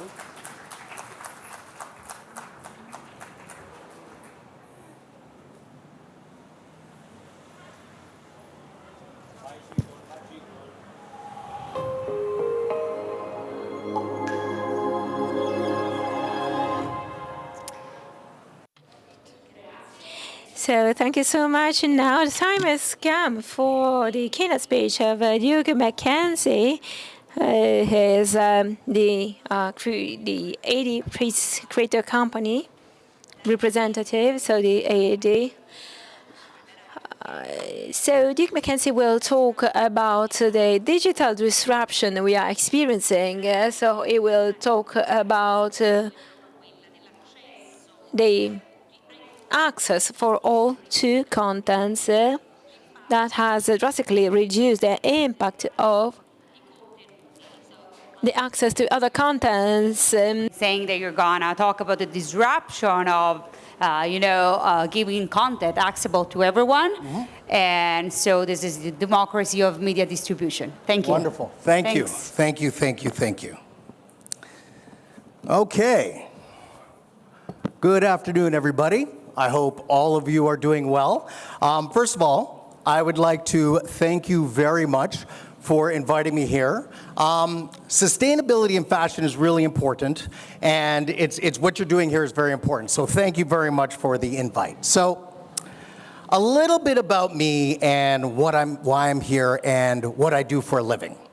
So I've been in media for about the last 20 years, and over the last 10 years, I've spent my time, my energy, supporting and working with digital-first creators. So TikTokers, YouTubers, Instagrammers. And I've been spending my time helping them build their businesses. So that is what I do for a living. But if you ask my kids what I do for a living, my children will say to you that my job is to talk on the phone all day. Now, that is true. I do talk on the phone all day. But what those phone conversations have given me is they've given me a front row seat into the disruption in media. And that originally was what I wanted to talk to you all about today. Originally, I wanted to talk to you all about today is the disruption in media. But when you think about it and you take a step back, that is not the important discussion to have. The important discussion to have is not about the disruption in media. The important discussion to have is what is the root cause of that disruption? The reason why I want to focus on the root cause of the disruption in media is because when you understand the cause of something, you understand it better. And you understand how to make it more effective for you better. And we all want to be effective when using media to deliver our messages to achieve our goal. So, with all that being said, what is the root cause of the disruption in media? Well, in my view, the root cause of all major media disruption is what I call the democratization of distribution. Now, the democratization of distribution, what does that mean? Okay, this is the formal definition that I came up with. It means the process by which the control, dissemination, and canonization of media content are transferred from traditional gatekeepers to a more diverse and informal array of creators and platforms. Now, like I said, that is my formal definition. But if you ask my wife, this definition is a lot like me. You know, it's too wordy, very nerdy, and a little bit clumsy, as I am. So let me give you something that's a little bit more relatable. How about we say that the democratization of media essentially means that many more people can now be seen by many more people without the prior approval of a select few people. Let me give you a few examples of the democratization in distribution in action, and what I mean by this. Example number one. Let me introduce you to a young man, a teenager, by the name of Carter Wilkinson. So Carter's favorite food was the fast food restaurant Wendy's Nuggets, chicken nuggets. So Carter one day randomly tweeted, as all teenagers do, to the fast food chain saying, hey, Wendy's, how many retweets do I need to get a year's supply of chicken nuggets? A random social media intern that was temporary in the Wendy's social media department responded to Carter's retweet without any approval and said, you need 18 million retweets. And that started off a social media frenzy in just 48 hours. 48 hours. This random teenager who just wanted some chicken nuggets got over 1 million retweets. And he became one of the most retweeted tweets of all time. A random teenager, no corporation, a random teenager and an intern did this. That's an example of the democratization of distribution. Let me give you a second example. Okay, so this gentleman here, his name is Nathan Apoka. So Nathan had a broken down truck. This was about 3 years ago. He had a broken down truck and it was taking some time to get fixed. So while he was waiting for the weeks for them to fix his truck, what he would do is he would ride his skateboard to work. And to entertain himself on his 1 hour commute on his skateboard, what he would do is he would drink Ocean Spray juice by the bottle, and he would listen to the 1977 hit, Dreams by Fleetwood Mac. Now, why would he drink cranberry juice and listen to Dreams by, they're coming to get me. Why would he listen to Dreams by Fleetwood Mac and drink Ocean Spray? Well, I don't really know. But what I do know is that Nathan's video caught the attention of millions of people, becoming one of TikTok's first viral hits, generating millions of views. Now, views are important, but what's more important than views is business. So that is even more interesting. So what happened was this video drove the sales of Ocean Spray juice in American grocery stores, and the executives were caught off guard. They didn't know what was going on. They're like, why is all this juice being sold? And secondly, because the video was playing the song Dreams by Fleetwood Mac, it became Spotify's most streamed song at that time and topped the music charts after 40 years of no activity. That's an example of the democratization of distribution. A random person making a random video reaching millions of people. Let me give you another example. So for this example, I want to take you back to 2014. Now, that was the year that the ALS Ice Bucket Challenge swept social media and took it over for a period of time. If you don't remember the Ice Bucket Challenge, it was a viral trend from everyone by the name of Bill Gates or Taylor Swift, and what they would do is they would dump buckets of ice water over their head and then on social media challenge their friend or someone else to do this as well. Now, why buckets of cold ice water, you ask? Well, it was meant to stimulate what living with ALS feels like on a daily basis. And how did this great challenge start? Was it a major company? Was it a mighty gatekeeper? Was it someone like that? No. It was started by 3 random people who got together with their friends and started challenging someone else.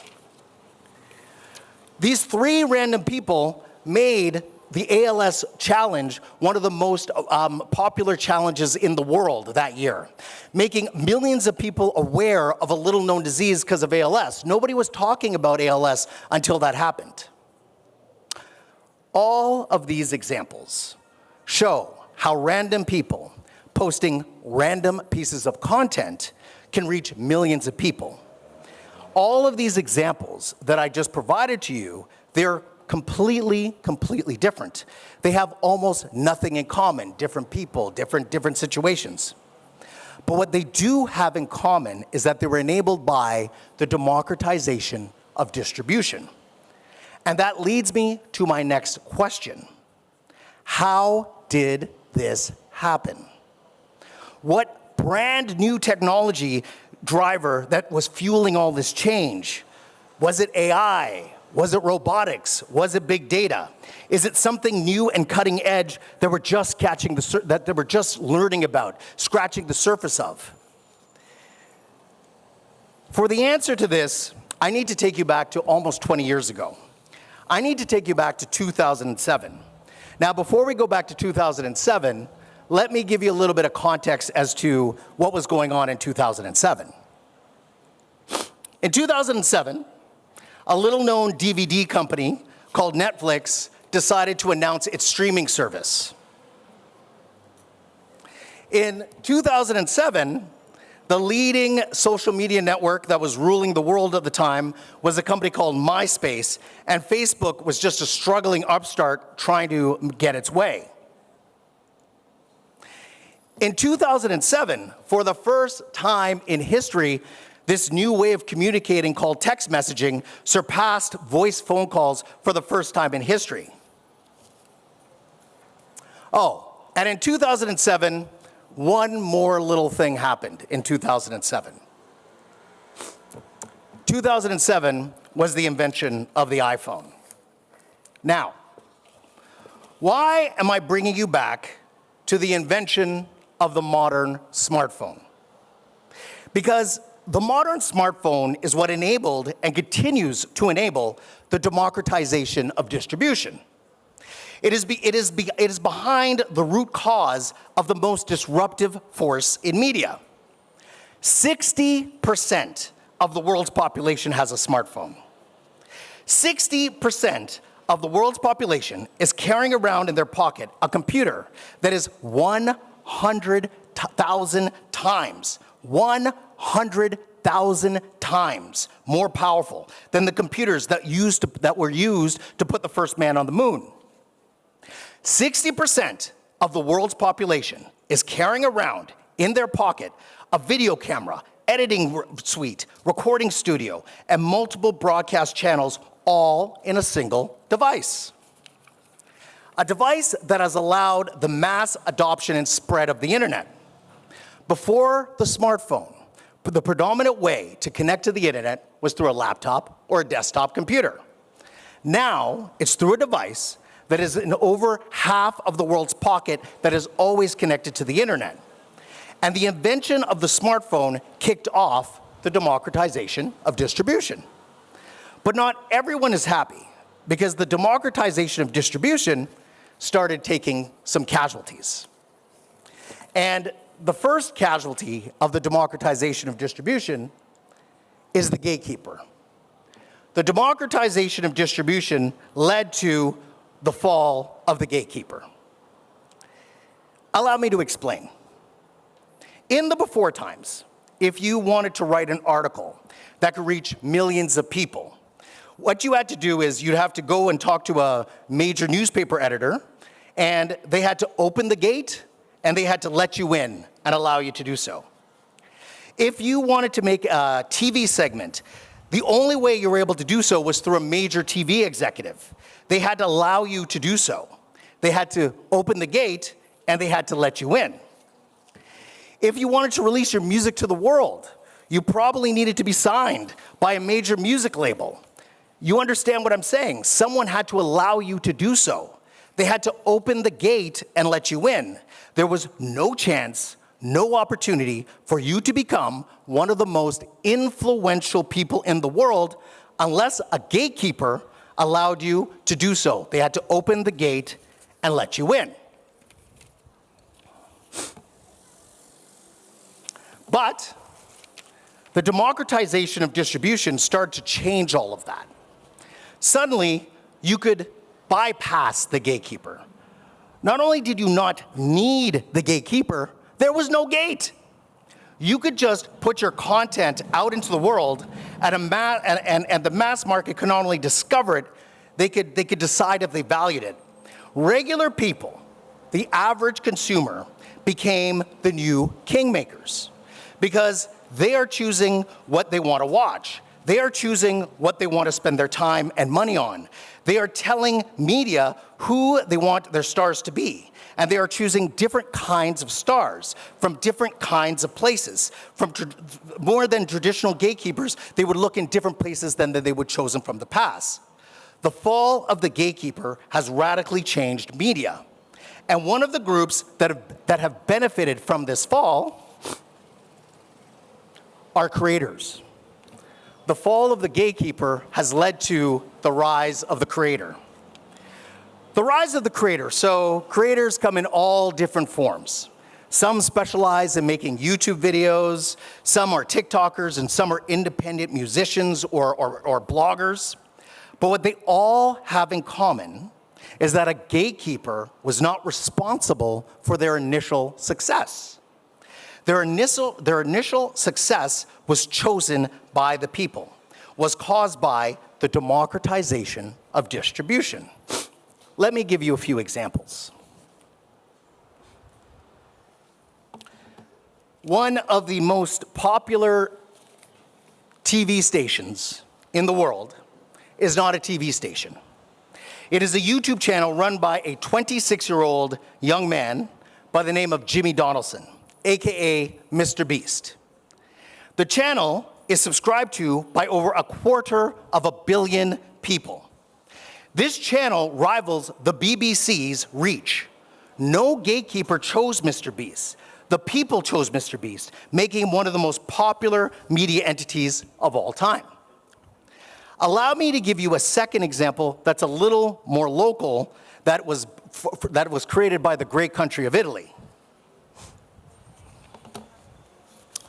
One of the most important upcoming comedians in the entire world is a young man from Italy named Kabi Lame. Kabi is one of the most watched people on the planet. Over 100 million people, over 100 million people watch Kabi every month. Kabi's audience and reach is so large that McDonald's made him the face of their World Cup efforts in 2022. Both State Farm, the largest insurance company in the United States of America, and Pepsi made Kabi the face of their Super Bowl efforts in 2023 and 2024, respectively. 100% of every major US studio works with Kabi for them asking him to promote their movies. About 3 weeks ago, if you just go on his channel, Kabi just worked on a promotion with Will Smith for his upcoming Bad Boy 4 release. Within a week, Kabi's video, in less than a week, had 130 million views. Those views were more than all of the major studios' Sony Pictures promotions combined. This all started with Kabi making comedy videos on his phone in a cramped kitchen in a neighborhood outside of Milan. And the random people of TikTok, the random people of Instagram decided to make him one of the most popular and influential people on the planet. The people chose Kabi. No executive, no producer, just random people. The democratization of distribution. This is happening everywhere in every aspect of media, but in also every aspect of business. 70% of teens' favorite celebrities are digital creators. Creators influence 60%, that's 60% of the purchase decisions of Generation Z. 40% of millennials say their favorite creators understand them better than their friends. The average person spends 2.5 hours every day interacting with creators. That is 10% of their entire day is spent with creators. No gatekeepers. It's decided by the democratization of distribution. So this leads me to a closing thought to all of you. And the big question here is, what does this all mean? What does it mean? The democratization of distribution is wonderful. It's putting the power of media in the people's hands. But it makes the media environment very chaotic, very unpredictable, and very uncontrollable. As we all know, democracy is messy. People, including myself, are sloppy. But in my view, the best way to navigate media today is to work with, consult with, and learn from the winners of the democratization of distribution, and the undisputed winners of the democratization of distribution are the creators. Thank you very much for your time.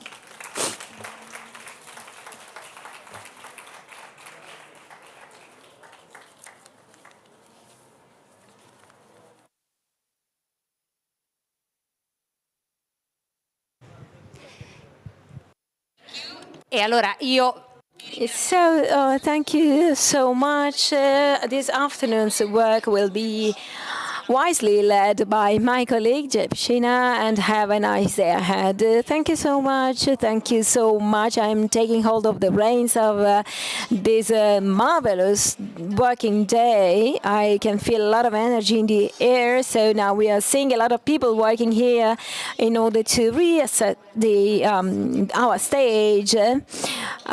Of course, we also need this some adjustments, to our setting. Thank you so much, guys, for your great job.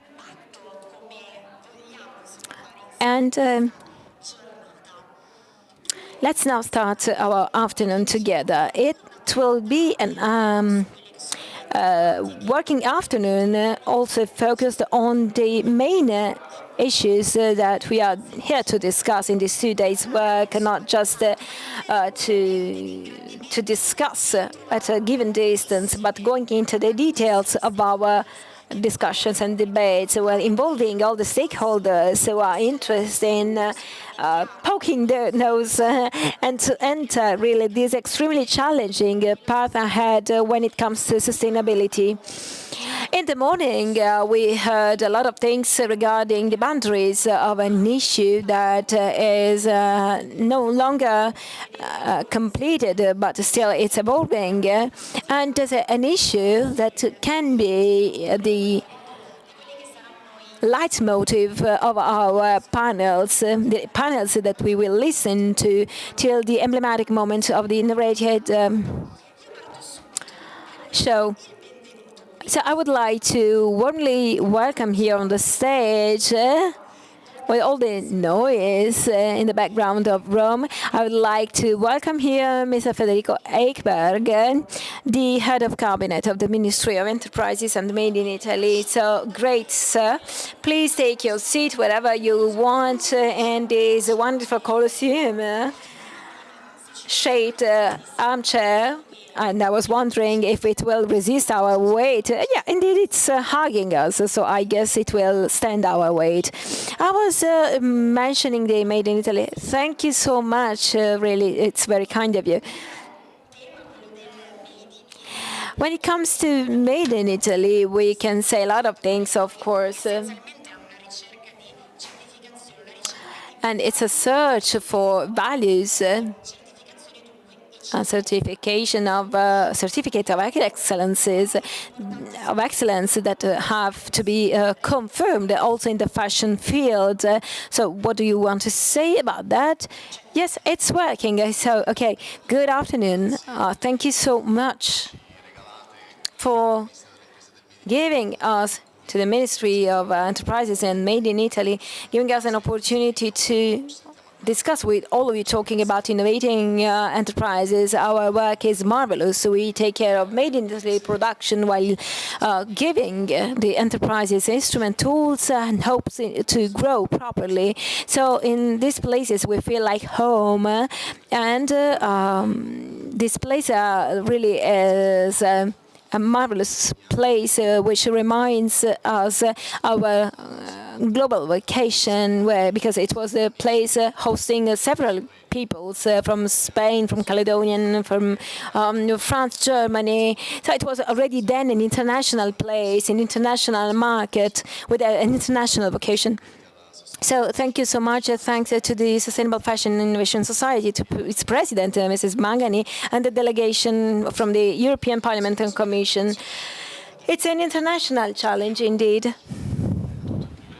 And I was privileged for having covered in the last 25 years, something like that, such issues. And one of the first experiences I had at the ministry was attending one of the meetings of the the World Trade Organization for shaping the future of trade. In 2001, we were in Doha, Qatar. China entered the WTO, and some manufacturing country said, "Okay, it's over. China is here, so for us it's over because manufacturing will be made just in China, for example. So let's now shift to countries focused on financial services, insurance services, and other things." But Italy said no. And for a given period, everybody was making fun out of it. And for a period, we exported less than 400 billion dollars. And last year, the figures totally changed. And of course, this gives us an idea of the importance of moving this step ahead in this field, and how it all started with our willingness of improving and being better day by day. Sure. Good afternoon to my friend, Deputy Minister Maurizio Leo. Hi, Maurizio. He's my master when it comes to the tools for innovation, for the growth of the enterprises, since he covers fiscal issues. Well, it all started from the territories, because there were industrial districts with specializations which were already there and already solid, despite the negative forecasts when China joined the WTO. Well, now we have multiplied our export, and the answer is 1,022 are the sectorial specializations in Italy, where Italy is ranking first, second, or third worldwide. You can see how its wide variety, its wide range of offers can face a crisis in a specific sector, like in the tile sector, in the mechanic sector, but it can be an excellence in other products. And I fully agree with that, because myself, I was really appreciating all the excellencies, the excellent productions coming from our country, and I personally realized how big is the diversification of Italian production, which is our strength, really. Like Carlo Cipolla, the famous economist, said, Italy is set to have a series of big values and features which belong to us. We are the only peninsula surrounded by a closed sea. There are other peninsulas like Korea and others, but still we have 8,000 biodiversity species. We have a closed basin, and that's great. And this belongs to us, and it will always stay so. And we, furthermore, have a great richness deriving from our raw materials and other conditions which are still scarce but still are there, and which make us think that we have to really attribute a great importance to our raw material, which is Italian creativity, so talents and skills.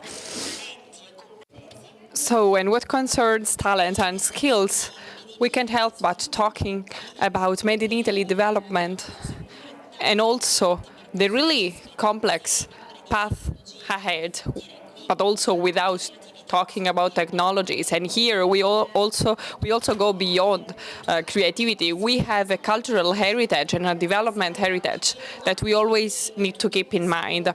It is also true that all of these also has consequences on our vital sectors of our economy. So, for example, strategic supply chain.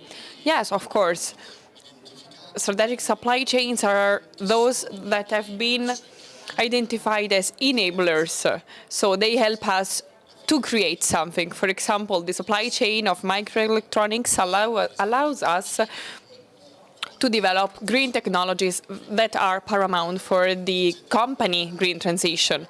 It also allows automotive, which is a leader sector for Italy, because we have those smart cars, which are the new cutting-edge technologies of the automotive industry. So we need strategic raw material, but also competencies.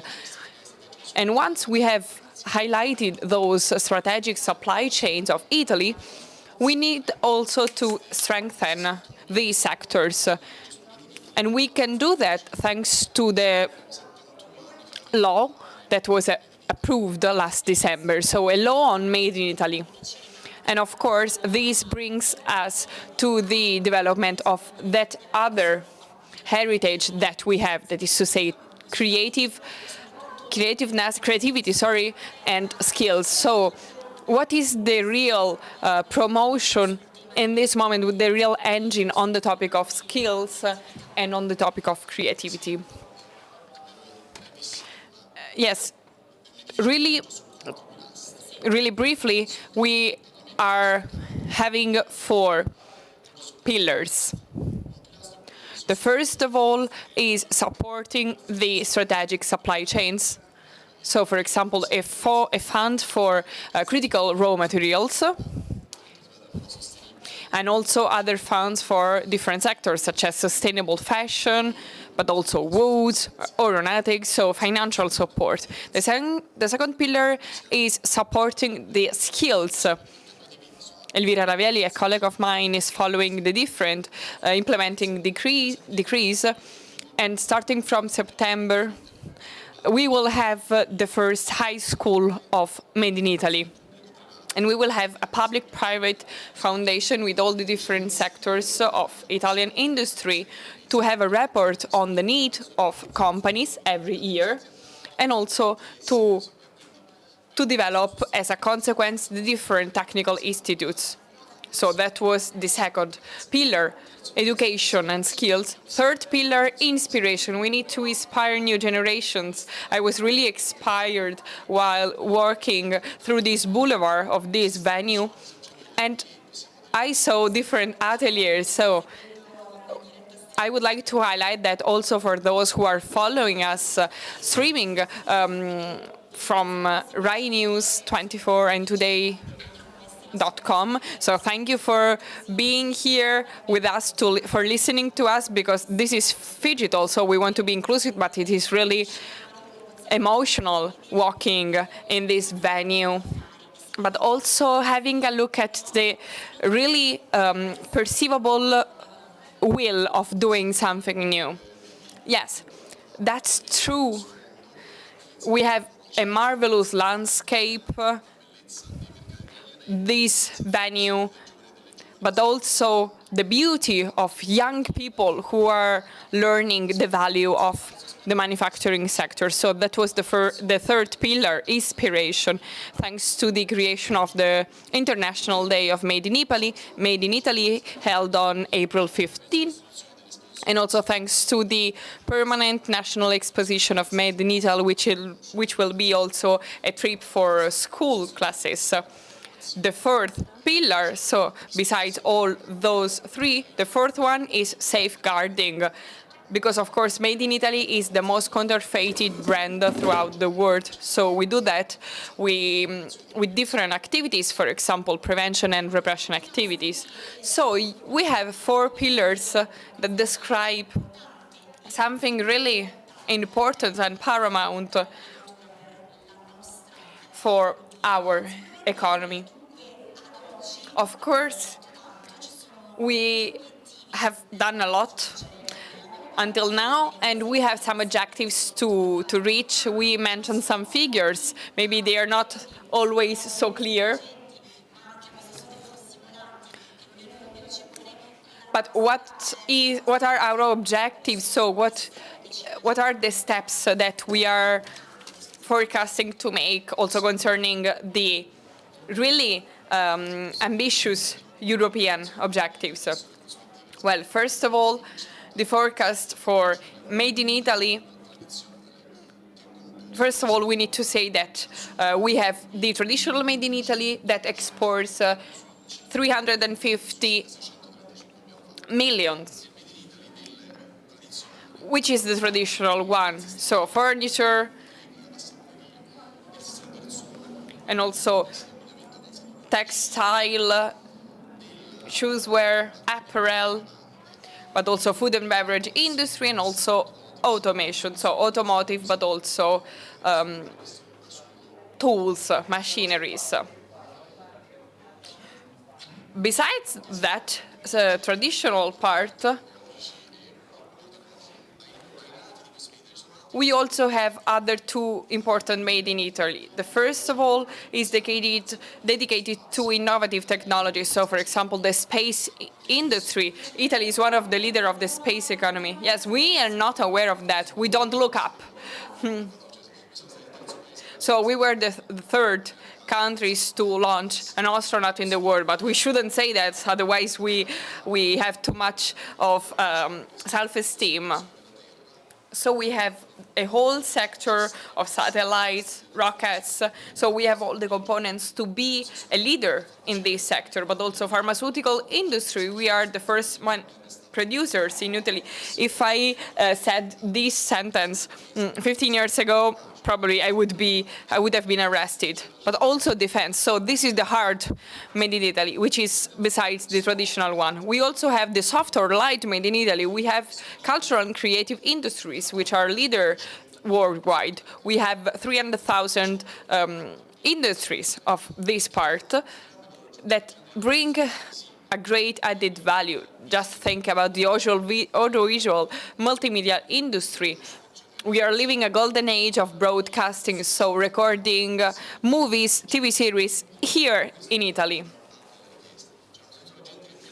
Also, the request is really, really high. But also tourism industries. I hope that you have visited the Fori Romani, Foro di Cesare, Foro di Augusto, but also Foro di Traiano, and now super at the Palatino Hill, and everything is digital technologies. And people come here to learn how to do that. So they come here to take notes. Our venue, our location is still the engine of activities. Today, it's really dynamic, it's really vital. It's really nice to see that. We really need to experience the reality of this amazing and marvelous venue. So we have outlined some objectives. There is still much to do. A new Europe that also needs to take into consideration this made in Italy. Yes, a new Europe that is understanding the importance of this sector. So we have worked a lot for the Green Deal, for the sustainability. We also need to have an industrial deal. So we need to go back to the idea of a producing Europe, a Europe that loves manufacturing and production. We represent 7% of the world population, so we are just a part of Asia. You understand what I mean. So 7% of the population, the world population. Why? Because our imagination, our creativity was translated into something practical. Then at a certain point we were told that we shouldn't produce anything anymore. So we are focusing more on consumers and not on producers. We need to recover this role.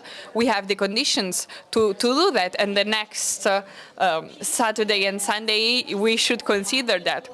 So thank you so much. I really thank Federico Weidberg for being with us here in this situation. Just a break of a couple of minutes and we will be back with our panel.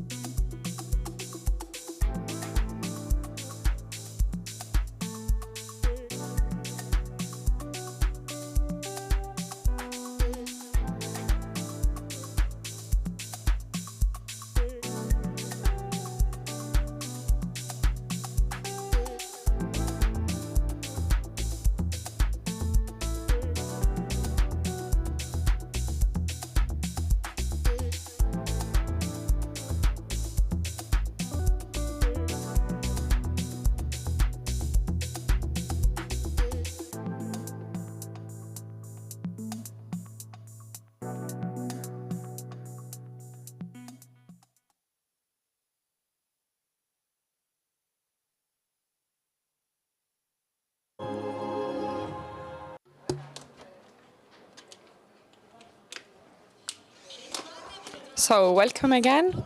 We are ready. While here on the stages, you can see our panelists. I would like to introduce the main topic of this session, of this panel. We have already talked about Made in Italy, so now we will talk about something else. So sustainable finance, ESG, environmental, social, and governance factors.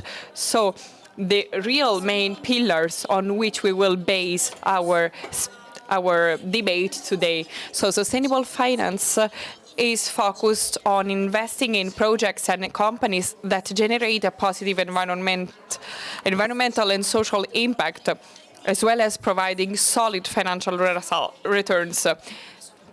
Because, of course, this is the main point of sustainability. So this approach needs to consider the three main factors, so environmental, social, and governance factors.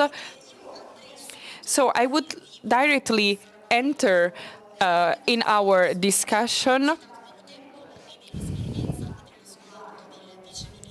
Also under the side of Deputy Minister of the Ministry of Finance, Maurizio Leo. Welcome here. I know that we are running a bit late. I'm sorry.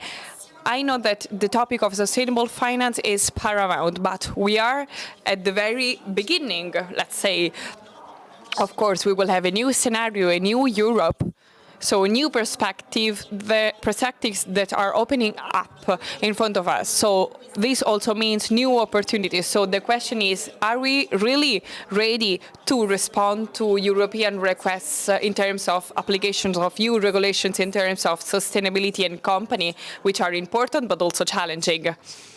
Thank you and good evening, everyone. So sustainable finance is a focal point of our government, especially of the Ministry of Economy and Finance. So first of all, the tax topic is being based on 4 pillars, because when we talk about sustainability, but without having a really easy and simplified tax system, it's not possible to do that. So what are the main pillars? First of all, the certainty of rights. So today we have a tax system which is really confused. Just think that in terms of taxes on incomes, we have more than 1,200 interventions started from 1986. What concerns the VAT, we have more than 500 interventions. Just think about income declaration. There are more than 1,000 pages of instructions and guidelines. I always make a comparison with a book by Tolstoy, so more or less we are the same number of pages. The other 2 pillars are represented by the fight against tax evasion, because today we have a tax gap that goes between 280 and 100,000 millions, but also tax pressures. This means having a system that is really creating problems for the middle classes, and the government is working on that sense.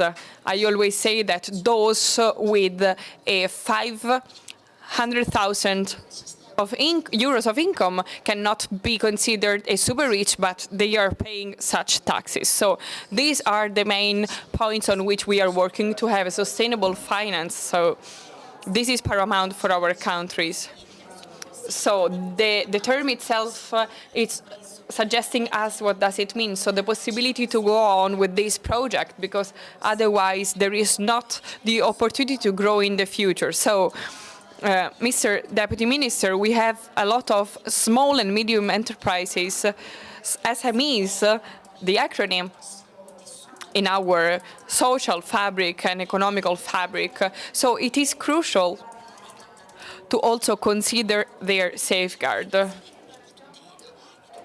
We have talked about certification and safeguards. So how can we reach this objective of supporting these companies to avoid that they are oppressed too much by regulations? but on the contrary are enhanced and promoted. Well, one of the main problem that we think is present in the actual organization of the European Union is the excess of regulation. So we have so many regulations, laws, mechanisms that are blocking the economic development and the development of companies. So what are we doing in that sense? Let's think about some main sectors, for example, Industry 4.0 or Industry 5.0.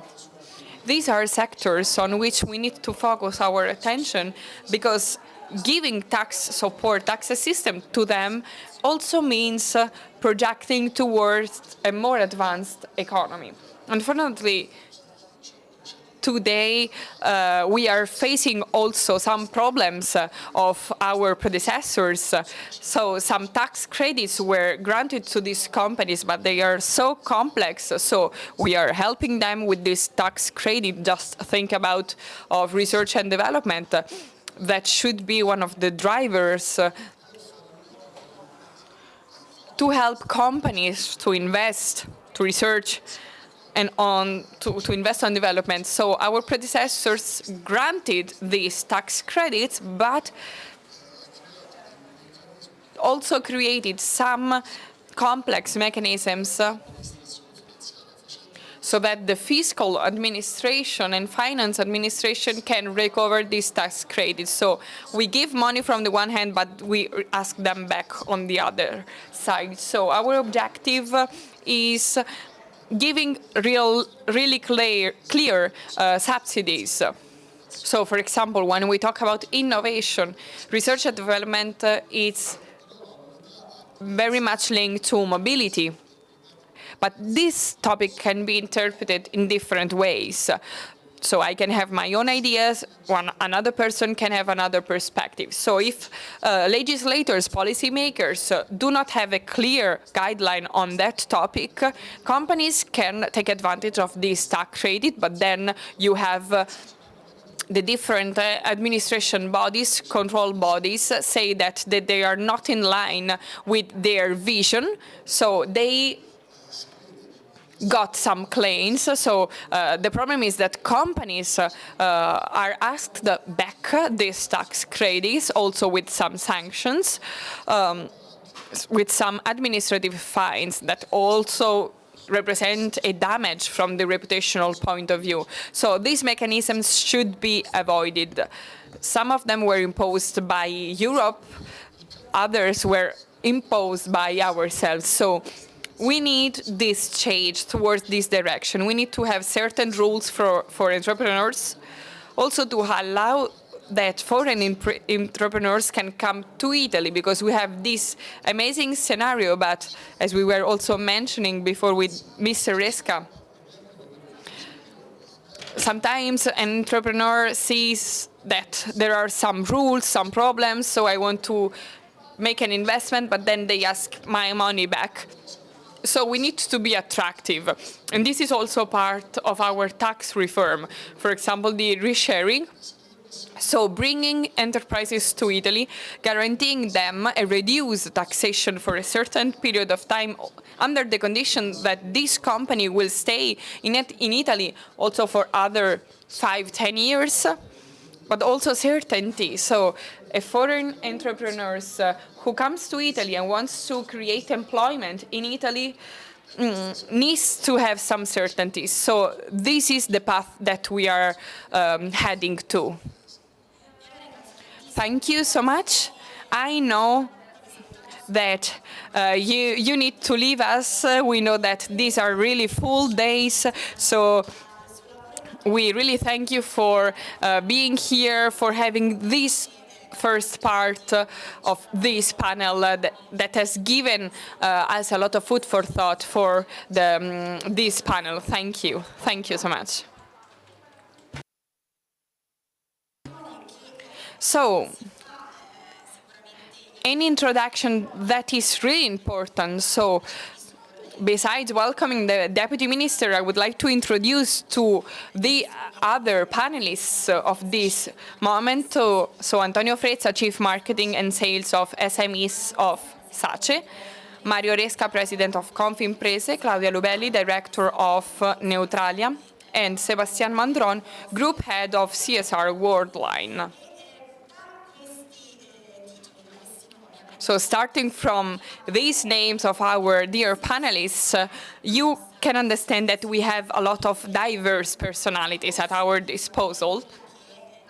So starting from the perspective, from the point of view of Confimprese, to start looking at an association that can tell us what is actually happening in companies. So my question is, what does it mean to apply this idea of sustainable finance today in the reality of companies? The microphone is here. Thank you and good evening, everyone. Confimprese is an association that works in the supply chain of retail, so B2C. We are in contact with the final consumers, with people.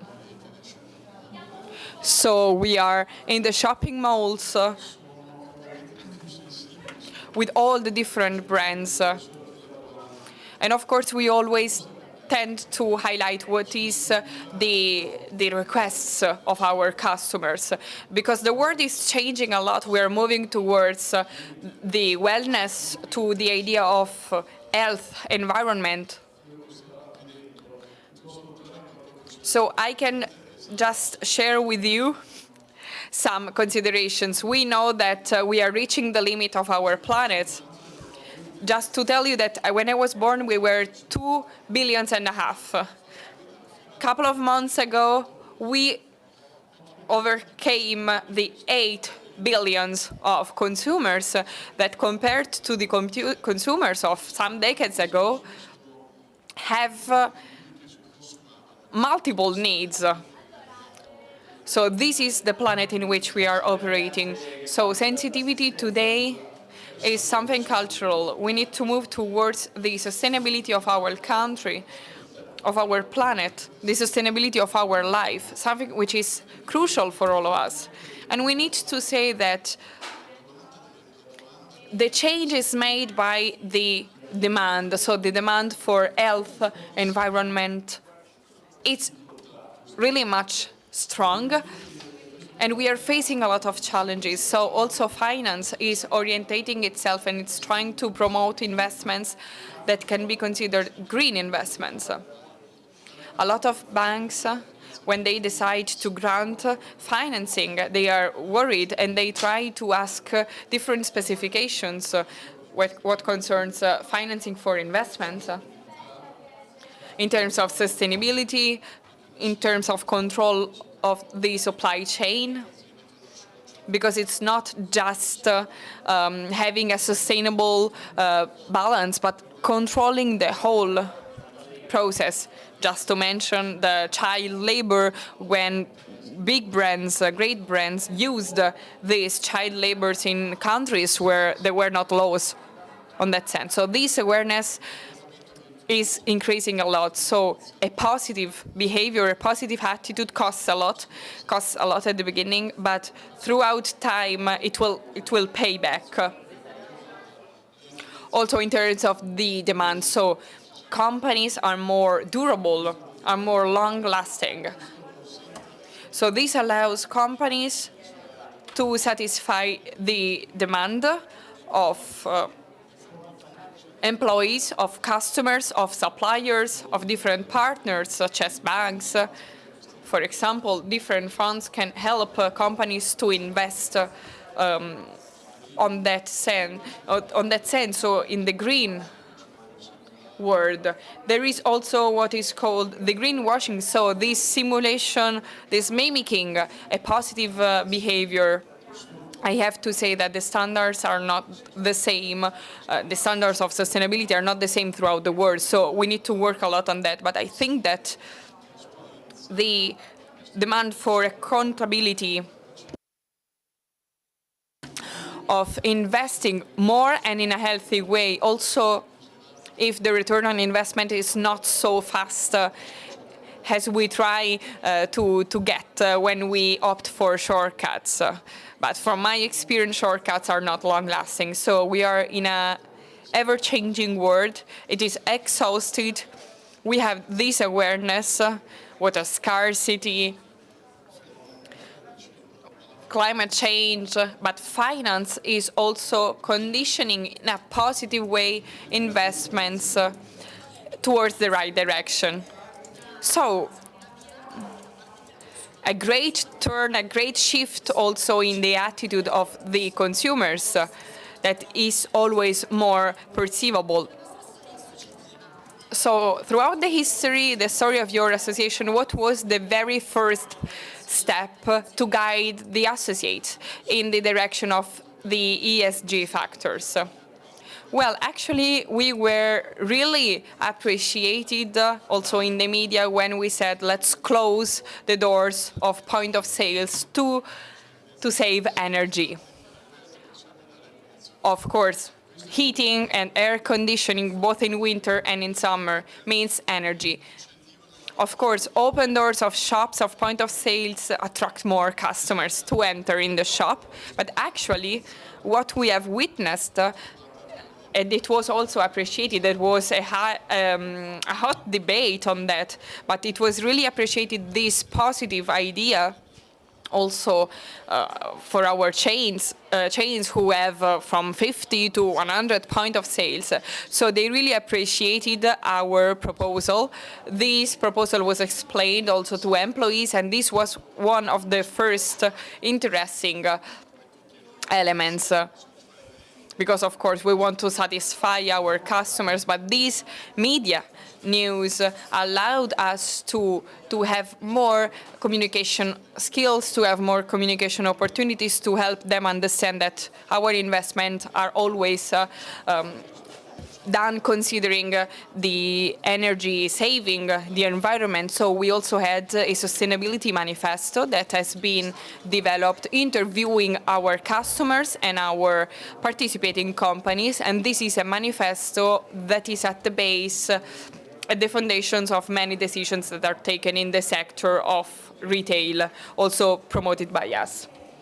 So it's extremely important to pave the way for new work to be performed in the future. So talking about observatories, I will now shift to Mrs. Lubelli, responsible for Neutralia SRL. So since it is an advisory society company, you play a pivotal role because the company is facing the huge request, not just at the European level, but also at the worldwide level. They really need someone supporting them, supporting the small and medium enterprises in facing this necessary request. So starting from the real essence that you have noticed in this regulation, what's the real core of that? What's the purpose also? Thank you so much, Julia. Thanks to President Mangani for having invited us for the second consecutive year. It's a pleasure for us to be on this stage, and as usual, we are really pleased to talk about the news when it comes to sustainability. So we spoke a lot about the interests of consumers and awareness of consumers on these topics. And when we talk about finance ESG, well, the finance world realized that the companies which are really careful on detecting in their purpose, in their mission, let's say, some sustainability principles where they are more successful. This is a concrete data because they have a long-term vision. So all the companies entering this system, therefore showing or therefore inspired by sustainability principles, have real access to financial benefits. How to prove that?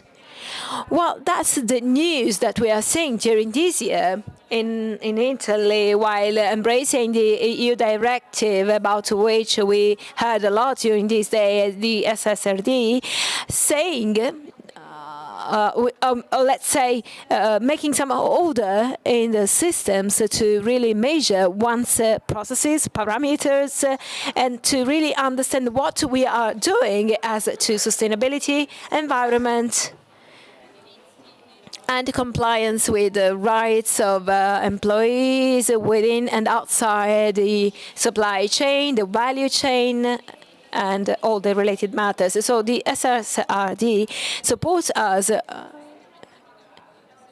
in facing the small and medium enterprises and in interpreting also the directive, the European directive, trying to understand the impacts of this directive and what does it mean for local communities and which are the risks connected to that. So being able to interpret the risks in the mid and long term allows a company to properly tackle these risks and to also help investors tackle the risks. So this is why this is a compulsory path as of now. So it's also important to draft a sustainability budget according to financial budget, according to the same rules, according to quality and quantity rules, so that the investors who are meant to invest in your company have a higher trust in your company because they know that you have undergone a series of checks.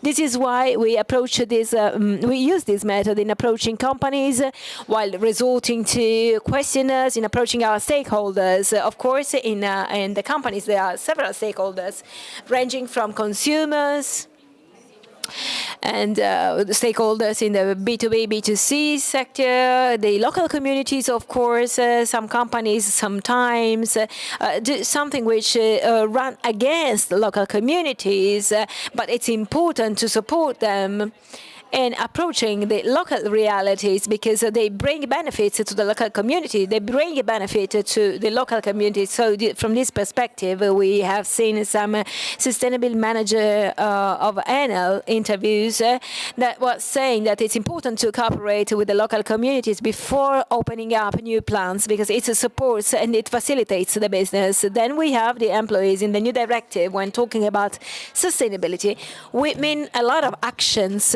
within the people's mind. So all the companies have implemented several instruments to the benefit of their employees. So we talk about work balance principles. With the COVID pandemic, we learned how to work from a remote connection through the smart working, which is still kept by many companies because they have a zero cost for many companies because they don't have a direct control on the employees. And it's a great help to many families, of course. They still can check the work performed by each and every single employee. So, of course, on the one hand, we want to support enterprises, not scaring them, of course. We have to gather information, to share this information with the small and medium enterprises through a proper monitoring system in order to optimize the work performed by the companies and to avoid waste. So, being able to intervene on the weaknesses on the enterprises is extremely important for us. So we work with a lot of companies and we were born in order to support the companies in this important journey.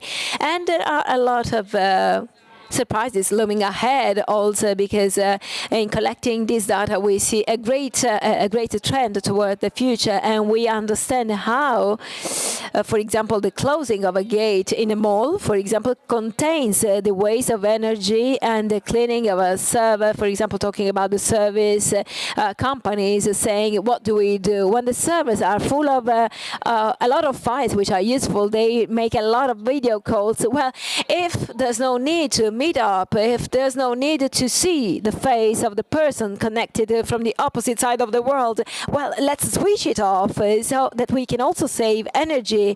So there's not always this need of taking a plane, a train to go and meet people. So maybe it's better to opt for video calls. I know that it's not the same issue than being in presence in front of another person, but still there are a lot of methods that we are not used to adopt in order to reduce the impact on the environment and all the related matters. So beyond the regulation we are talking about, it's important to say that this regulation helps us in properly approaching the companies, while the sustainability budget and balance looks like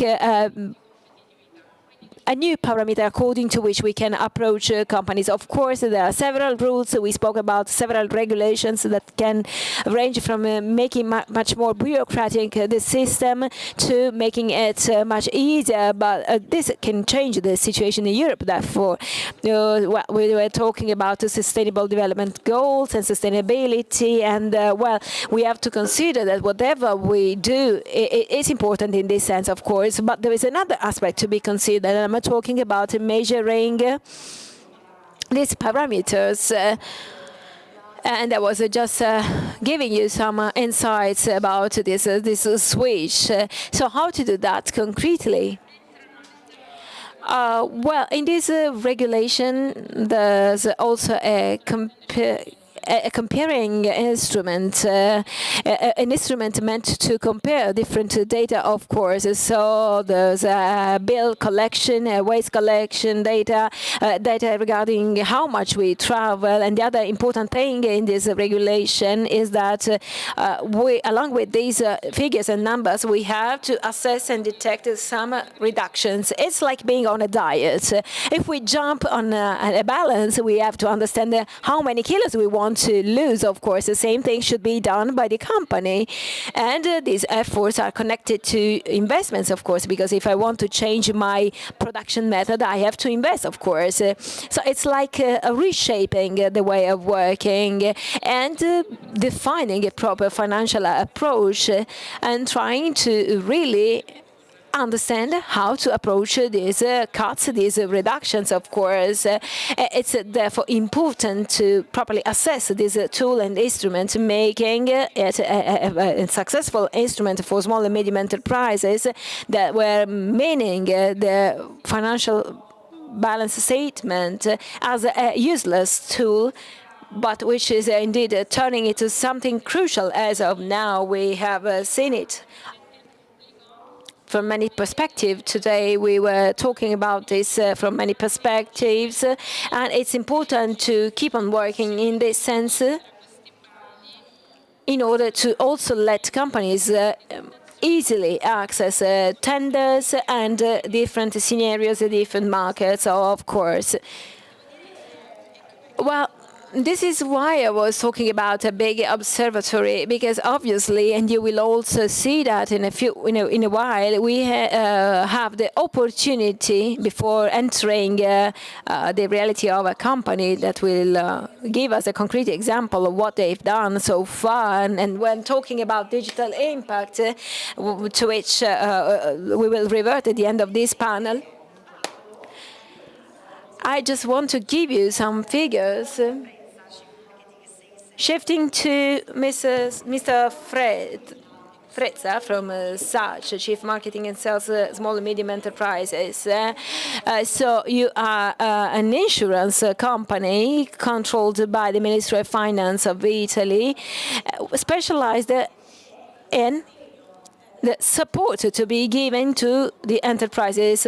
So control and support to be provided to enterprises. So how these two elements are important at the international level when it comes to geopolitical situations, to employment related issues, and to the technological related issues. So which are the technologies that you have detected in order to let Italian enterprises be more competitive? So thank you so much for having invited me. In SACE, in the last few years, we are not just the export credit agency controlled by the Ministry of Foreign Affairs, by the Ministry of Finance, but upon instruction of our shareholders, we have validated a different kind of business, and therefore we support the companies both in Italy and abroad through a specific vocation, which is that of supporting their growth, their competitiveness, the competitiveness of the country, while always taking a glance at the well-being of the communities where we act. This is our new company purpose, of course, which is at the very basis of the industrial plan for 2023-2025. How do we do that? Through specific insurance tools. So we are well known for insurance programs, and also thanks to education programs. So we spoke about training before. We also do that thanks to business matching programs, so knowledge and connections. But let's take a step back, talking about guarantees. Just to give you figures, we spoke about 45,000 small and medium enterprises. Last year, we supported 55 billion projects for 50,000 enterprises, and I'm talking about the small and medium enterprises. This meant for all the Italian system, this implied a great impact of 55 billion to the benefit of 55,000 jobs kept. And we are proud of these figures, and we really want to share these figures with you, figures which are also shared by the Ministry of Finance, of course. This means that €1 of public guarantee and €1 of investment produces an increase in the system of up 3 times more. So aware of this important impact that if we can generate a guarantee program, of course, starting this year, we started to focus our attention on 2 main aspects. First, investing and supporting the future sectors with a close eye to sustainable development goals, sustainability, talking about plastic, renewable energy, sustainable building, biotech, bioeconomy, and silver economy, of course. Along with the sectors of the future, with the engagement that by 2030, this all will represent 50% of our portfolio. Already in 2024, we're engaged in allocating financings up to over €6 billion with SDGs goals. So along with this, the other value is represented by the small and medium enterprises as well. So we support a system which is based on small and medium enterprises. So our vocation, our mission, let's say, is mainly focused on the small and medium enterprises, as I said. And on the last month, we kick-started a digital platform, which is such as GIAB, which is meant to foster the entrance of small and medium enterprises while supporting those who are already embracing a sustainable path, while starting also, while fostering the growth of small and medium enterprises that are not yet embracing this kind of path. And this is important for us, and this is our mission, of course. We think this is an opportunity to be grasped by all the companies, which is at the very basis, of course, of the competitiveness. Last but not least, despite this, beyond this platform, since December 2020, we are implementers of the Green New Deal in Italy, and we have a program which is called Green Guarantee, aiming at facilitating the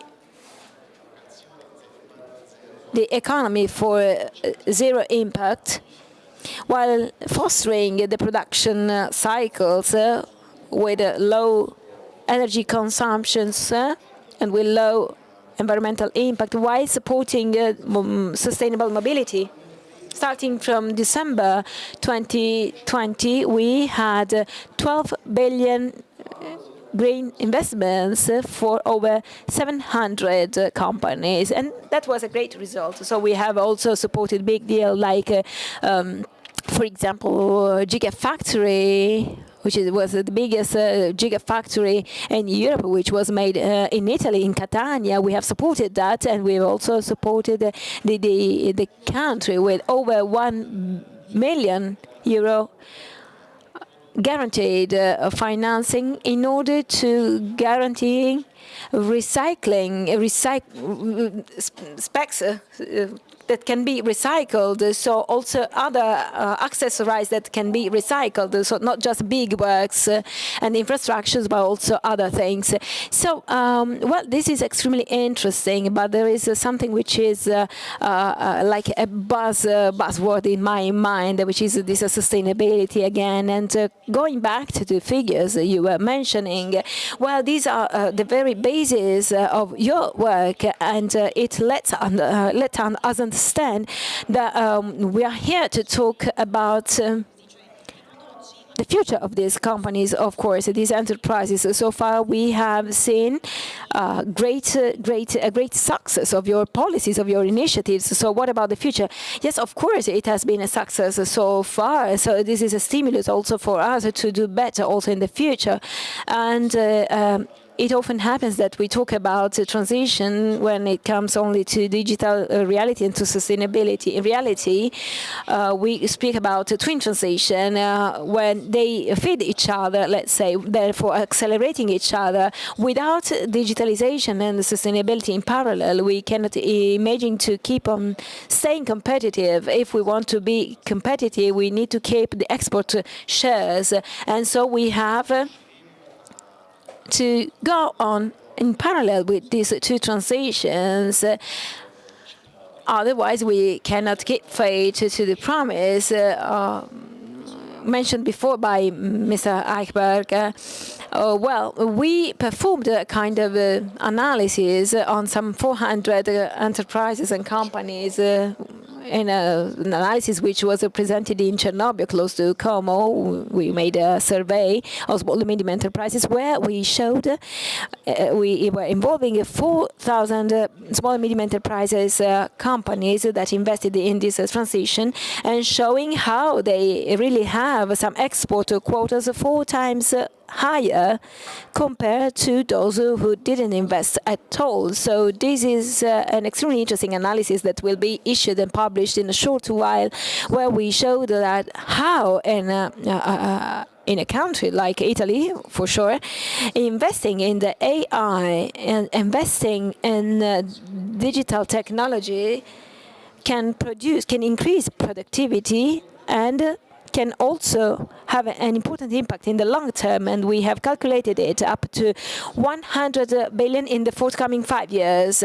So in order to embrace this path, of course, we have to foster the activities, the investments of the small and medium enterprises in this transition. So currently, let's say 80% of these small and medium enterprises have invested in the sustainability sector.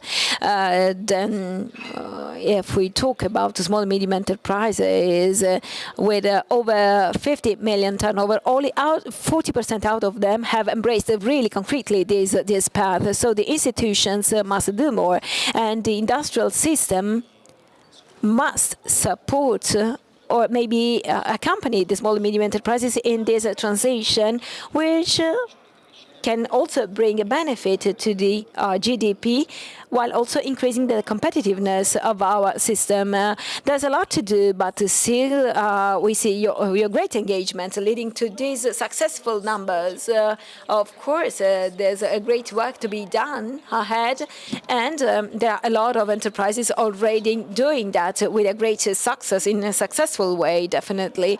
And then I'm now meant to shift also to Sebastian Mandron, Group Head of CSR World Line, who will listen to what I'm saying, and it's in the simultaneous translation, which is reaching in the earphones. So I was saying that we are here to talk about digital payments, and there is a great frontier about which Mr. Mandron can tell us something more. So what does it really mean being engaged in the digital sector? The mission is that of reaching the carbonization of payment. So which were the criticalities, the critical aspects that you have noticed in this sustainable path, in this great journey so far? What is really important is to mention that, hold on. will be easier like that. Yes, it is important. Of course. It's quite complex to manage. Two languages, no. No, so I think it's very important to have in mind the two trends. Okay, the first trend is that more and more, in fact, the citizens, they have in mind that things are changing. Okay, they know that they are facing big difficulties. Okay, and they know that they will need to change their transportation. They know that they need to change the way they eat. They know that they have to change the way they consume. Okay, all of this is known now. Okay, after 10 years after the Paris Agreement is known. What is at stake is how do we do? Okay, so and definitively they are ready to make those changes. You know, if you have a look, in fact, in these events, okay, the furniture, it has changed, okay? You are not considering that such furniture is a concern. 10 years ago, you will say, what is this? Yes. It's not the standard at all, okay? I cannot afford to sit on that sheet. It has changed, okay? And people now agree to make those changes. So if we move, in fact, that one dimension, in fact, in the digital payment, currently, people are used to pay with a credit card, okay, on a terminal, generating a receipt. And what we are investigating in our side is what are the CO2 impact, in fact, of such transaction, okay? Because initially, we believe that most of the emissions, in fact, they were coming from the digital part, which is the data center, okay? And we say we need to know just to reduce our emission. What we discover is that the data center is just 4% of the emission. Okay, and what we start to tell, in fact, to the banks, to the retailers or the citizens is that if we consolidate all the payments in the terminal, we cut by 3 the CO2 emission. Meaning that it is about, do you need the receipt, the paper receipt? No, 20% saving, okay? Are you really using your credit card? If you are a young person, in fact, you take the credit card you receive from the bank, you take a picture, you put on your phone, and after you forget the PIN, because you pay with your phone. Piccoli gesti ma significativi e che alla fine. Yeah, it's something extremely easy. So the credit card, in fact, you saw that you can put it in directly, in fact, in your phone through a dedicated file, and you don't need the plastic part. Same for the terminal. When you take a taxi, what the use of the terminal, you can pay just by putting the phone on the phone of the taxi driver. And here, what I describe, you as a citizen, I'm not changing your life. I'm not changing your standard of living. So for sure you will take it because you say it's free of lunch. You know, the guy is proposing to cut by 3 my CO2 emission just for free. For sure I go because you know now I have integrated the fact that I need to change on those options. This is where the corporates are currently working on those solutions, in fact, to reduce the CO2 emissions. This is really the change that we saw in the past months. E questo è and that's extremely important. Have an idea of what the consumer is about to do by this time. Di cosa il consumatore. So having a concrete idea of what the consumers are searching for in this historical moment. Our main purpose, qual è il nostro obiettivo? Che è quello di essere meno impattanti.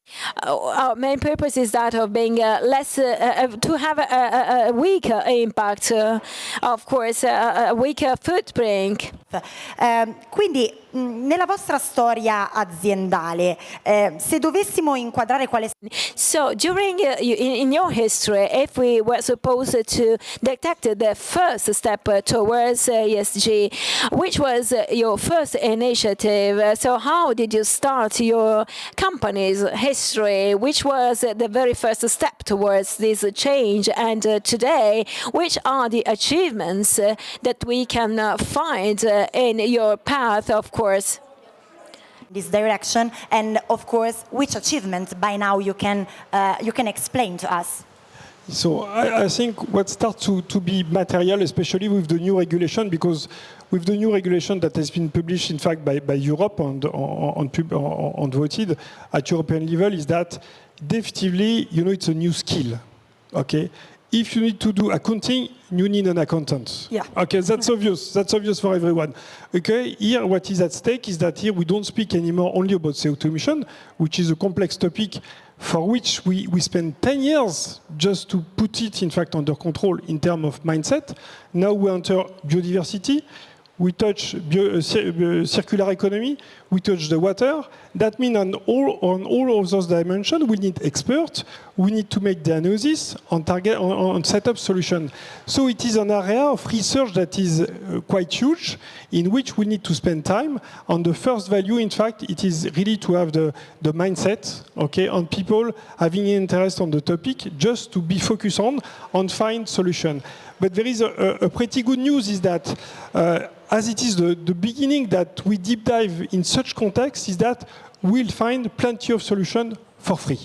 Okay, that's very positive, you know, because the explanation I did regarding the payments, okay, it is about what? 40k euros spent? You know, it's not big transformation, you just take new eyes and say, how does it look? Okay, for sure it does not apply to all industry. You know, if you go in the automotive industry, moving in fact to electrical car, for sure it costs a fortune. Okay, but for many things, in fact, just by having this look, in fact, we can make savings. Okay, and we can propose to the citizen solution for which, in fact, they will get the saving. Okay, and they can continue to contribute to those environmental impact reduction. E quindi sicuramente anche a volte bisogna riflettere. So it's also important to talk and to consider the scope of one's business, starting from the initiatives to be adopted within your business. It's an important part of our business, and of course investing in this kind of peculiarities, I think. Yeah, so definitely all the corporates cannot, in fact, save the planet by targeting all the dimensions, because first, it does not make sense for everyone. Where they need to focus on, in fact, it is on their business model. What has changed in the past 10 years is that 10 years ago, in fact, you were CSR, Corporate Social Responsible Officer. Okay, you were there to make things good. Okay, to ensure that the company is respecting the environment, is respecting the social dimension, and so on. Now, in fact, we have moved to sustainability. You are head of sustainability. You need to protect your business model. Okay? You need to know if your company could be at risk in case there is a water shortage, in case the biodiversity is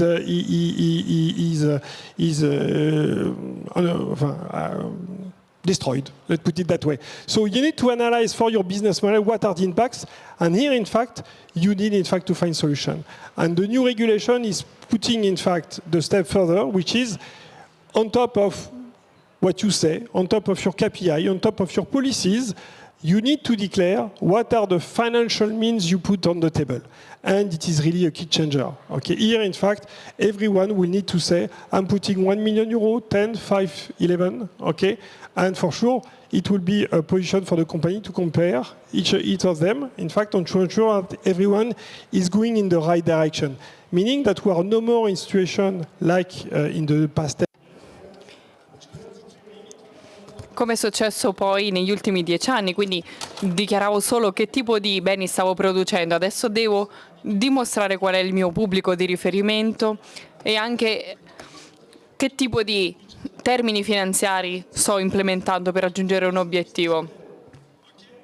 Quindi la cosa fondamentale è riuscire a capire questo modello, perché queste aziende, se non seguono questo percorso, rischiano di essere marginalizzate. Quindi questa è la sfida principale che dovranno affrontare le aziende, e le aziende quindi si devono preparare.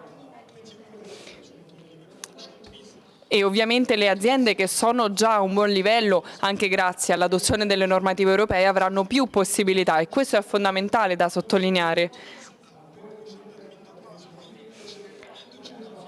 Perché bisogna considerare anche la geografia, la geopolitica delle diverse aziende, della loro localizzazione, perché questo può rappresentare un vantaggio competitivo.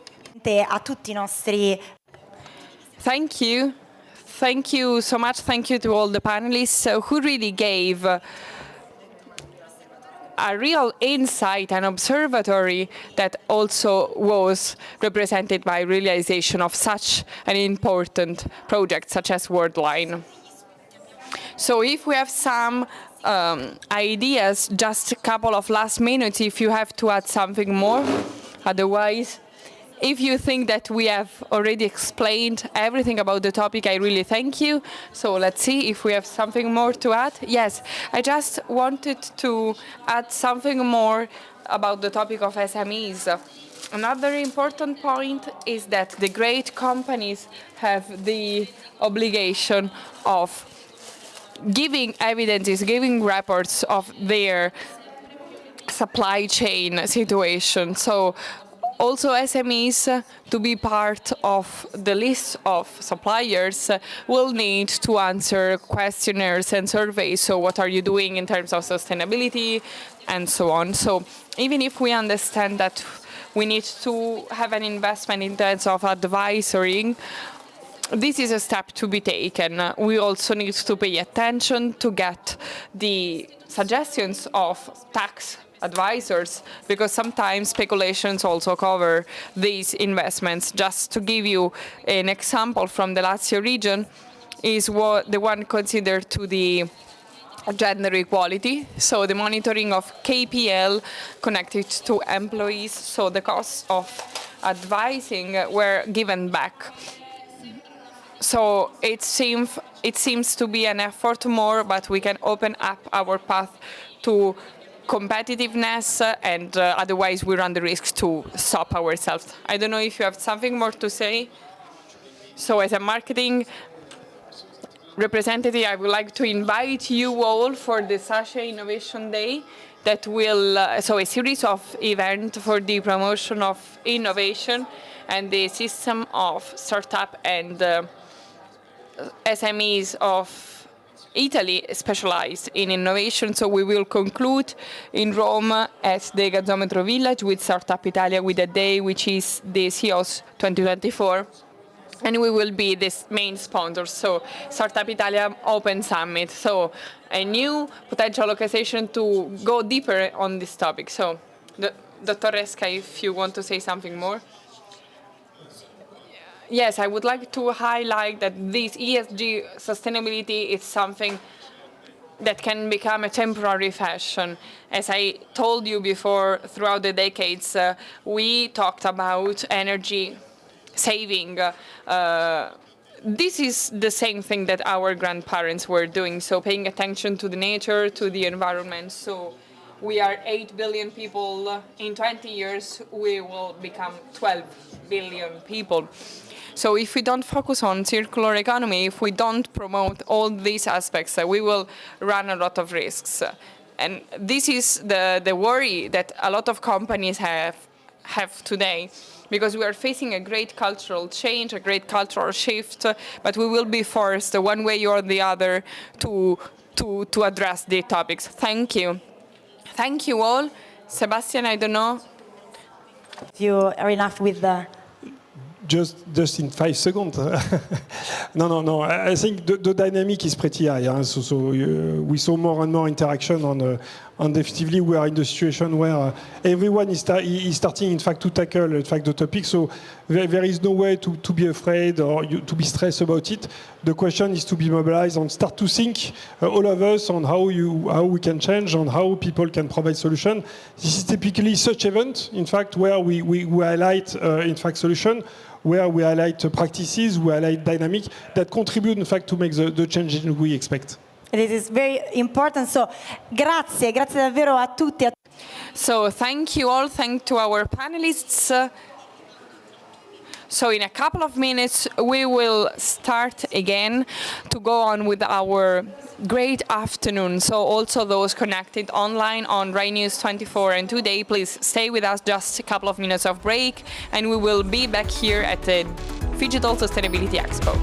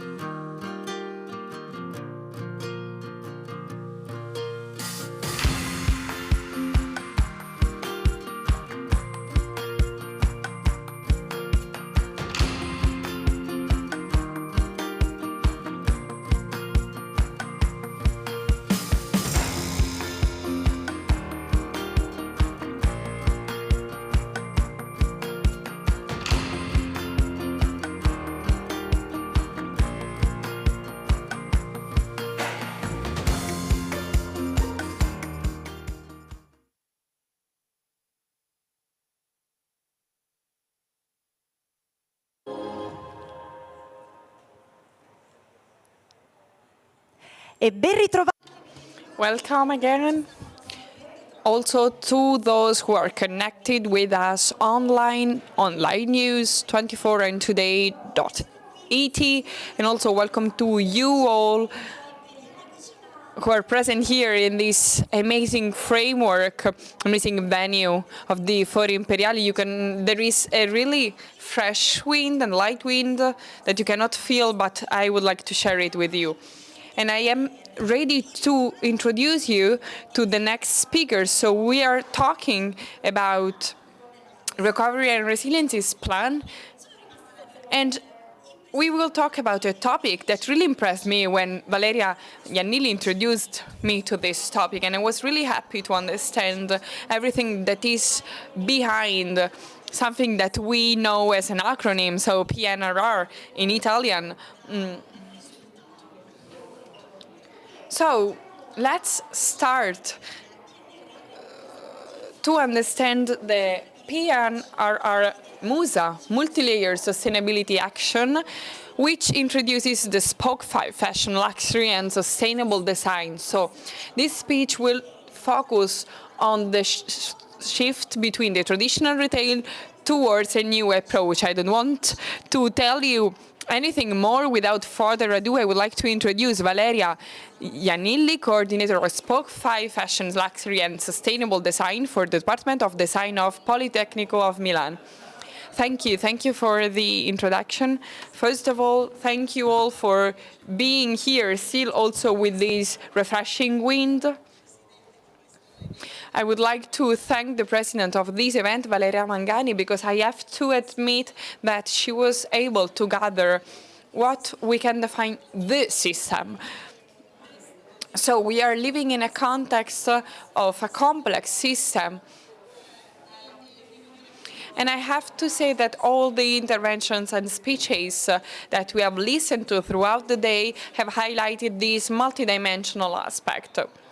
Today's speech will be focused on the evolution of the fashion retail sector, so the industry of fashion retail. We talked about manufacturing and products, but at a certain time, we need to go to the squares, to the market. So the products need to show up and to share with the public, and also to get an answer what concerns the correctness of the projectuality of the design and of the interaction related to the priorities of production.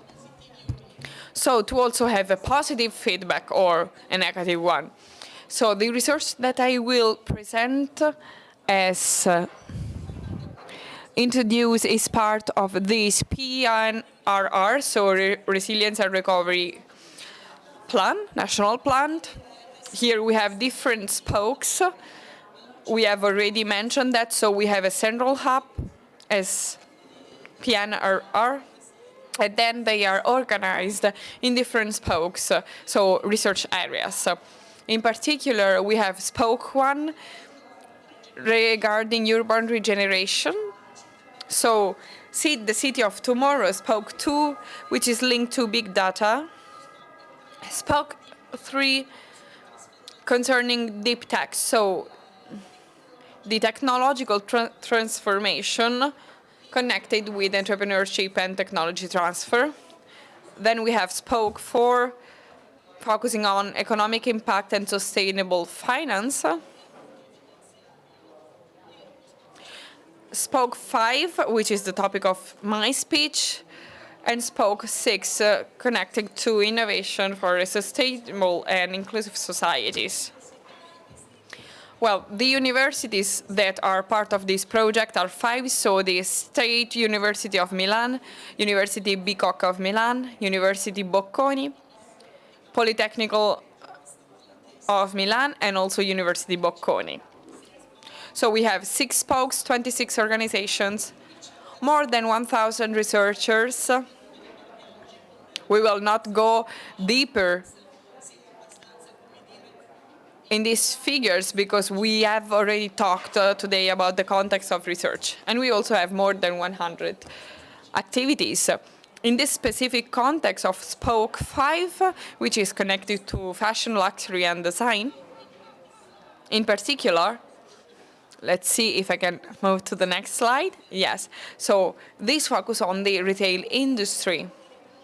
You know that the retail sector is acknowledged as one of the 14 paramount ecosystems at the European Union and level to support the sustainable and digital transition, which is at the base of a new point of view on the competitiveness systems.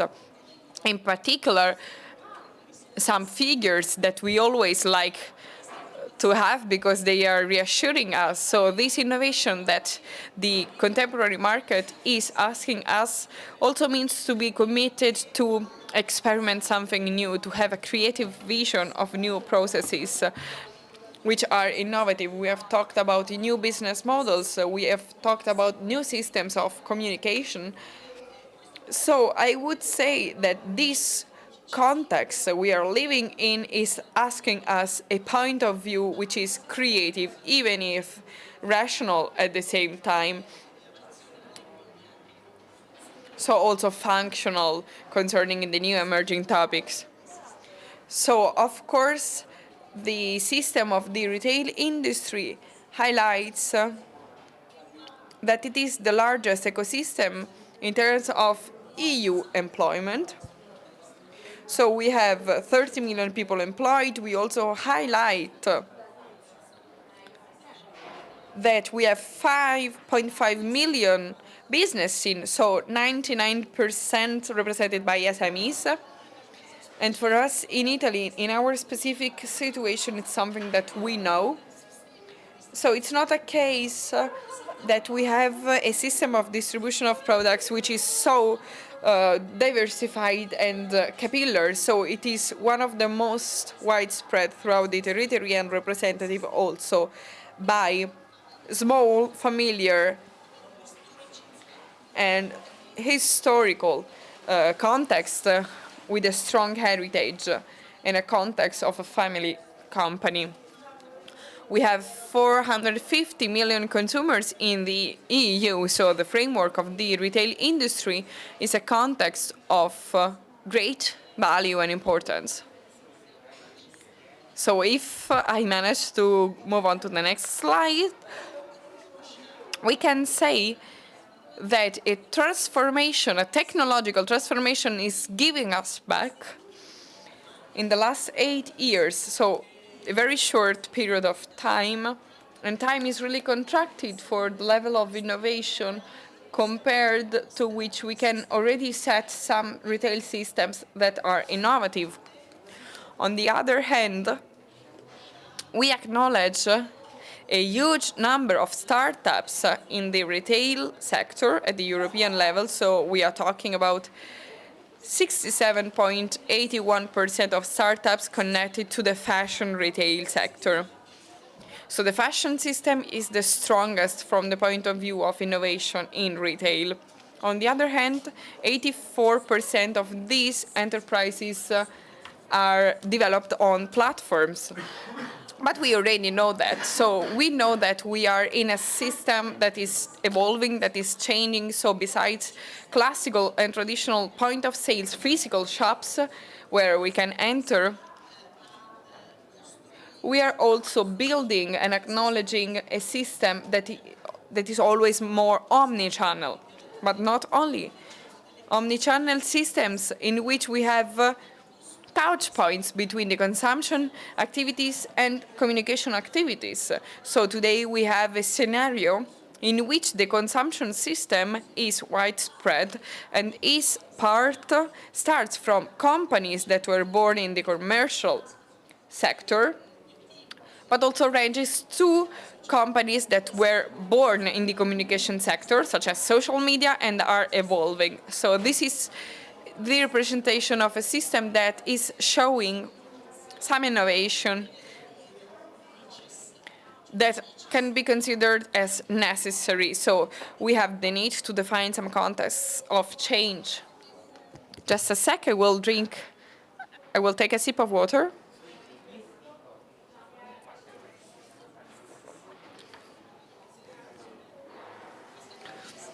So this context of change and transformation is still connected to a system that acknowledges, thank you,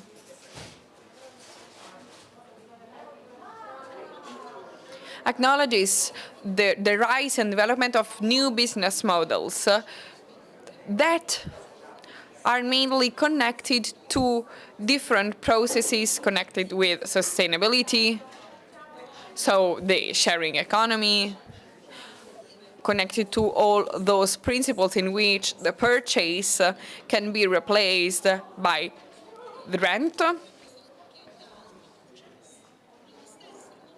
At the same time, also other servitization processes are emerging. And this is part specifically of the project that I will explain to you today. So servitization processes are influencing the traditional retail, giving it back a new identity, but also a new responsibility that the space of fashion retail has. So this means that, for example, services introduced within the retail space of fashion can show that the retail industry is an integration, is a fundamental part of the sustainable transition that we have experienced and we have seen focus on processes and supply chain in general. On the other hand, we are witnessing an increase of the aspect related to technologies used in the retail sector. So from this point of view,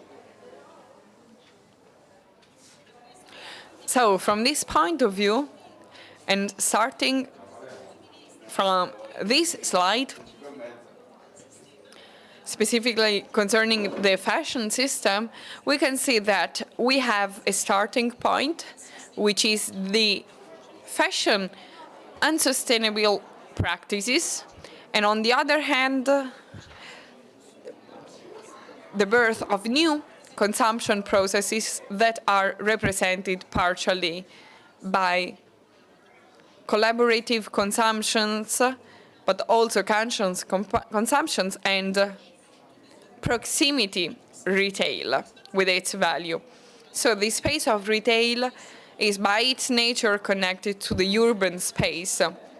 Just think for a couple of seconds what our cities would be without shops, but not just the great shopping streets, but shops as a social spaces of exchange.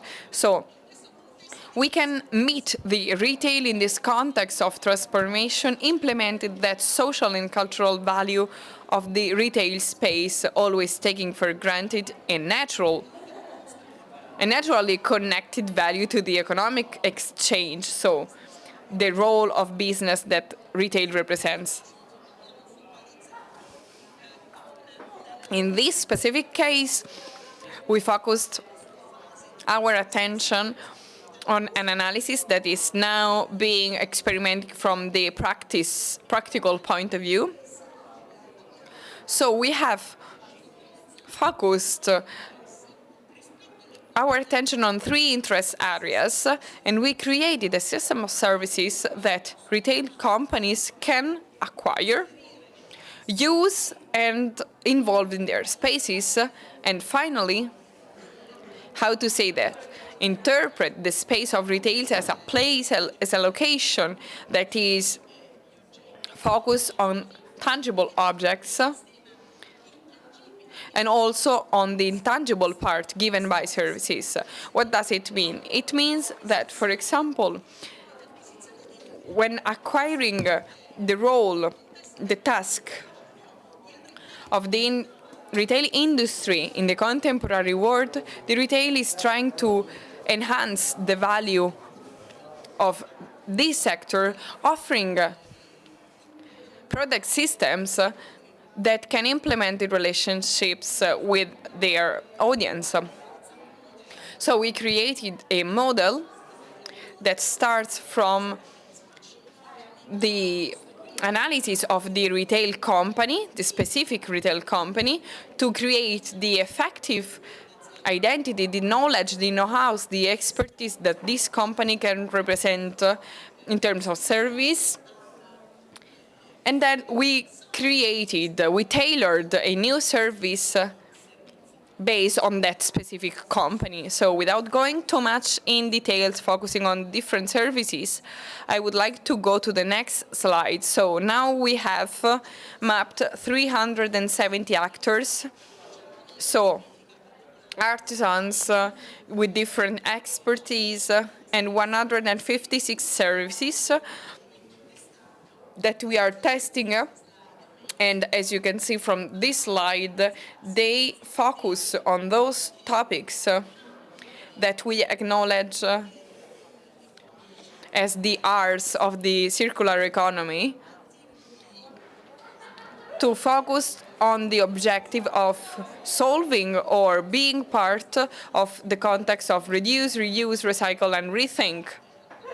So this next slide goes more in details about this topic. We have already tested this model, so we know that for sure with 7 companies of the fashion luxury sector. And we understood the kind of services that are emerging the most. Pay attention to the fact that part of these services in the next future will be directions for the European community. Just think about the tech back. So the idea that retail companies also have the task to collect the products in the final stage of the process, so that these products could be reused to widen our services. So Sistema Moda Italia this morning has explained really clearly how, compared to a company of fast fashion, probably the kind of service will be connected to recycling because there is very few to recover, while companies of quality products, of made in Italy products, will be more connected to services of repaying or actions, activities of rethinking. So the idea that this product can come to another stage, to another step of their life cycle. And this is a phenomenon that can take part within the store.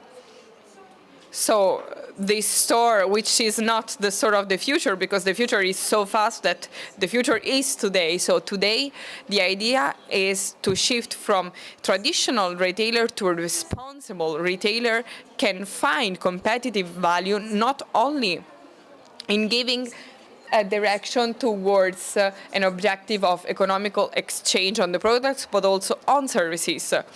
So in this case, we talk about reduce, so the idea of the use of technology. So big data are at the basis of this project, so we need to produce less and better, and also with the correct numbers, because the problem of fashion is the overproduction.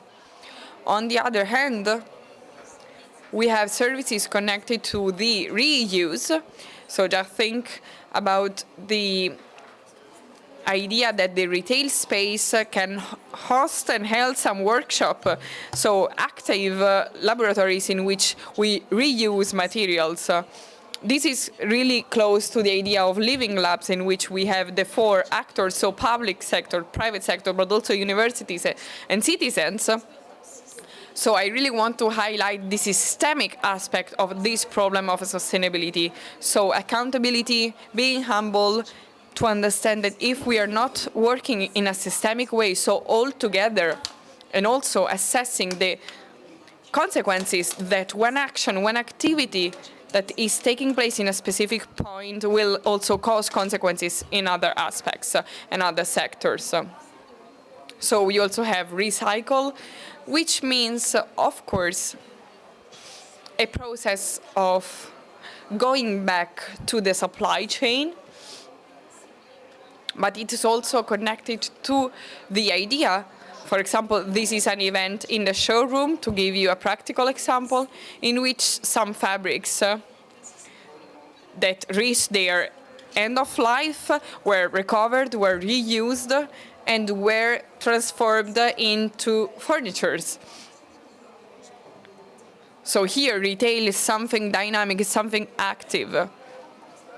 And of course, the retail sector in the last 20 years has been one of the industry that has shown the ability to modify itself, to adjust itself. We have experienced different spaces in which the selling was one of the objectives, but probably not the only one. Other contexts, and this is the last example that I wanted to share with you. Once again, we have a rethink action. So different fabrics that were ready, I don't want to say to be burnt because I wouldn't dare to say that, but they were reaching their end of life, but they were transformed in other objects. So in this way, this is the idea. The idea is creating a retail space which is able, as it has already shown to be, to create experience context, but also to grow and to follow the changing processes that we are witnessing in our world and in the world of consumption. What concerns co-creation processes, active consumers that today are also co-actors in the brand building. Many works by the literature highlight that companies today are not just companies, but they are co-created and co-shared with the final users. This happens because in a context of digital transformation, the possibility that we have in our hands, thanks to these devices, but maybe in the next future, our devices will be wearable devices, will be attached to our bodies. We already have some companies who are working on that. So, just to conclude, the retail industry has a responsible role what concerns sustainability processes, working through an environmental, social and cultural sustainability. So this is the very first part of our results of our research. So now we are in the application step of our project. So let's hope that very soon we will show you other results. Thank you so much for your attention. Thank you so much, Professor Iannilli, for your presentation. It was extremely interesting listening to your words. Really, the pillar of this inspiration was really something which emerged so strongly in your speech, from your speech. So please stay with us just a few moments. Just give us some moments in order to reset our stage, and we will keep on going on. I'm talking to those following us from Rai News and Today.it, and of course this marvelous audience before me willing to discuss, to exchange opinions, ideas, and that's a great day for us. Maybe you cannot imagine the noise that we are hearing here in this place, because we are really in the city center. And still, this is a lively stage, a stage where we will host during the next panel other speakers who will join us, and along with them we will continue our discussions. We will talk about EPR, extended producer responsibility, and I'm ready to call here on the stage the next speakers, the real main players of this panel. So we will see here Maurizio Forte, Export Director of Italian Trade Agency for internationalization of Italian enterprises abroad, Michele Ova, Social and Environmental Sustainability Director of UEFA, and it will be also extremely talking about another sector, talking about sport.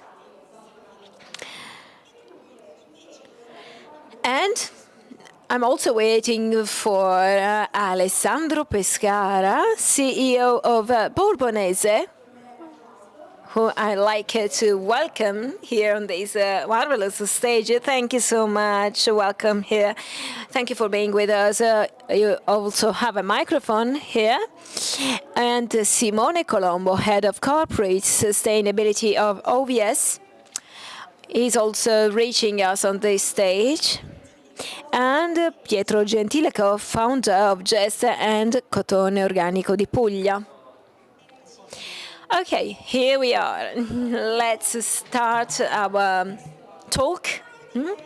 While waiting for the others, let's leave the opposite poles free and take your seats close to me so that we are all together. Okay, this is an extremely hot topic. Recalling what we already said at the beginning of this afternoon, we spoke about made in Italy. We also spoke about responsibility, which lies inside each and every single element of the sector in order to really reach the sustainability goal. In the plan of the European Commission, there is also an extremely important goal, because there's this willingness of making Europe the first carbon neutral continent by within half of this century. So this is a great ambition, of course, and we can imagine how many efforts are being done. Okay, welcome to our speakers. And welcome to Maurizio Forte and Michele Uva, who joined us just now on the stage. And of course, there's a great push from the European institutions, and we feel that. We also understand how important it is to speak about that now when a new scenario is looming ahead. And once this goal will be clear, it will be important to understand who we are, what do we do, and what's our value. And I'm using this word value, which has a great and deep meaning. Now, going to Maurizio Forti, the director for the exports section in Italian Trade Agency. We already spoke about the Made in Italy brand, which is an extremely important brand. But what does it mean nowadays, working on the promotion of Made in Italy, especially in this context where we are living now? So, good evening, everybody. Thank you so much. Thanks to Phygital Sustainability Expo exhibition for the kind invitation. So, what's a promotion? We should ask that to our brand, because they are champions of Made in Italy, and that's true. Our companies have a great skill in becoming continuously much more innovative, both from the technical and the communication point of view and the design point of view also. So institutions must support and guide such a process. So talking about sustainability, I will not say anything technical because it's a too slippery field, and I'm not very good at doing that. But we were considering the following: environmental sustainability, social sustainability is also an economic sustainability. So our enterprise have to face such challenges. It's compulsory. It has some technical problems, some regulatory problems, of course. Also, when it comes to the consumers, there are some other issues. The consumers are not really that sustainable. So it's a great test for our small and medium enterprises. Enterprises that we try to support when it comes to sustainability through three main tools. First, promotion, training, and support to specific initiatives performed by the association system. So the agency works with this association system, working with our enterprises abroad in proper manner. I don't know if you want to ask questions to the other speakers, otherwise I will go into the details. I don't want to take too much of your time. I was just saying that there's a bit of turmoil here, of course, because we have a lot of people here, because we have this lively discussion on this stage and also among our audience. So it's a really lively day. And by listening to the different needs of the different sectors, the different priorities of all the brands which are represented here, we can really set up and reach, this purpose, this goal, which is extremely important and much needed, of course. So, Mr. Ford, I want to keep on talking with you once again because I want to consider this expression, this made in Italy, unquote. It's like an icon, a kind of label, but it's not just a label. It's about value. And values, it's a complex journey and a delicate journey to be embraced. Well, made in Italy is indeed a broad concept, and if I should ask each and every single person here, if we should have a brainstorming on that, we would hear different answers. It changes according to the sectors, according to the persons, it changes according to the countries, because there are different needs and different requirements, of course, not just in Europe, but also abroad, outside the European Union. When speaking about made in Italy, it's important to transform it into something tangible, something which is connected to the consumer, who will be the only one ready to make his own choices, because he's the one who will make his choices, not just talking about excellent goods where we are famous from in all the corners of the world, and most of our export, almost 40% of our export, is made of technological items, and there's a kind of tailoring technology which is our strength also, and this is the first element I wanted to highlight here with you. Then this should also be supported by production processes, design, communication, marketing, distribution, logistics, and we try to support companies in all these steps. Just to give you an example, in the last few years, we started to work within these initiatives, and say in English, because we have brought 18 delegates from 11 foreign countries. Sono rappresentanti della filiera della representatives of the sustainability industry and sector, and university professors, association representatives, and we are really proud for seeing them here in this audience. Another important issue when speaking about Made in Italy is trying to talk about that in a clear way and trying to approach the consumers in a clear way. In the last 2 years, we have launched a project connected to the blockchain. It's not just a single technology, it's just one out of many technologies available.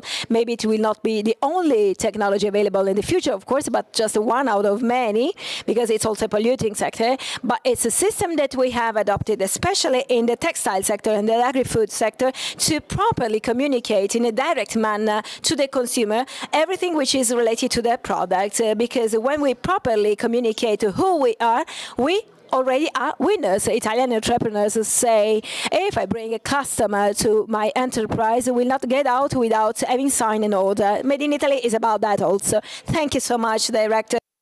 It was extremely important understanding what's this Made in Italy, and we also spoke about the importance of being international, in unquote, and I would like to now give the floor to Michele Uva, Social and Environmental Sustainability Director of UEFA. Then I will shift to each and every single person here on this stage to enter into the details of your enterprises and your experiences. But first, Director, Mr. Uva, is it true that there's a starting point? So which was the path that UEFA embraced during the last few years, and if you can maybe tell us something more about that. Well, it's a pleasure to be here. Thank you so much. It's wonderful to be here in the history of Rome. I would like to talk about made in Europe, not just made in Italy, of course. In this context, we're talking about Europe. Our product is a European product. Germany 2024 will start in a few days. So which was the starting point? Soccer and sustainability in soccer is not a well-known issue. It's not really understood by people. It's not really approached from all perspectives. Maybe it's understood from the social perspective due to racism issues and non-discrimination issues and all these things, the equal opportunity for all the football players. And it all started in this way. In 2021, UEFA decided to change its way of working by adopting a new way ahead. And the president just told me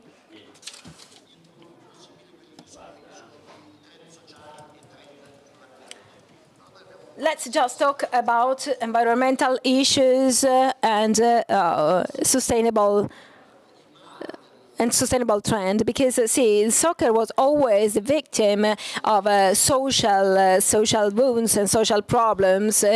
Of course, it's not about soccer, because problems are rooted in society, while soccer was passively suffering from this social plague, of course. So we started to work on our platform, which is the broadest worldwide, because I don't think that everybody can reach with a single match 3 billion people in 95, 96 minutes. So we are the biggest platform worldwide, all united by passion for football team or another one. And this is the winning ingredient, of course, the passion, which is at the very basis, this passion which unites these over 3 billion people is our strength. And we also have almost 28 million subscribed persons all over the world. This means that we have strong initiatives involving a lot of people. Just clicking a button and we can reach all these people. And this is also about responsibility. It's not about power, but it's about responsibility. So we have defined our strategy.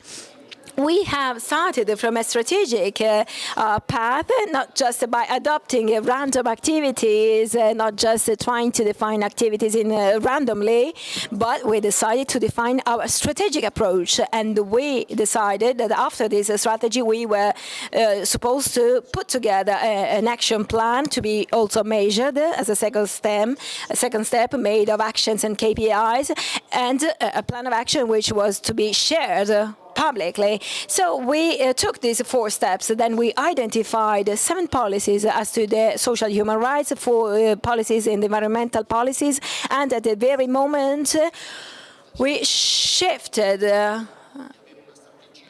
there's a new strategy, and we included over 700 clubs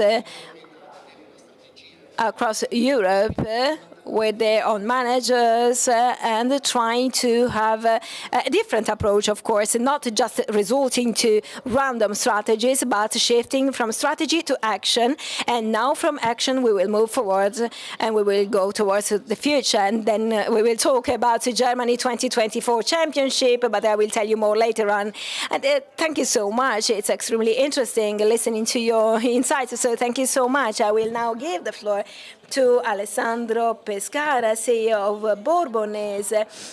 So we spoke about an organic action, so snowfall effect also. So what can you tell us more about your organization and this organized approach? We also spoke about the certification, because the sustainability also evolves around the concept of certifications.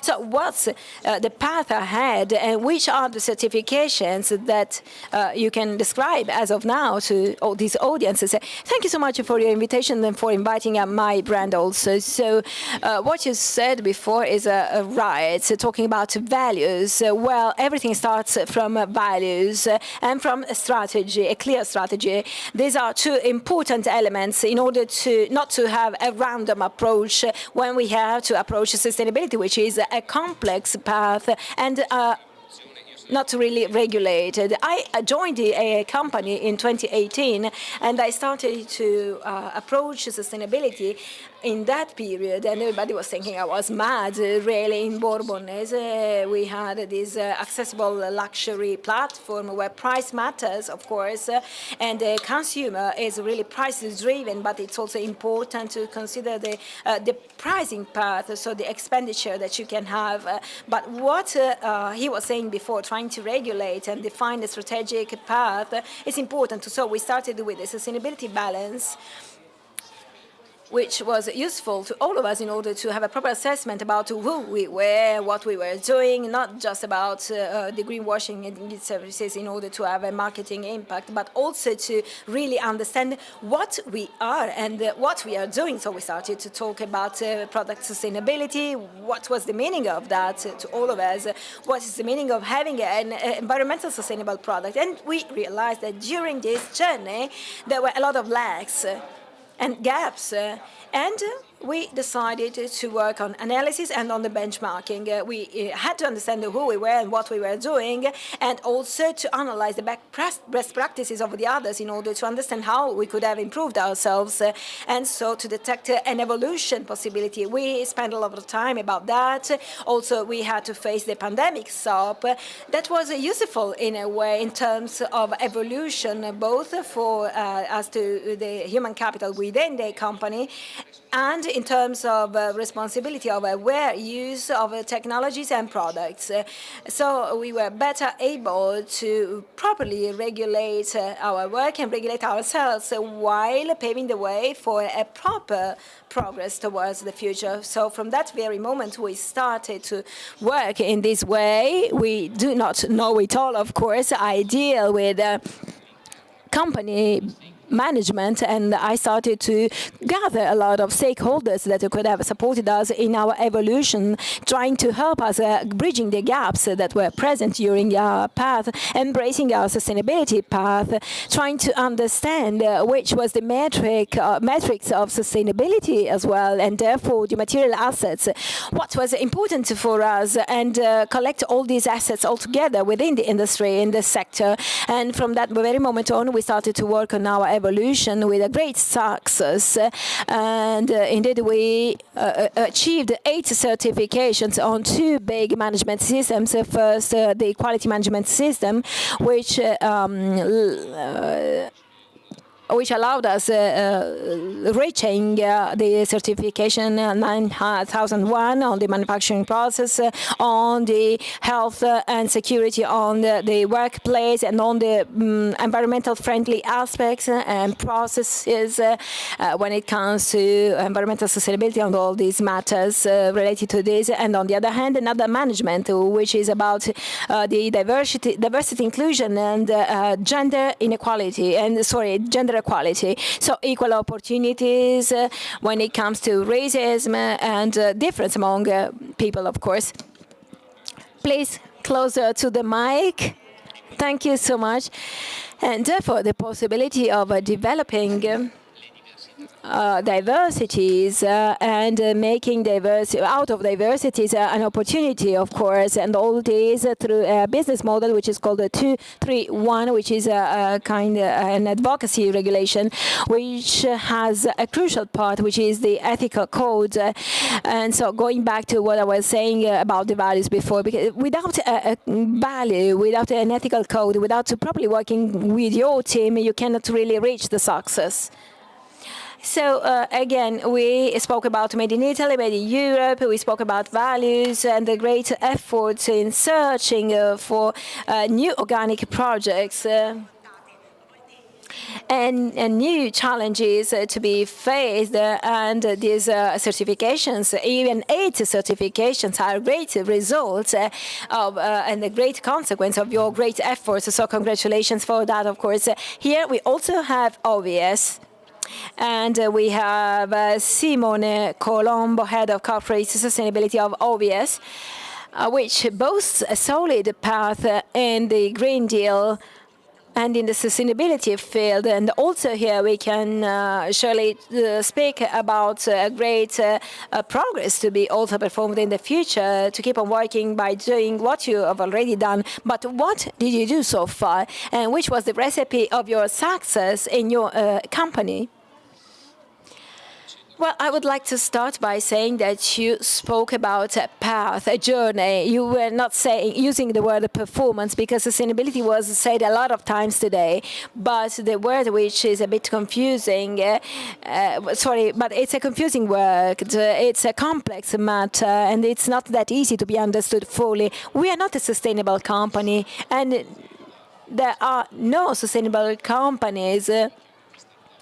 But for some small companies starting from zero, starting with a brand new concept, we are another company, another kind of company. We were born in 1972, integrating some good practices that are reinterpreted as sustainable and circular concepts. And so we embraced a new road starting in 2016, when they decided to integrate in a sustainable manner sustainability in the core business of our company, and this made a difference in our company in approaching sustainability as a whole. If you enter the website of any fashion company, not just fashion, of course, compared to the past, you always find a section dedicated to sustainability, and the first quotes are always about sustainability. It has always been in our DNA. This is the first quote, always. And I always think, but if we already had all these sustainable enterprises with the sustainability in their DNA, why we are now in this situation?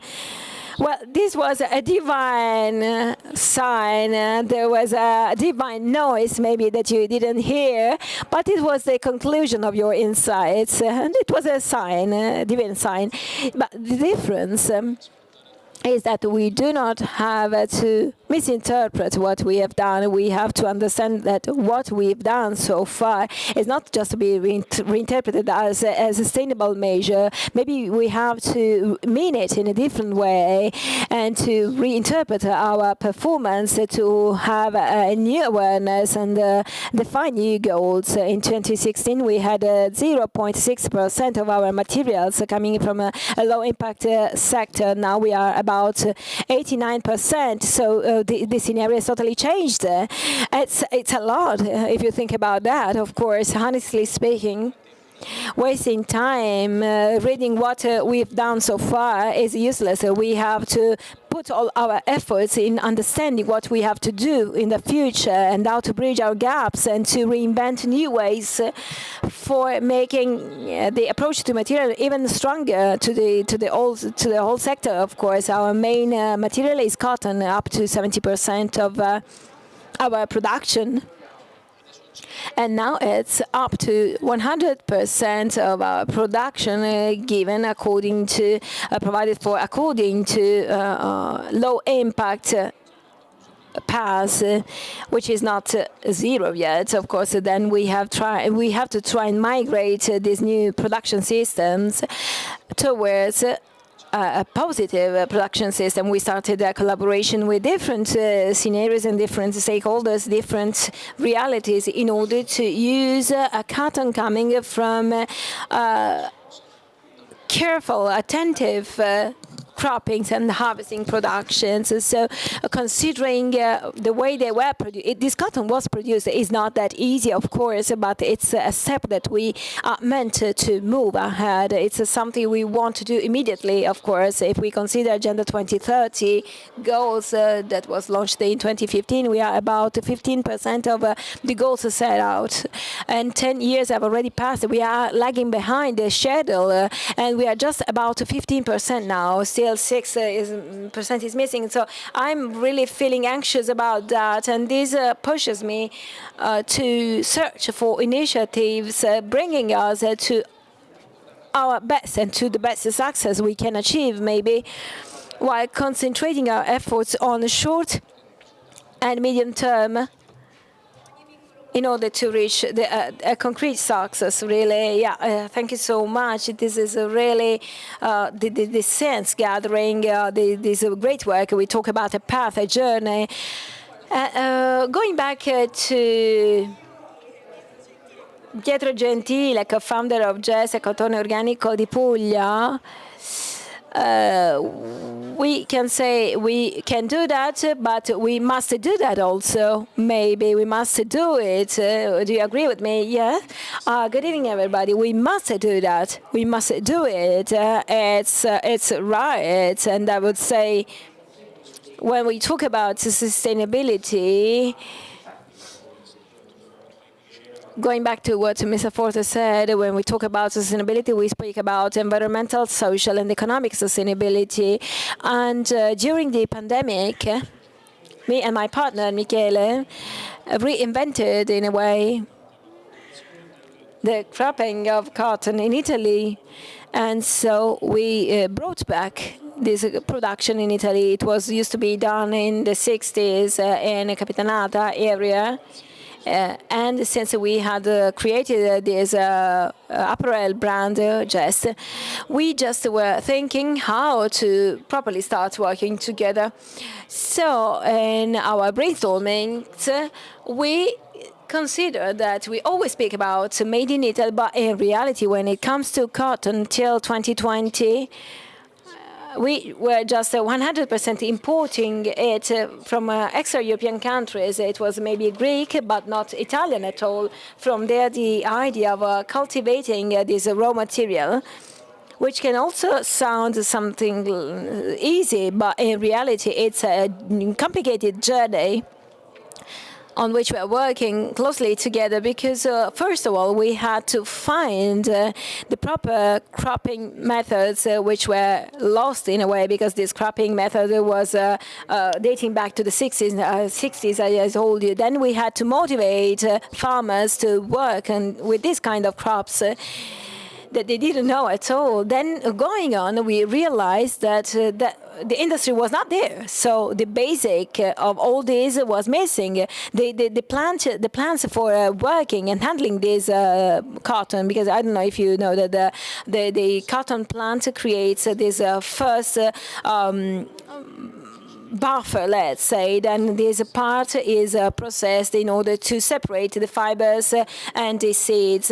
So it was a traditional way of managing this product, but still the plants were missing. But thanks to the willingness of some textile partners, we succeeded in setting up this plant that will be inaugurated next September during the next harvesting campaign. And first of all, I have to say that our cotton is 100% organic. It is cropped according to organic techniques. Then all the tools that we will use for processing the raw material complies with the traditional rules and traditional way of processing it. So it is good to start working on those paths. It is okay to have the idea of creating something innovative, but then when we work practically on the field, we understand that producing in Italy is, of course, much more expensive than importing raw materials from abroad. So an awareness campaign with consumers is paramount, because otherwise all these projects just are really nice words, but practically companies, consumers, and all the different stakeholders that take part in the different meetings need to be proactive, so that companies and entrepreneurs can go back producing in Italy.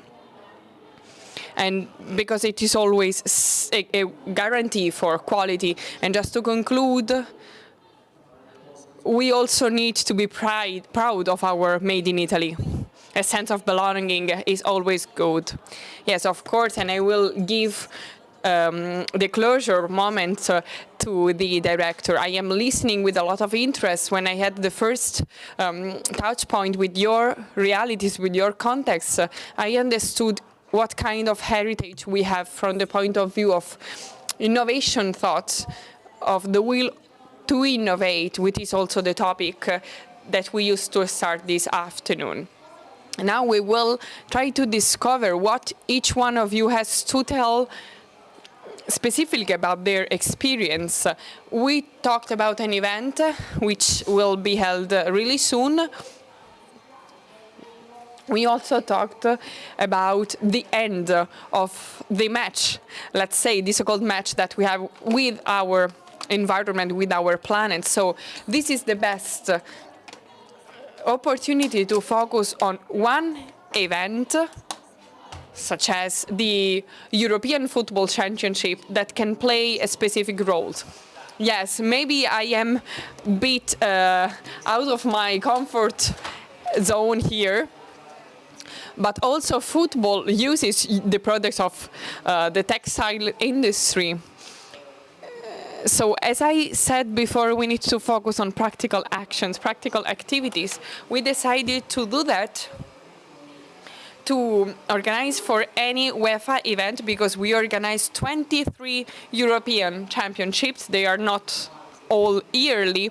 Yes, of course, the club championships are held on a yearly basis. Then we also have women championships. So in total, we have 23 championships, and each one of them has an ESG strategy dedicated to that championship. So also under 19 championship, futsal championship has a dedicated strategy that considers the three main parameters, so environmental, social and governance factors, because as football has sport, we also need to add another dimension of sustainability, the sport sustainability. Of course, sport should be sustainable. For example, how many clubs are taking part in a championship, how to organize the match. So we need to gather all these technical aspects that are at the basis of the football game. Well, the most important part is the situation of Germany, where UEFA decided to invest 32 million euros on sustainability. So this is one of the greatest investment. The previous one was 1/10 of that sum of money. So this amount of money will be invested, and we decided that together with the government of Germany. So we have our funds, the funds of the hosting cities, and also the governmental funds. The majority of these funds will be dedicated to the reduction of the carbon footprint.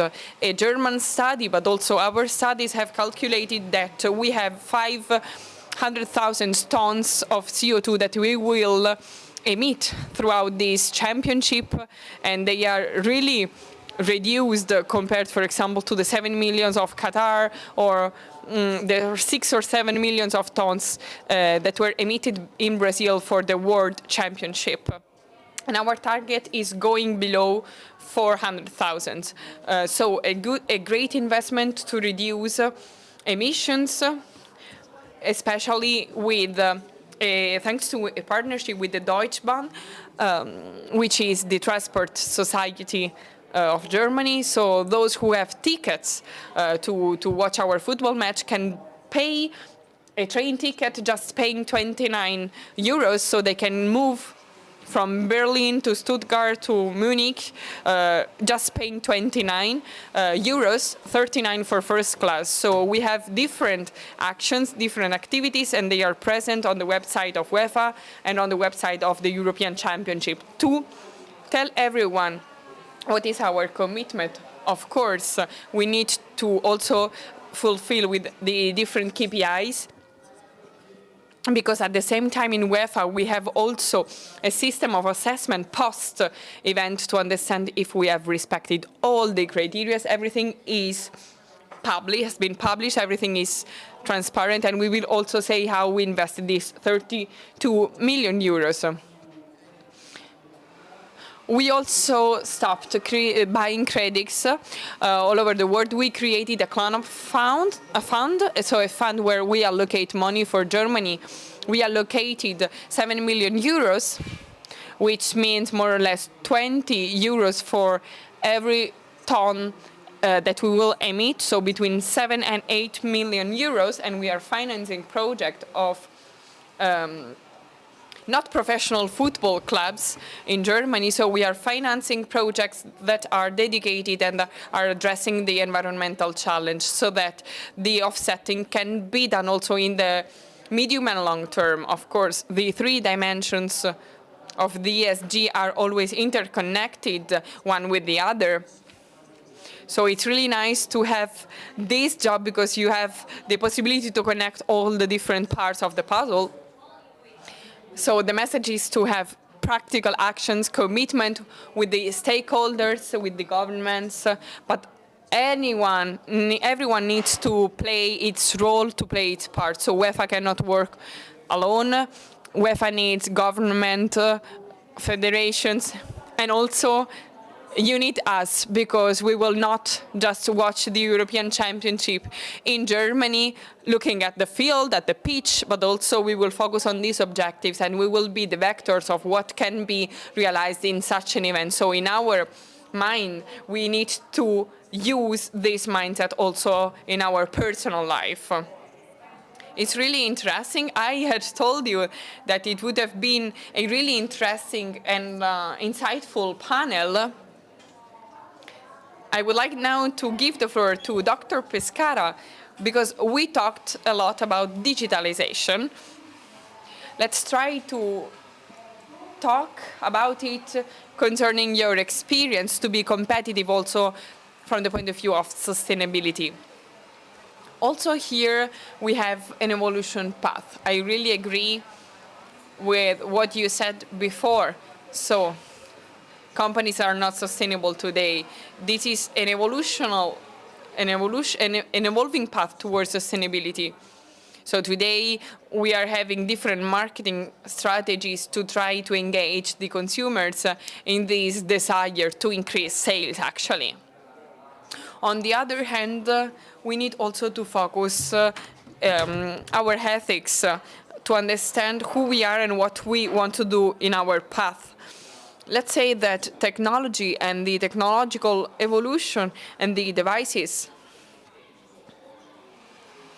that are being used today are helping us. Of course, we are using two tools, first of all, NFC, and the other one, RFID.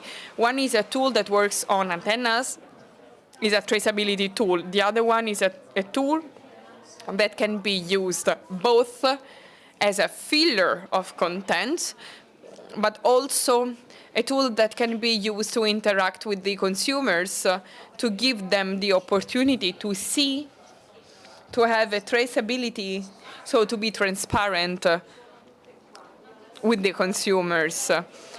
Everything from the marketing point of view, with a consumer-driven purpose, because of course one objective of a company is also producing income, producing turnover.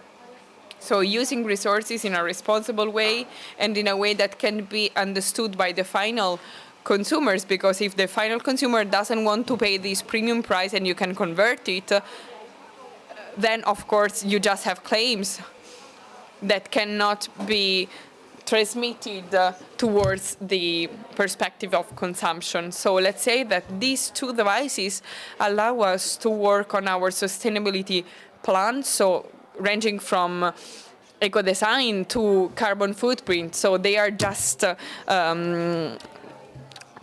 terms, definitions. So it's not just about measuring how much we emit, or because of course I can consume and then I buy green certificates so that I can consume emissions, so it's pointless. So the logics I am trying to spread within the company and that we are trying to evolving is trying to start with the right mindset in the creation of the project. So every project that is being created needs to be responsible in terms of sustainability. Not sustainability based and focused on the single product, so the responsible use of cotton, of raw materials, recycling, the use of composting, the use of different typologies of transformation of the raw materials that are less impacting. For example, we are producing bags in our supply chain, and in the analysis of our values, we saw that the tanning process is one of the most invasive within the supply chain. So sustainability, it's not just in terms of product, but also in terms of the choice of our supply chain, the choice of our supplier that can be sustainable in the environment they are operating. So the technology will be used to tell all this idea to the consumer, and to avoid this lip service, we need some regulations so that the legislators we need to implement, because we need to work all together towards a common purpose to avoid dichotomies as it is happening in the European Union. So changing regulations for every single country, and also trying to be more aware about the fact that if you want to have a reshoring, a named reshoring, the consumer needs to understand that if they want to obtain something, they need to pay for that. So we cannot think to change 4 or 5 times the same garments, paying the same price as if we just used one. Well, I think that this is the most impactful description that we can have, and also a practical description of what does it mean what it means to have a synergy in terms of action, planned action. Going back to Simone Colombo of OVS, you already have the mic, great. So we have in our mind that sustainability, it's not just compliance. So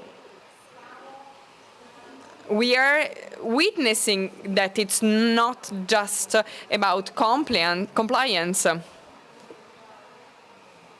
And here we get to the EPR. It is true, it is actually true. There is a debate at the European level. There are a lot of news that will come to the next years. From here to 2030, we will have new regulations, new directives that are really interesting and creating a new opportunity, that is to say, to give movement, to give dynamism to our sector. But they also have a risk. That is to say, what before was a business ambition that was really inspirational for companies could become something that is just based on compliance. So we could just be satisfied with complying with these regulations without going beyond. Actually, the compliance is a threshold that you need to reach to operate. Actually, sustainability means going beyond, so a regenerative paradigm. EPR, in particular, will represent a great opportunities if we consider that not in terms of compliance, but in terms of opportunities for innovations. Because we have the extended responsibility of the producer. Generally, we have a negative meaning of the word responsibility, like blame. Actually, we need to be responsible of the product that we realize starting from the very beginning to the end. When we create something, a product which is more sustainable, it costs more, as my colleague was saying. But it costs more because a product which is not sustainable doesn't have all those supply chain costs that a company needs to pay during the production processes. So when we produce a sustainable product, you need certification, you need certified supply chain, so you have a series of costs that, on the other hand, you don't have. So EPR will bring us to rethink the product. So I hope that this law, and we don't have the adapting decree in Italy, so it will not be just focused on the waste management. It will be also create a synergy with the eco-design, with the rethinking of products starting from the very beginning, so that these products can be designed in a better way. So we should be in the condition in which we don't need to give the sustainable alternatives to our collections, but the situation should be that we don't have anymore the non-sustainable opportunity for our customers. And this is a great shift of perspective. Just to conclude, because we are running out of time, I think I want to say that we are working a lot. We invested 30 million euros in the Apulia region to create a logistics center in digital innovation that aims at creating new systems of circular economy, to explore the opportunity to complement our coal business with alternative models that we mention a lot of times, but it's really hard to bring them to an industrial level, to work with high volumes, because we work and we produce 150,000 million items per year. And of course, we will have the help of digital innovation and AI, also in partnership with other academic institutions. So thank you so much, Simone Colombo. He mentioned the problem of time, which is also a leitmotif of our life, not just on this stage, but in any of other action. But I would like to ask, and I know that the organization will agree with me, to listen to the experience of Pietro Gentile, because we mentioned the Apulia region, so we will listen to him. He told me about the care of the soil, so taking care of the soil where we plant that seed to get the thread, that yarn. Yes, of course, in reality, everything that we wear, that we eat, that we use to build something comes from the earth, from the soil. So if we are able to enhance everything that the planet is giving us, we are going in the right direction to work in a sustainable way. I wanted to talk about the use of technology that we are developing and promoting in agriculture also, because it is true that having biological crops, organic crops, in which you have a lot of workforce needed, so high costs, it makes the products more expensive. But also thanks to technologies and innovative machineries, self-driving machineries, we are implementing a series of measures to carry out different processing parts with some machinery. So self-driving machines that automatically recharge with solar energy or energy coming from renewable sources, and on their own autonomously they go to the field, and with some laser rays they burn the infesting plant and destroy it. So in this way we can get some crops and fight against investing plants without using pesticides. So this is paramount to preserve the soil. Of course, we are talking about a process which is at the very first step, so at the startup phase. So even in this moment today, we can use technology and AI to improve both the quality of work, but also to reduce the costs that otherwise would be really high. Moreover, we were here also last year, and thanks to our participation, we met some young people who are working in apparel designing in a digital way, and with them we organized our line made of cotton from Capitanata, and it will be ready in next month. So we will present it in a digital way, always with the perspective of reducing the consumption of fabrics that are not used for commercial purposes. We mentioned about the project Musa with Professor Iannillo, so once again, an extreme attention to waste. I am sorry with the director, but at the very beginning it was paramount to listen to your introduction. But I really ask you a round of applause for all these realities, companies that are committing every day to go through this path. So, Director, I really ask you to close this panel before going on to the next one. Well, first of all, you were completely right, because when entrepreneurs talk to entrepreneurs, it works perfectly, much more than institution, and I can say that without any problem. So we understood that sustainability is a challenge, is a positive responsibility, not a burden, but it is also an opportunity. Of course, here we have Italian and European companies of different sizes that have already addressed and developed this challenge.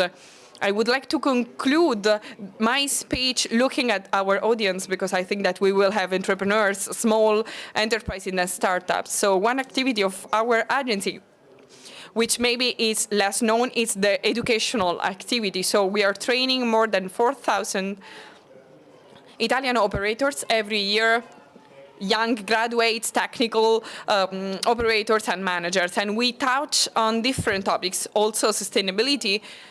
We have different courses also on sustainability, which is free. So I really advise you to go on our website, because it is a long path. But as we say, the first step is the most important part, and we can do that together, and also with the right tools. So thank you for this applause. So couple of minutes of break, and then we will start again with our afternoon at Phygital Sustainability Expo. Thank you.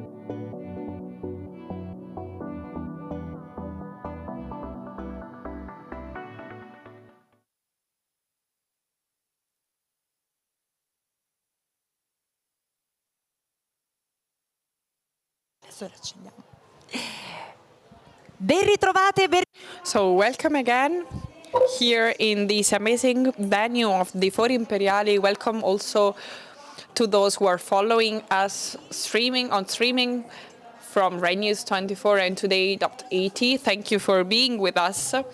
I had told you that our afternoon would have been really interesting and rich of insight, and also on specifications that we will get really soon here. On the stage with me, we have Fulvia Bacchi, Director of Unique Italian Tanneries and CEO of Linea Pelle. Thank you for being here, first of all.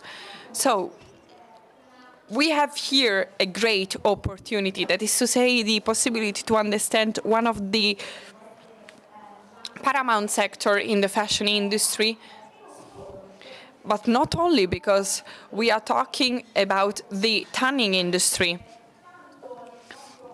Maybe we use it a lot in our daily life, but maybe we don't know it properly and in detail. Fulvio Bacchi is one of the most important professional and expert on this topic, and we will talk about what is changing in this moment with the different situations that we have already mentioned throughout the day in this sector. So I would like to start from here. Let's start from the tanning industry. This is really an excellence of the Italian industry.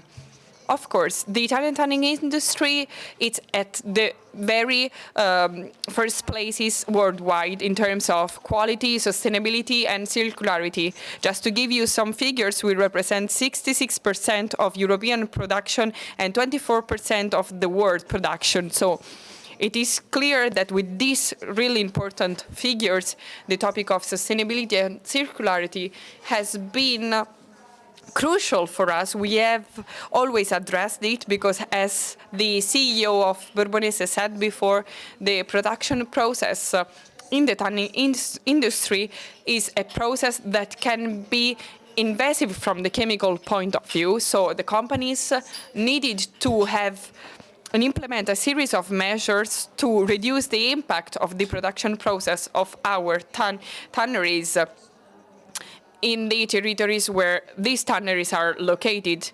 Just think that in Italy we have more than 1,100 tanneries that are located in 4 parts in the region of Veneto, Tuscany, Lombardy. So the topic of sustainability and paying attention to the environment has been paramount. Of course, this is a really engine for our economy, and a synergy is paramount to have this path of sustainability. Today, we are talking about a lot of communication mistakes, accountability mistakes, and also mistakes in the ability of communicating our business and make it accessible for the final consumers, but also for the supply chain. So let's start from an expression, an idea that maybe you have already mentioned, vegan leather. Where is the mistake? Well, coming here, I read that sign, vegan leather, and I was a bit surprised, because we have been struggling for years for a law that could safeguard the term leather, because we want to be transparent with the final consumer. It's really easy to define leather, all those alternative materials that do not have any of the features in terms of performance of our products. So I think that using the correct terminology is paramount. For example, eco-leather would not be so attractive if we said polyurethane.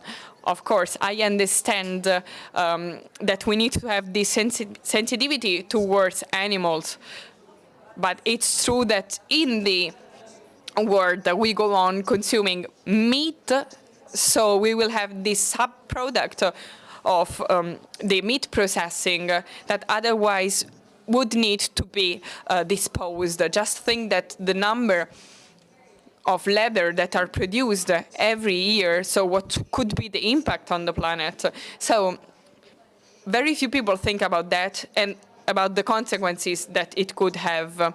And I would like also to say that the tanning industry in Italy on the topics of the fight against intensive farming, but also deforestation, was one of the main objectives, because only if we have livestock that are fed in a proper way, we can have a really quality leather. Actually, this is a really important point. We need to stop for 1 second and think what are the limits within which the policymakers can work and also the producer can intervene. That's why I think this moment it's really interesting, because we are thinking about the fact that we cannot just judge some circumstances, but we should consider things in a comprehensive way.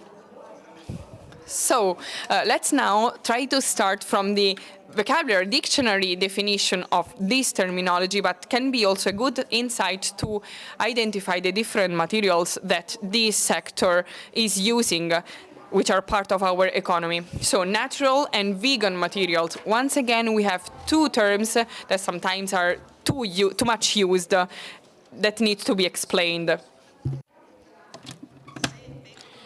So, if we have to define them properly, we also have to consider that research is extremely important. Before you called me CEO of a Linea Pelle, which is the most important global fair. And within Linea Pelle, we host all the producers of these alternative materials. Of course, leather is a natural, organic product, and there's a law decree of 2020 authorizing the use of the name leather just for products deriving from animal products in the wake of course, in the name of transparency towards the consumer. And therefore, it's important to use properly the words, so it's important also to train consumers. Yes, use the proper words and to be properly aware about the materials surrounding us. Just to give you an example, and I don't want to offend anyone, but when talking about a product deriving from Apple, from Apple, we have 0.000% of the product, and also the consumer is misled in a way. And I think this is an aspect that should be highlighted a bit more in the future when talking about the responsibilities of the producer. I considered extremely important what you said about the possibility of concretely and practically approaching the brands that are better enhancing the leather products in their production. So can you give us some examples? Almost all brands, I have to say, were born thanks to leather, starting from Ferragamo to Gucci, without forgetting Hermes, of course. And nowadays, leather has taken on a new role, an aggressive and transgressive role, but also a young role. It's a well-appreciated material, appreciated by the youth. So in this very moment, I can say that Miu Miu is doing a great work, proposing collections that are really innovative, while enhancing leather in a wonderful and marvelous way. And also in the audience, we also had some approval regarding this idea. So it's also important to properly enhance the importance of this product. Of course, when it comes to responsibility, we always think that it's just a burden. It's like a burden that we have on our shoulders. And also the leather concept should be reinterpreted, maybe. Sure. Leather brings in itself a lot of features that are now imposed by law. It's a natural and organic material that can be recycled forever, and so leather is perfectly matching with the European Union requirements. So we have already given, provided for a presentation of this important sector, and also in the practical application of this art of not really art, these handicraft products, this handicraft in processing this product, which is also the core of our panel. So talking about tradition and traditional processings. So how to protect and preserve this art, this handicraft, this Italian handicraft, this craftsmanship.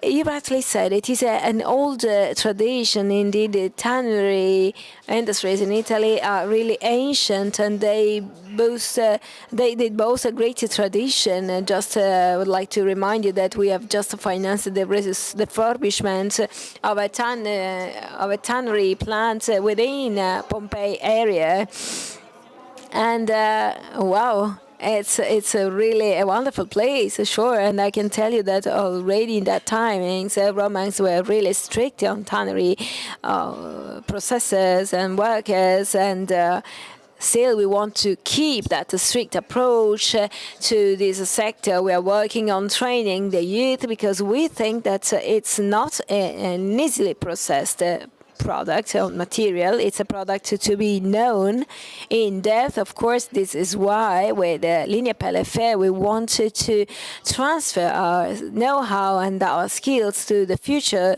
enterprises, because we are an excellency and we want to stay so also in the future. Thank you so much, Director, because we really entered a new field, and I'm sure that those who are here with us have another interpretation of this marvelous sector. Please stay with us. Just give us a few moments to change the setting of our stage, then we will be back with the Phygital Sustainability Expo in a while.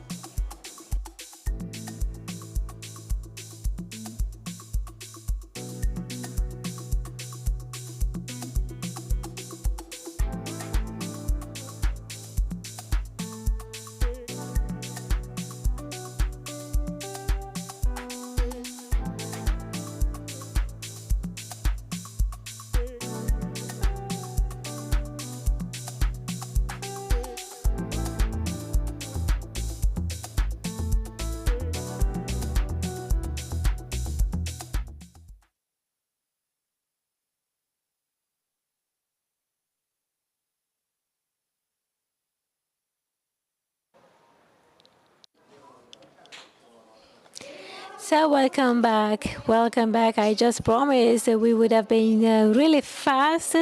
We will now shift to another topic, always talking about tradition and history. This is why I would like to invite here on the stage Cinzia Sodo, Communication Manager of the Canopy Future Nazionale. Welcome.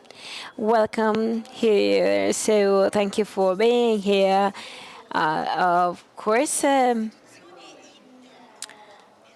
it was a way, a kind of replacement in our program in order to really highlight what Gruppo Marzotto is doing in this field. And I would like to greet in the name of, on behalf of this audience and on behalf of our audience on Rai News and Today.it, we would like to greet CEO Pierluigi Fosco Girard. So you are here to represent your company, and we already spoke about this briefly, and I was caught by what you say, because I really love history. And so linen is a precious material, so bringing us back to our ancient roots. Right. I also brought here part of the production process when it comes to linen.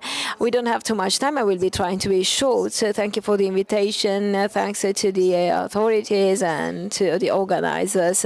Linen, and I listened carefully to the previous speakers. So we spoke a lot about fashion design, agriculture, the impact, the footprint of the companies, SDGs, traceability, transparency. But if we want to look at the future, well, Julia, the best way of looking at the future is looking to the past. So we have to learn from our past and try to understand what allowed us to properly develop linen and which are the steps to be taken in the future. So I would like to tell exactly these things while presenting you textile linen. We are talking about linen not for food users, of course, and linen is present in human history since the last 36,000 years.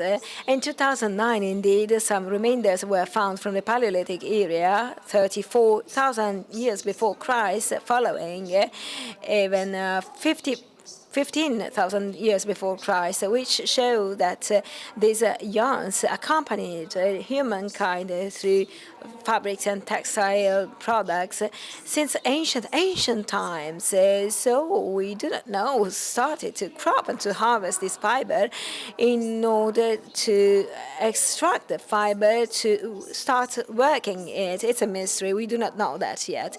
But it's a mystery that maybe brings us back to the Egyptians, to other civilization, and still it's a mystery, but it still has a strong religious meaning connected to spirituality as well.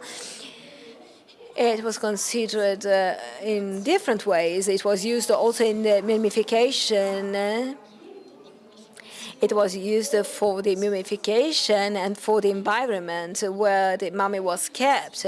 And the mummy was totally covered by linen because linen was representing safety, security, and it was a peaceful manner for accompanying the corpse in the other world.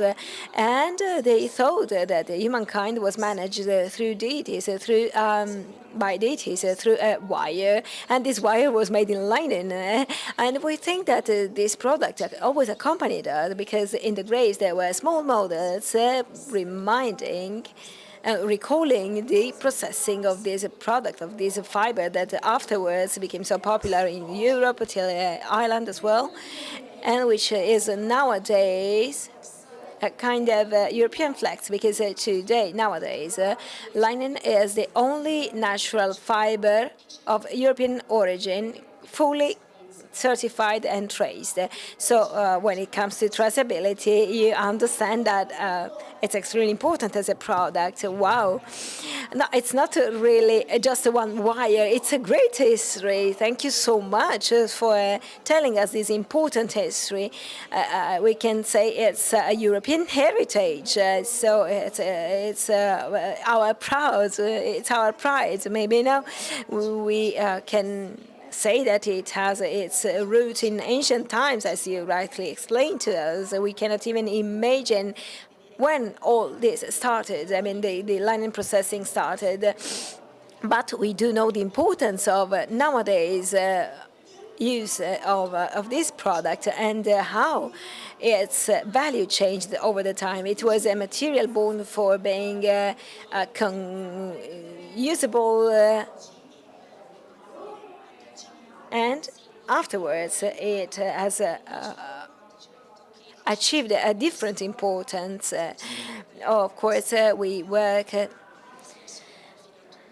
with companies like ours, which has its main venue since the last 150 years, with some venues also abroad, and we work in the linen production, and of course we boast a great tradition in linen processing, while keeping also this precious product, while keeping it in the fashion, in the apparel world, in the home design, in the furnishing world, and starting from 2017, thanks to the vision of Pierluigi Fosco Girard, who was the person who really changed the company. We started to work on different aspects, working on innovation, searching for new frontiers, working on bio-based materials to replace glass fiber materials, because linen has some lightness properties which allow it to be included in sub-layers in the automotive sector, for example, and the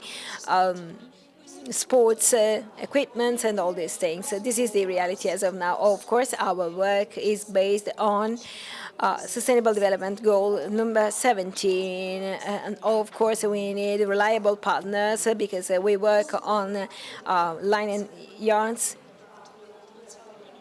And we have brought back to Italy the cultivation of linen to Italy, and this is a fully zero waste fiber. And this stems from new techniques. There's a product which is excellent, and a product on which we are working with other new partners, reaching new markets by replacing nylon and plastic in the packaging of nutshells, oranges, and all these things. Bio products production also traded in France and other countries. So it's an extremely resistant material. It's biodegradable and compostable as well, because we believe in the other SDGs. Since we are a benefit company and B Corp certified, we really attribute a great importance to the other SDGs. So if we start from projects, taking into account all the stakeholders, including the governance, the people, the territory, the future generations, then we will be able to shape properly our future projects and also to properly use the resources in a sustainable manner also in the future. with a great success. And the intangible value of linen goes back to the other projects that we have developed in the B Corp and the agri-food sector. So bringing back linen to Italy was a great effort by duplicating also the hectares dedicated to canvas and to linen, and the CSR projects that we have both for compensation and for biodiversity, and also for the sea cleaning. We collaborate since a lot of years with Mare Vivo, which is one of the most important projects, which is connected also to the incredible, because for us it's extremely important also to have highly inclusive activities. So when it comes to the culture of respecting the environment and nature, well, there we are. And so also this culture of sharing values and purposes by sharing our know-how also. I can say that in this very moment we have seen physically this linen wire which connects different realities and so varied realities. Thank you so much, Cinzia. It was a great experience for me. It was extremely involving listening to your enthusiasm. So thank you so much for bringing your experience on this stage. Thank you so much, Mrs. Cinzia Sodo for Leni Fish and Canipe Fish Nazionale from Marzotto Group. Now we will have a few moments to rearrange our stage. Stay with us because the most important moment, the moment of the inaugurated show, is coming and it's approaching. So don't leave us.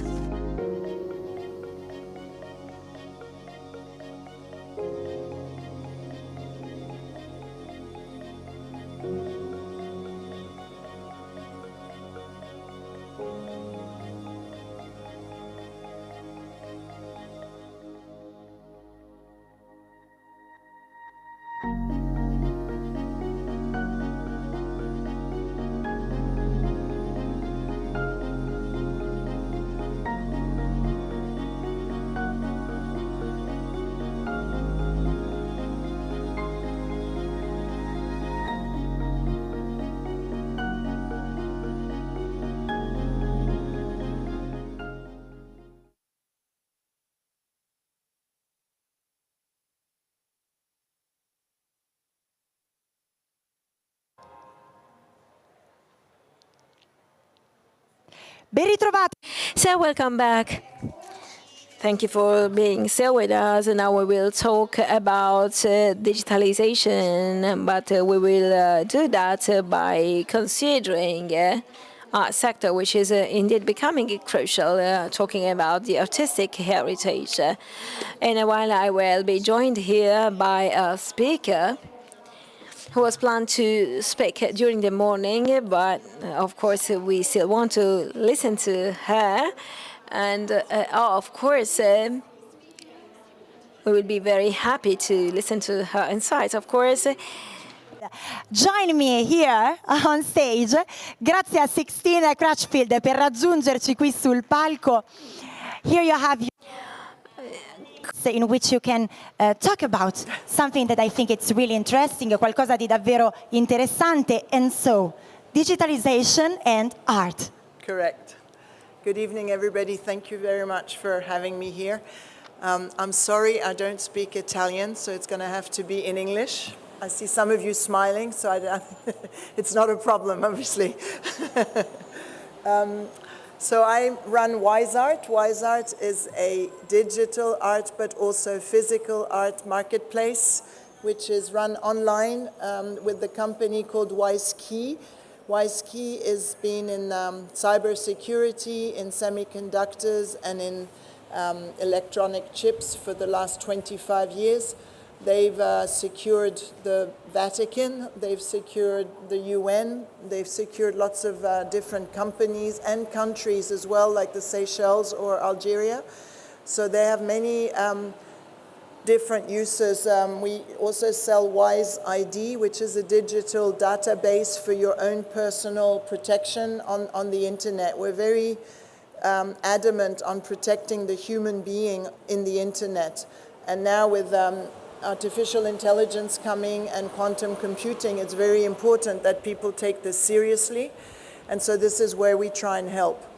And my part in this is a drop in the ocean in Wise Keys Ocean, because I take care of the art platform and sometimes fashion as well. I'm an art historian by training, and we work with physical artists who work traditionally, and we tag their physical art pieces with microchips, and then they are linked to what they call an NFT, which is a token, which is then minted or registered, recorded on a blockchain.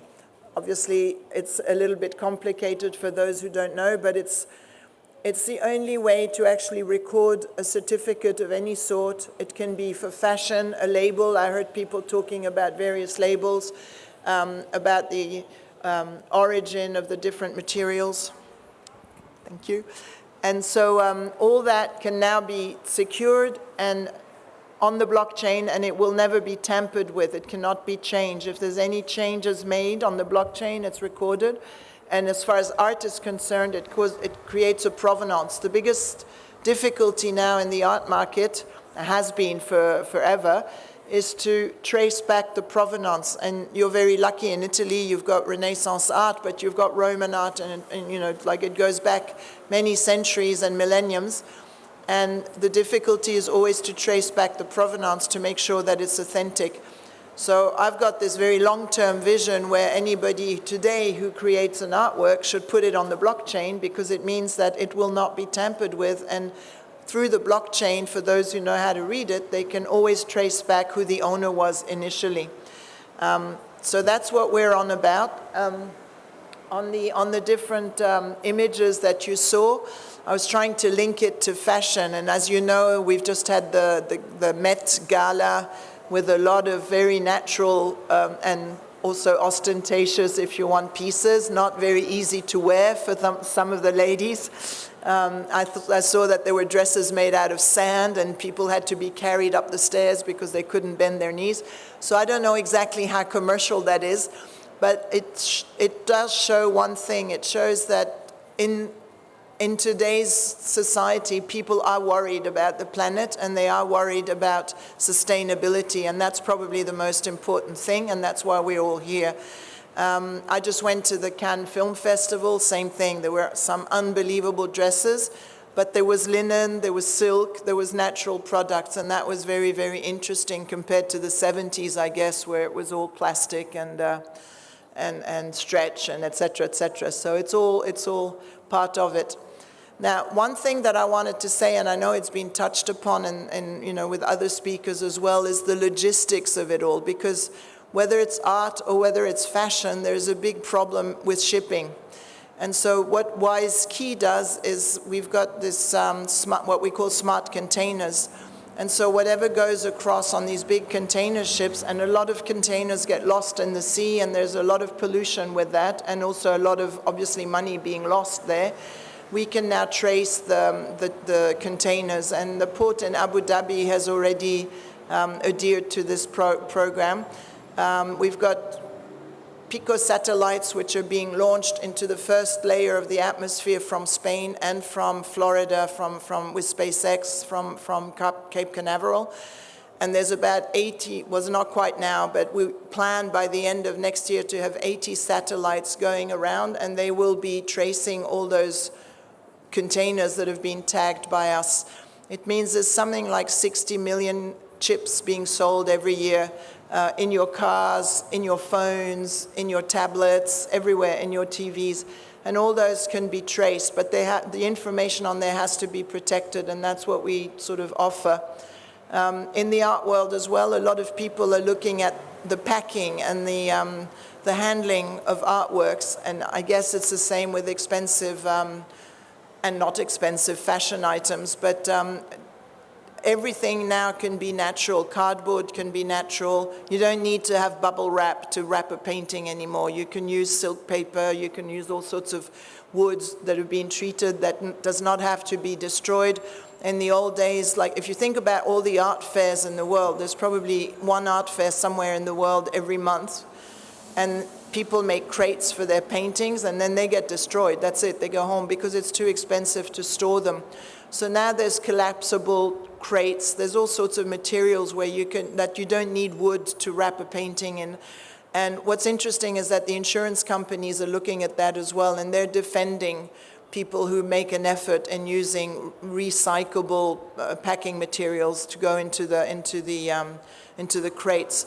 What's important as well with the chips, if a crate is being, or a painting is being chipped, it means that you can trace back the humidity, you can trace back temperature control, you can trace back if it's been moved, but not just from point A to B, but if it's been moved rapidly, i.e. it fell off a wall or somebody dropped it. All that can be traced now very easily.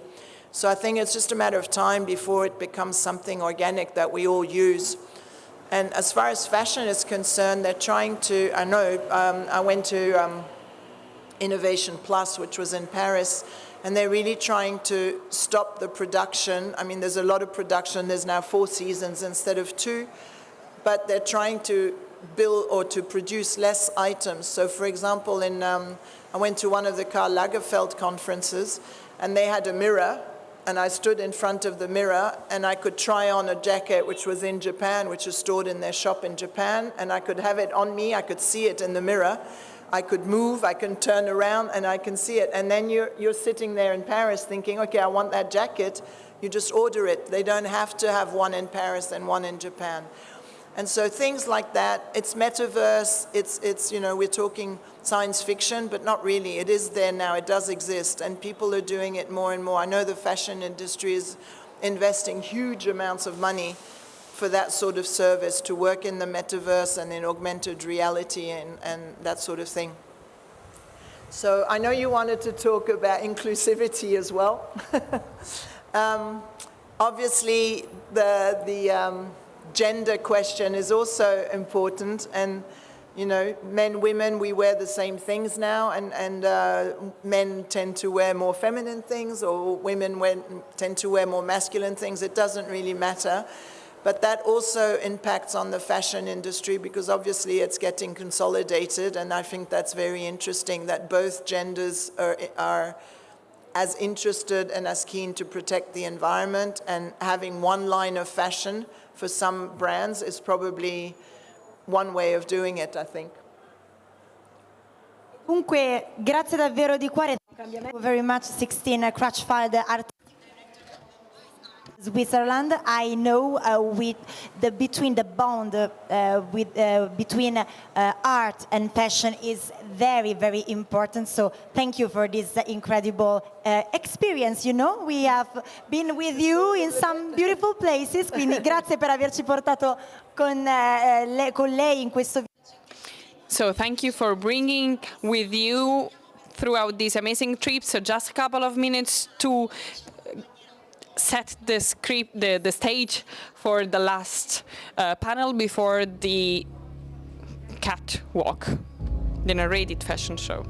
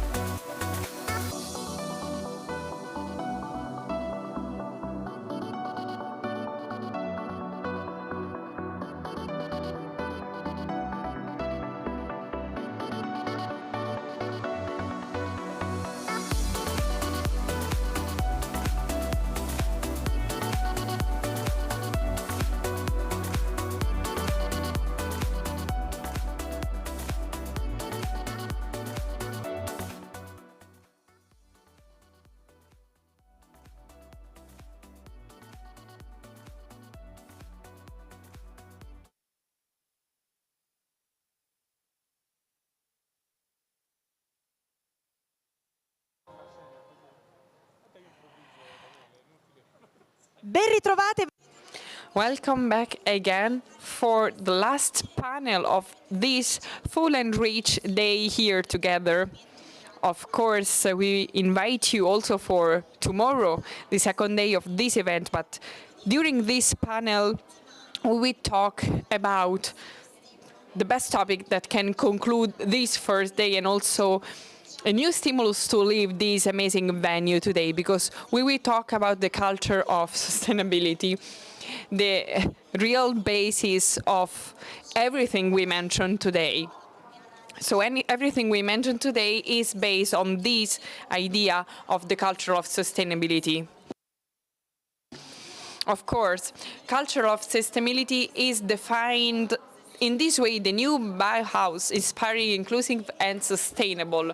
So we promote practices and behaviors that can balance current and future needs of the stakeholders. So needs that must be combined also with European requests to allow us to be really competitive in this world scenario. So not only European scenario. So I would like to welcome our guests. So on this stage, we saw different settings throughout the day. So we will have with us from remote the president of the Maxi Foundation, Alessandro Giuli.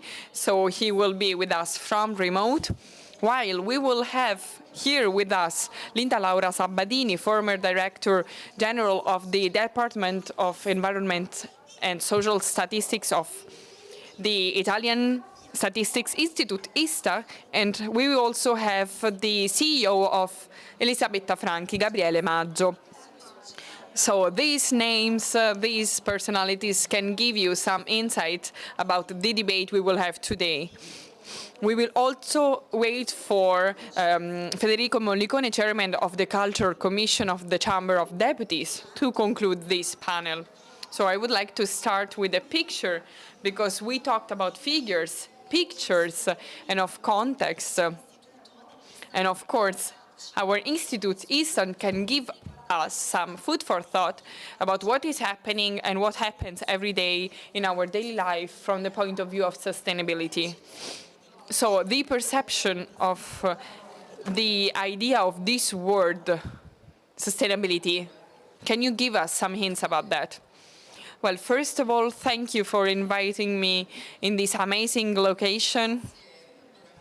Thank you so much to the European Commission, to the European Parliament, the Council, but also thank to, yes, the Commission, of course. And also many thanks to Valeria. I'm really happy to be here because this is something really inspiring and enriching. Of course, when we talk about sustainability, we need to face and also to address data. I have been the Director General of the ISTAT until very few months ago. So one of the topics on which ISTAT started to create a path to understand the levels of awareness in our country was the measurement of the levels of awareness, so the measurement of how the different aspects related to sustainability are perceived. So awareness is increasing, of course. Indeed, 70% of citizens think that their behavior can have an impact on the levels of sustainability of our country. The problem is that we also have a gap between what the citizen says and states to know and to be aware of, and the practical actions, the practical behavior of citizens. Just to give you an example, so we have a really high level of awareness of more than the half of the population on the topic of air pollution and climate change. These are the two main factors of environment conditions that are worrying the most people. Even if ISTAT started to detect it also back in 1998, and climate change was not a condition that was worrying cities, and so we were talking more about greenhouse effect that ranked first. And now it has decreased by almost 20 percentage points, while climate change increased a lot, also because the experiences of people have a huge weight on the perception, because we saw the consequences of climate change. We lived those consequences. We also have the issue of waste in terms of production and waste disposal. And then we have pollution, more or less 40%, water pollution, and the disruption of forests, and ranking fifth, the protection of species, animal and vegetal species that are disappearing. The interesting thing is that this perception, which is a bit cross-sectional and also cross-gender between men and women, and cross-generational, we don't have great differences. And mainly the first main topics that we have mentioned are more or less in the same order for everyone. But there are some differences. The differences are represented by the level of intensity with which we perceive these problems. For example, women perceive more problems, up to 5. Young girls, so until the age of 24, are those who have a stronger perception about the extinction of some animal species. So 10 percentage point more compared to men of the same age. But if we compare these thoughts and the practical behaviors, we can see a bit a gap. So we have positive aspects because still the behavior has changed. We have negative aspects because we are still dragging behind on some topics. Just to give you an example, reading labels of food. So reading labels of food is something done by 37% of the population, which is a data that is increasing. So this is a positive data, so it represents the awareness that is raising, but still we don't have the majority. Women do that more, and we understand that more because generally women buy more food, but it is also true that women do that more also regardless of the role they have within the family. So not just those women who have the responsibility to prepare food for the family. Also daughters have a higher awareness compared to men on that topic. Women also pay more attention to energy waste, water waste. So we have these aspects that we still have a gap between the increase of awareness and the translation of this increase in responsible behavior. And at the same time, there is a difference between men and women, especially what concerns behaviors and attitudes. Even if also among women some behaviors, as said, are not the majority. So we still have a gap, even if there is an improvement. So we still need to work on that. I really liked this picture, this overview of what is happening in our perception, of our daily perception actually. Maybe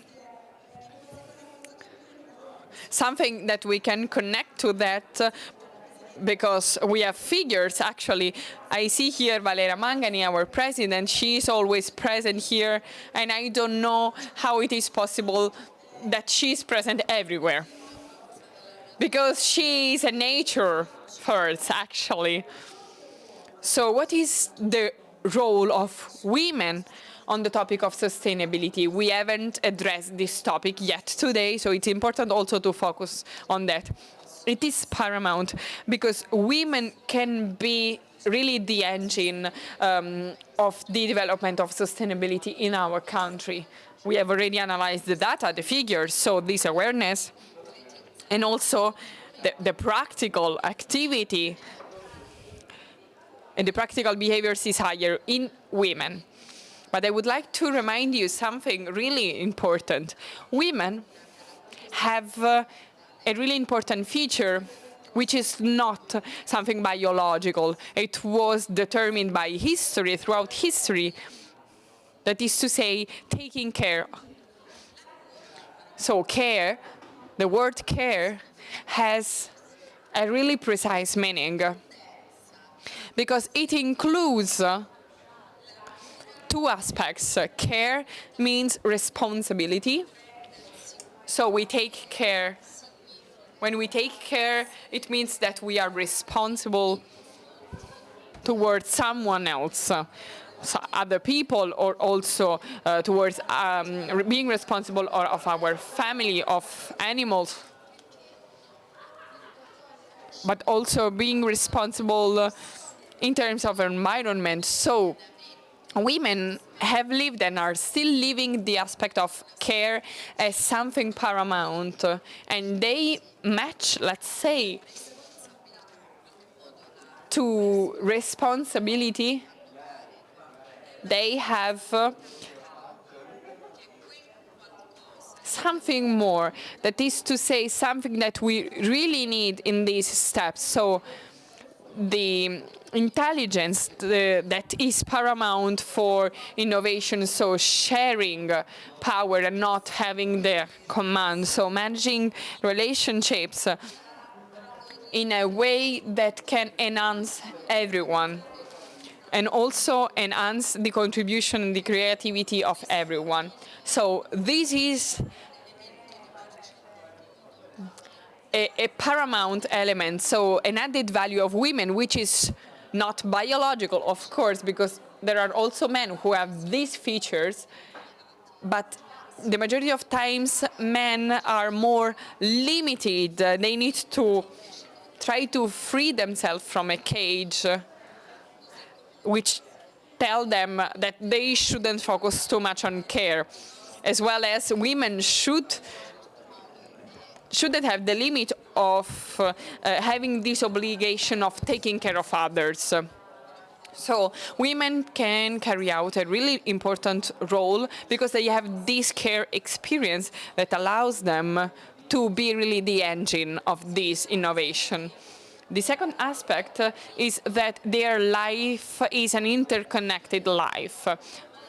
This is the magic word of the environmental transition. Interconnection is part of women's life.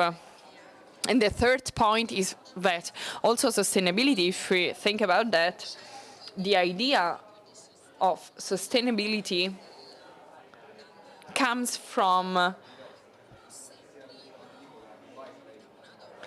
a Norwegian woman who produced the first document for the United Nations on sustainability back in 1989, where the idea of sustainability was defined as the activity of working for today's generations, but always keeping in mind the perspective of a future, so to allow that human capital, social capital, and environmental capital, but also economic capital that we have at our disposal today can be maintained and kept also for future generations.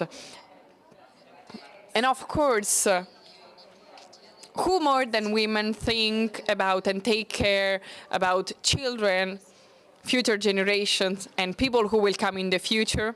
So that's why I think that women are the real engine of this process, and they are already like that. Thank you. Just think about Vandana Shiva, but also Kenyatta, who received the Nobel Prize for Peace. But also just think about the young girls who organized the Friday for Future initiative.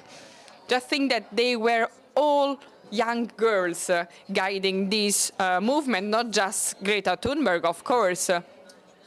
We remember her name, but she was just one of the many girls, young girls, that created this movement. Of course, also young boys were there, but the leaders were women. And this is not a case. Taking care of others, sharing, and also taking care of the planet. So the role of carriers of sustainability for women, and I have to say that I'm really surprised in a positive way by the evolution of this panel, because I wanted to be really honest. It should have been completely different, but everything is following its path, because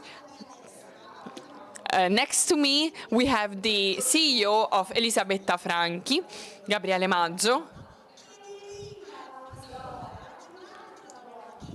that starts from the story of another woman who was a pioneer in the sustainability field.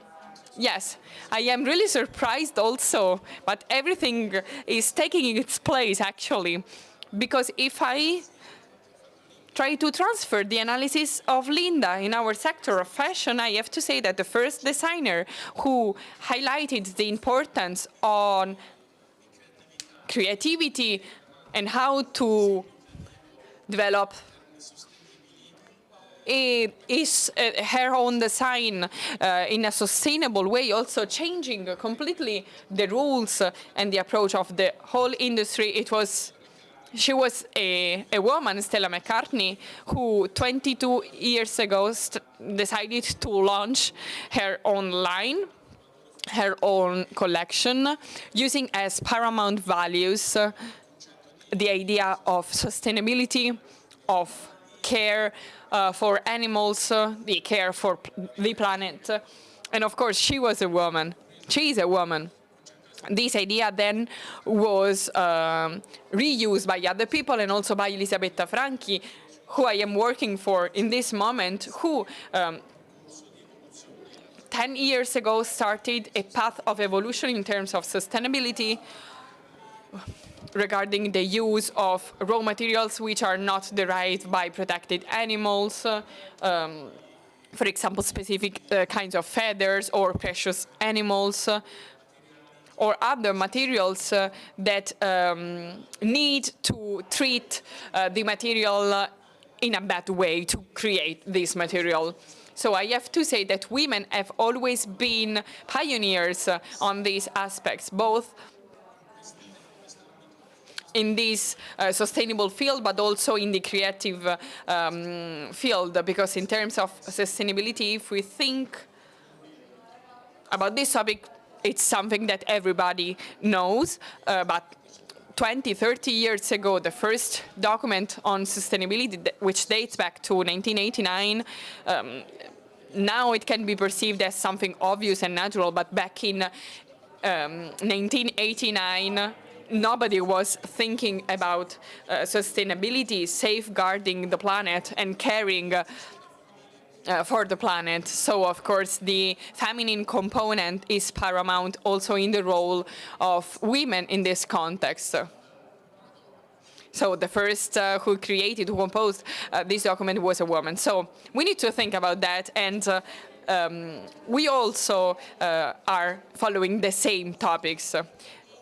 So today we have told a lot of stories, talking about the story of sustainability. It means talking about culture of sustainability. So what is the cultural heritage in terms of sustainability for Elisabetta Franchi, your company, the company you are the CEO for?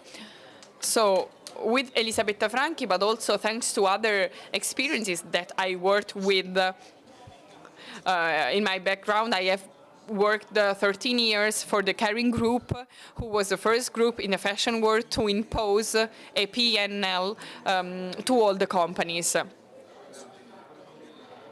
And we go back to the first point that we mentioned, so the possibility to measure the consequences of our actions and activities, something that we sometimes tend not to consider so much, but actually it is something paramount, because it allows you to have interactions that allow you to grow a lot. Going back to my last chapter of my professional background with Elisabetta Franchi, the culture of sustainability is not something that is taken for granted, but it should be acquired. But if it comes from the ownership, from the governance, from the creative director of a brand, it is usually something that becomes a mindset of the company. So it's not an evolution, it's something that is part of the DNA of the company, and that the company is expressing step by step thanks to practical actions that are sustainable, such as the use of materials, the monitoring of the whole supply chain, but also from the cultural point of view, so with people surrounding the company. So we're trying to spread, to share this way of approaching life and work. And I can really perceive it with Elisabetta Franchi, but also with Stella. So they are quite similar personalities, because for them, we cannot have action in a sustainable or in a non-sustainable way. We just have one option, which is the sustainable one, so taking care of the planet and of people who are surrounding you. Not just what concerns profitability and the performances of the company, but also what concerns the quality of life of employees. So it is something really important to use this term, culture of sustainability. So we need to say it out loud, because if we don't change our approach, our mindset, our way of thinking and addressing this idea, it will get always more difficult to implement it. And also pointless, while something really positive that I perceived from our first chat together is the idea of spreading the idea of sustainable education and use it as a model to export also beyond the Italian and European boundaries. Yes, of course, this is a mission, but it's also the natural evolution of our sector. The beauty and the positive aspect of working of people like Elisabetta and other personalities who are really aware of these topics is that they teach you to take care and also to try to educate people, collaborators, production partners. So these people do not have a judging approach. They try to guide other people so that they can reach a level of quality,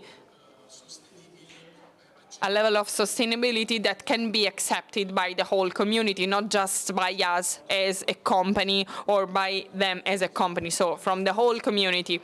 So the topic of education, cultural and technical education on how to work and how to develop some products, it's paramount, but also the matter of monitoring and controlling how some activities are implemented. But education and training is part of the cultural mindset. You need to have the ambition to evolve your company and your lifestyle towards a sustainable way. You cannot think to do that alone. You cannot think that people learn by themselves. So you need to spread this mindset and this way of working, and this is paramount. Well, actually, from the point of view of experience and background, I am really inspired by this interconnection that has been created here on the stage, because we started from figures and data that were transposed to our company heritage. We talked a lot about enterprises with long-term and challenges objectives, but at the end, these objectives will bring to a result, a feasible result, and this is what you have witnessed on this stage. I was really happy to listen to the experience of a foundation, which is the Maxi Foundation, but unfortunately we were not able to have the connection with the president, Alessandro Giuli. But I would like to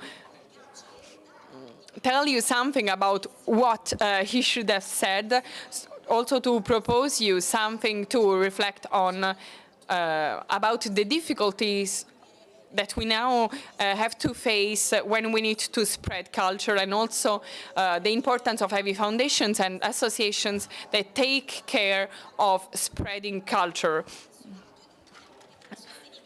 Culture, which also means sustainability, because we have understood that we cannot have culture and sustainability, and we cannot have a planet if we don't consider our daily actions that should be sustainable. So it's part of our daily life. So I am sure that we will have the possibility to go back to some examples of synergies and co-participation between institutions, citizens and designers. So here in the audience, I saw Mr. Federico Mollicone. Let's see if he can come to the stage to talk with us. Because once again, it is paramount to have some institutional remarks that can connect the dynamics that we have just mentioned. So the culture of sustainability requires collaboration, and it is also true that collaboration is not enough if we don't have the incentives by institutions. So we need institutions as a point of reference and also as the engine of this process. And this is also represented by EU regulation. So I would like to welcome here on stage Federico Mollicone, Chairman of the Cultural Commission of the Chamber of Deputies. Thank you so much. We know that you are having really full days.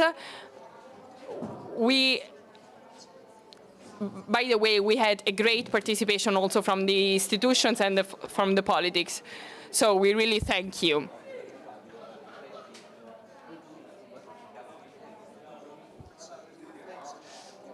Also considering the culture of sustainability, which is the topic of our last panel.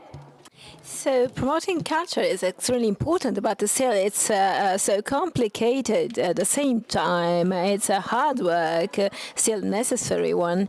So first of all, thank you so much for the kind invitation to Mrs. Mangani.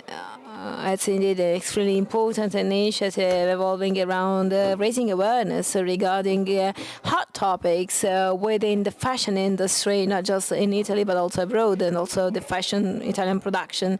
I'm honored to represent the Culture Commission, uniting university research and academic world, which is also indeed taking care of innovation within the Italian Parliament. And it also covers fashion, because our main point of reference and contact persons are Minister also, of course, as Undersecretary Borgonzoni, and all this sector regarding the fashion startups. So we have a lot of fashion startups also here. And I would like to give you positive news regarding this, but also an alarm. The positive thing is that the Parliament is working upon initiative and proposal of Minister Valditara on the 4+2 sector, allowing students to opt for highly professional profiles which have a shorter duration, but enabling them to start working, and this will be translated into a concrete improvement in the fashion district, in the fashion industry in Italy, and this will also pave the way for having new jobs which were supposed to disappear, talking about craftsmanship and the other works also within the fashion world. The second point, we need to raise awareness because we do know that most of textile wastes are not recycled, just 15% of those are recycled. And we do also know that there's a great awareness among the youth when it comes to climate alarm, the climate, the environment protection, and paradoxically, they are exactly those who mostly benefit from the so-called fast fashion, on the other hand, which can be purchased through digital platforms that are not neutral. Because, for example, Shine platform sells T-shirts made in cotton, or T-shirts mostly synthetic, made in synthetic fabric, with 92% of microplastics within them. And this is deleterious, or by using dyeing techniques with strong colors characterizing the fast fashion, but these colors are produced outside and not in compliance with the EU regulations, and often these are toxic dyings for the skin, of course. There are also some apparels, some clothes for kids containing dangerous quantities of toxic substances also, so we have to launch this alarm, and such initiatives are useful to do so. I will propose to Minister Valditara, and at the same time I would like to greet Minister Pichetto Fratin. Welcome, Minister. In a while we will also talk to the Minister. And in our commission, along with Minister Valditara, we will try to arrange awareness-raising campaign for an aware approach to be adopted by the consumers. Of course, we have to work with important Italian brands like Elisabetta Franchi and other important brands which belong to this industrial reality. And at the same time, we need to be very careful, otherwise this awareness raising will vanish, because if we do not work and act immediately on the youth, we will waste this opportunity. And of course, if we consider, for example, those who mostly import from China, for example, products which are not compliant with our rules, these products have to be seized. Of course, this applause pays a tribute to your sensitivity towards these matters, and this is our common hope by which we conclude this great first day. I'm also, of course, addressing our audience, not just here, but also those following from brightnews.it and today.it. And talking about culture again, what's the role played by culture in all this great work? I mean, it's so important to consider all these aspects, like you rightly highlighted, Honorable Malicone. So what else to add? If you don't have any further insights,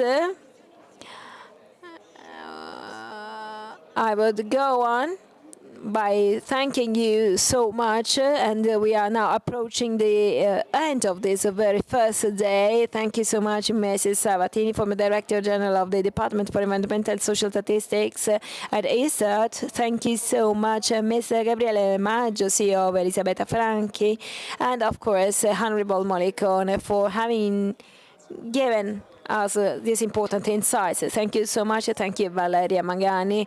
We will now have a short break in order to properly approach the conclusion of this panel with the important intervention of Minister Pichetto Fratin, Minister for Environment and Energy Security. Please stay with us. We'll be back in a while.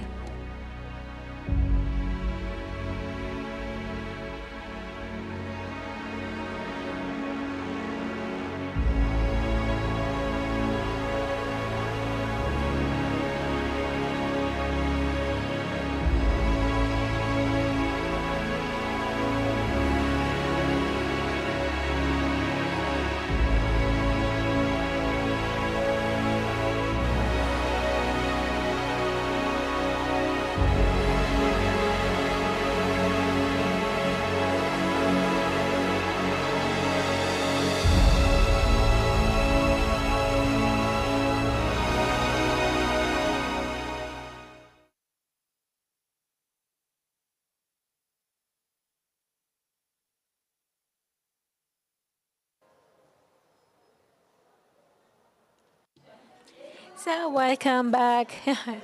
We're now approaching the conclusion of this panel and this great afternoon spent together. So it's a great honor for me to welcome here on this stage Minister Gilberto Pichetto Frattini, Minister of Environment and Energy Security. Welcome, Minister. You have a lot of microphones. If you want, you can just sort one out. Okay, I was not finding the right one. Okay, finally I got it. I must say that this is the perfect conclusion for this first day spent here together. We had a lot of insights and we detected a lot of elements that we need to use in order to really embrace this new path. Well, it's great to conclude this day, and this is the eve of the World Day for Environment, which is an extremely important event in some part of the world.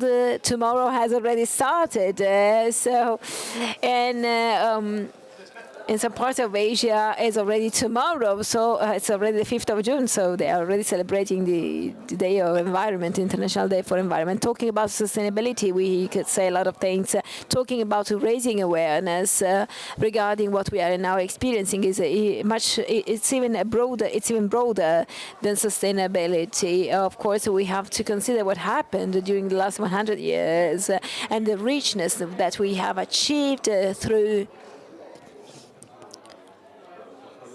activities, even if considering the emissions and also the situation changing according to the increase of the world population and the gap existing between the rich countries and the poor countries,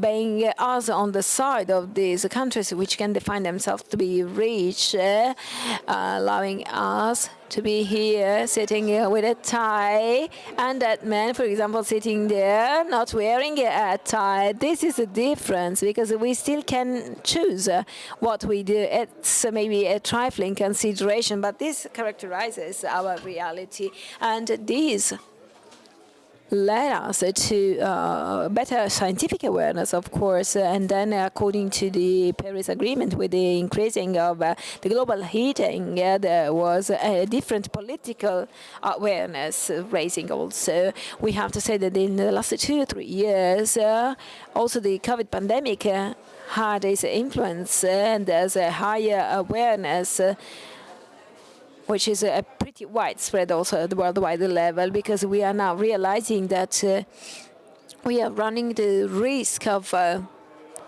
facing strong climate changes with all the consequences due to mitigation and adaptation and all these things, running risk of losing biodiversity. And we're now in a country like Italy, which and European field, in the Mediterranean field, is the country with a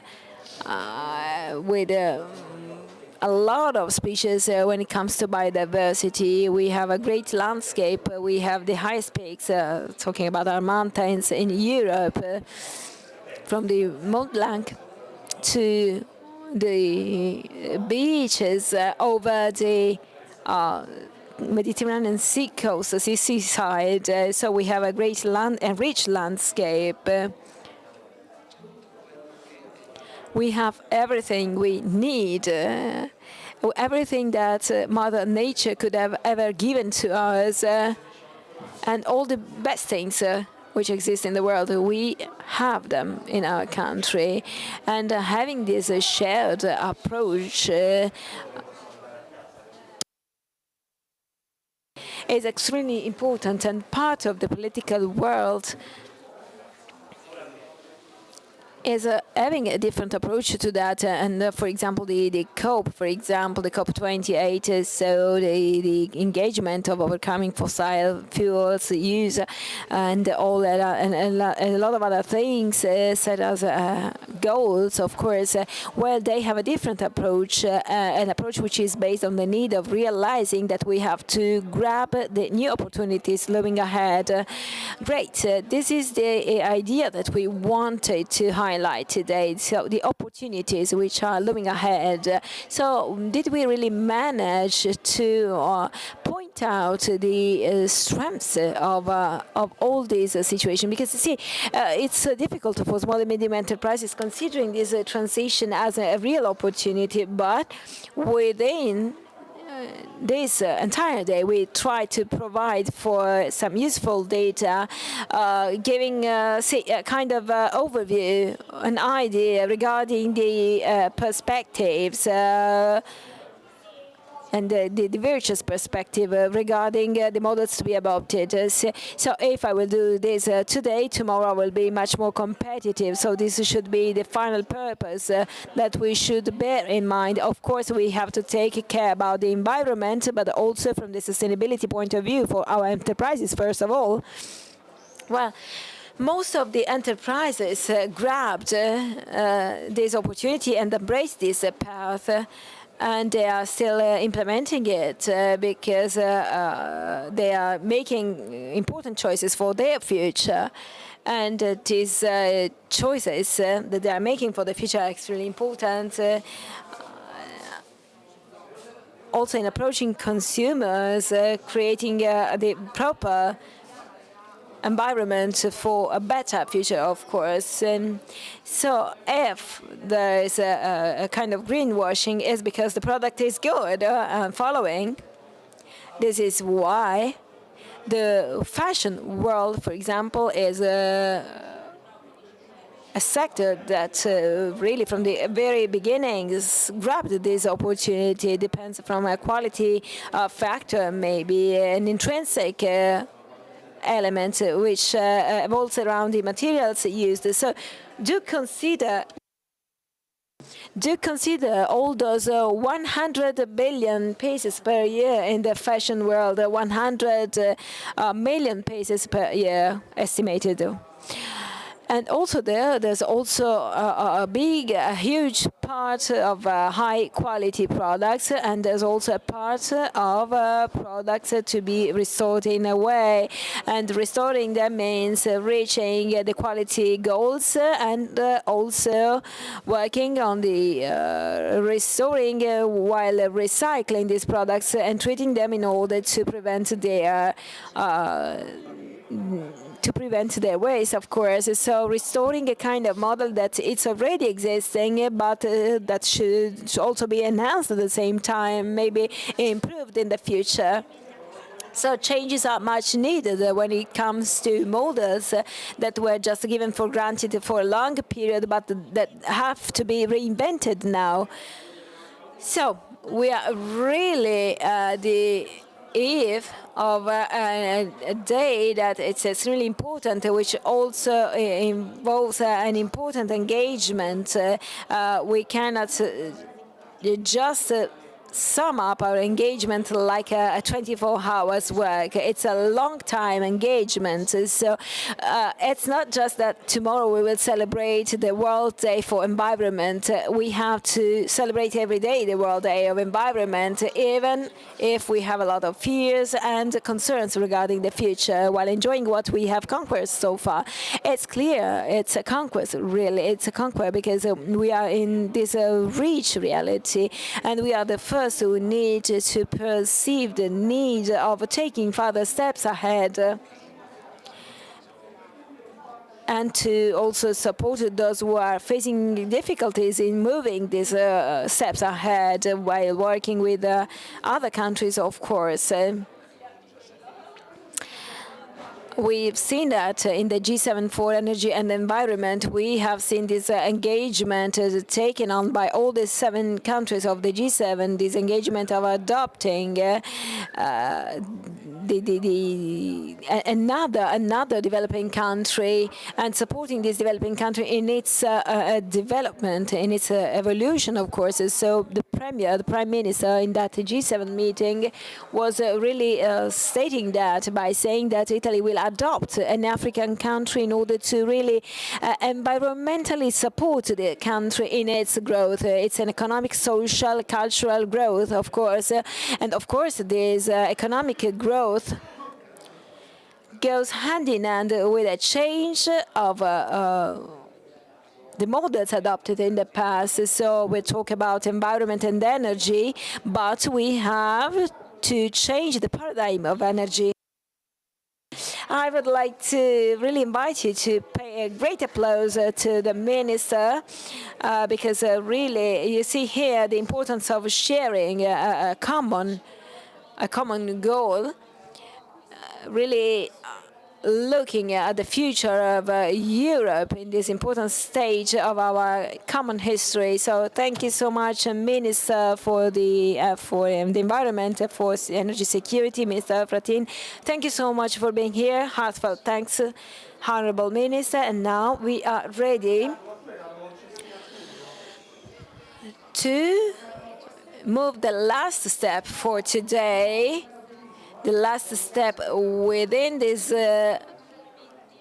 great day spent together, bringing us towards tomorrow, which is the leitmotif of these 2 marvelous days dedicated to sustainability. We speak about an iconic format with a high cultural content copyrighted by the Sustainable Fashion Innovation Society, aiming at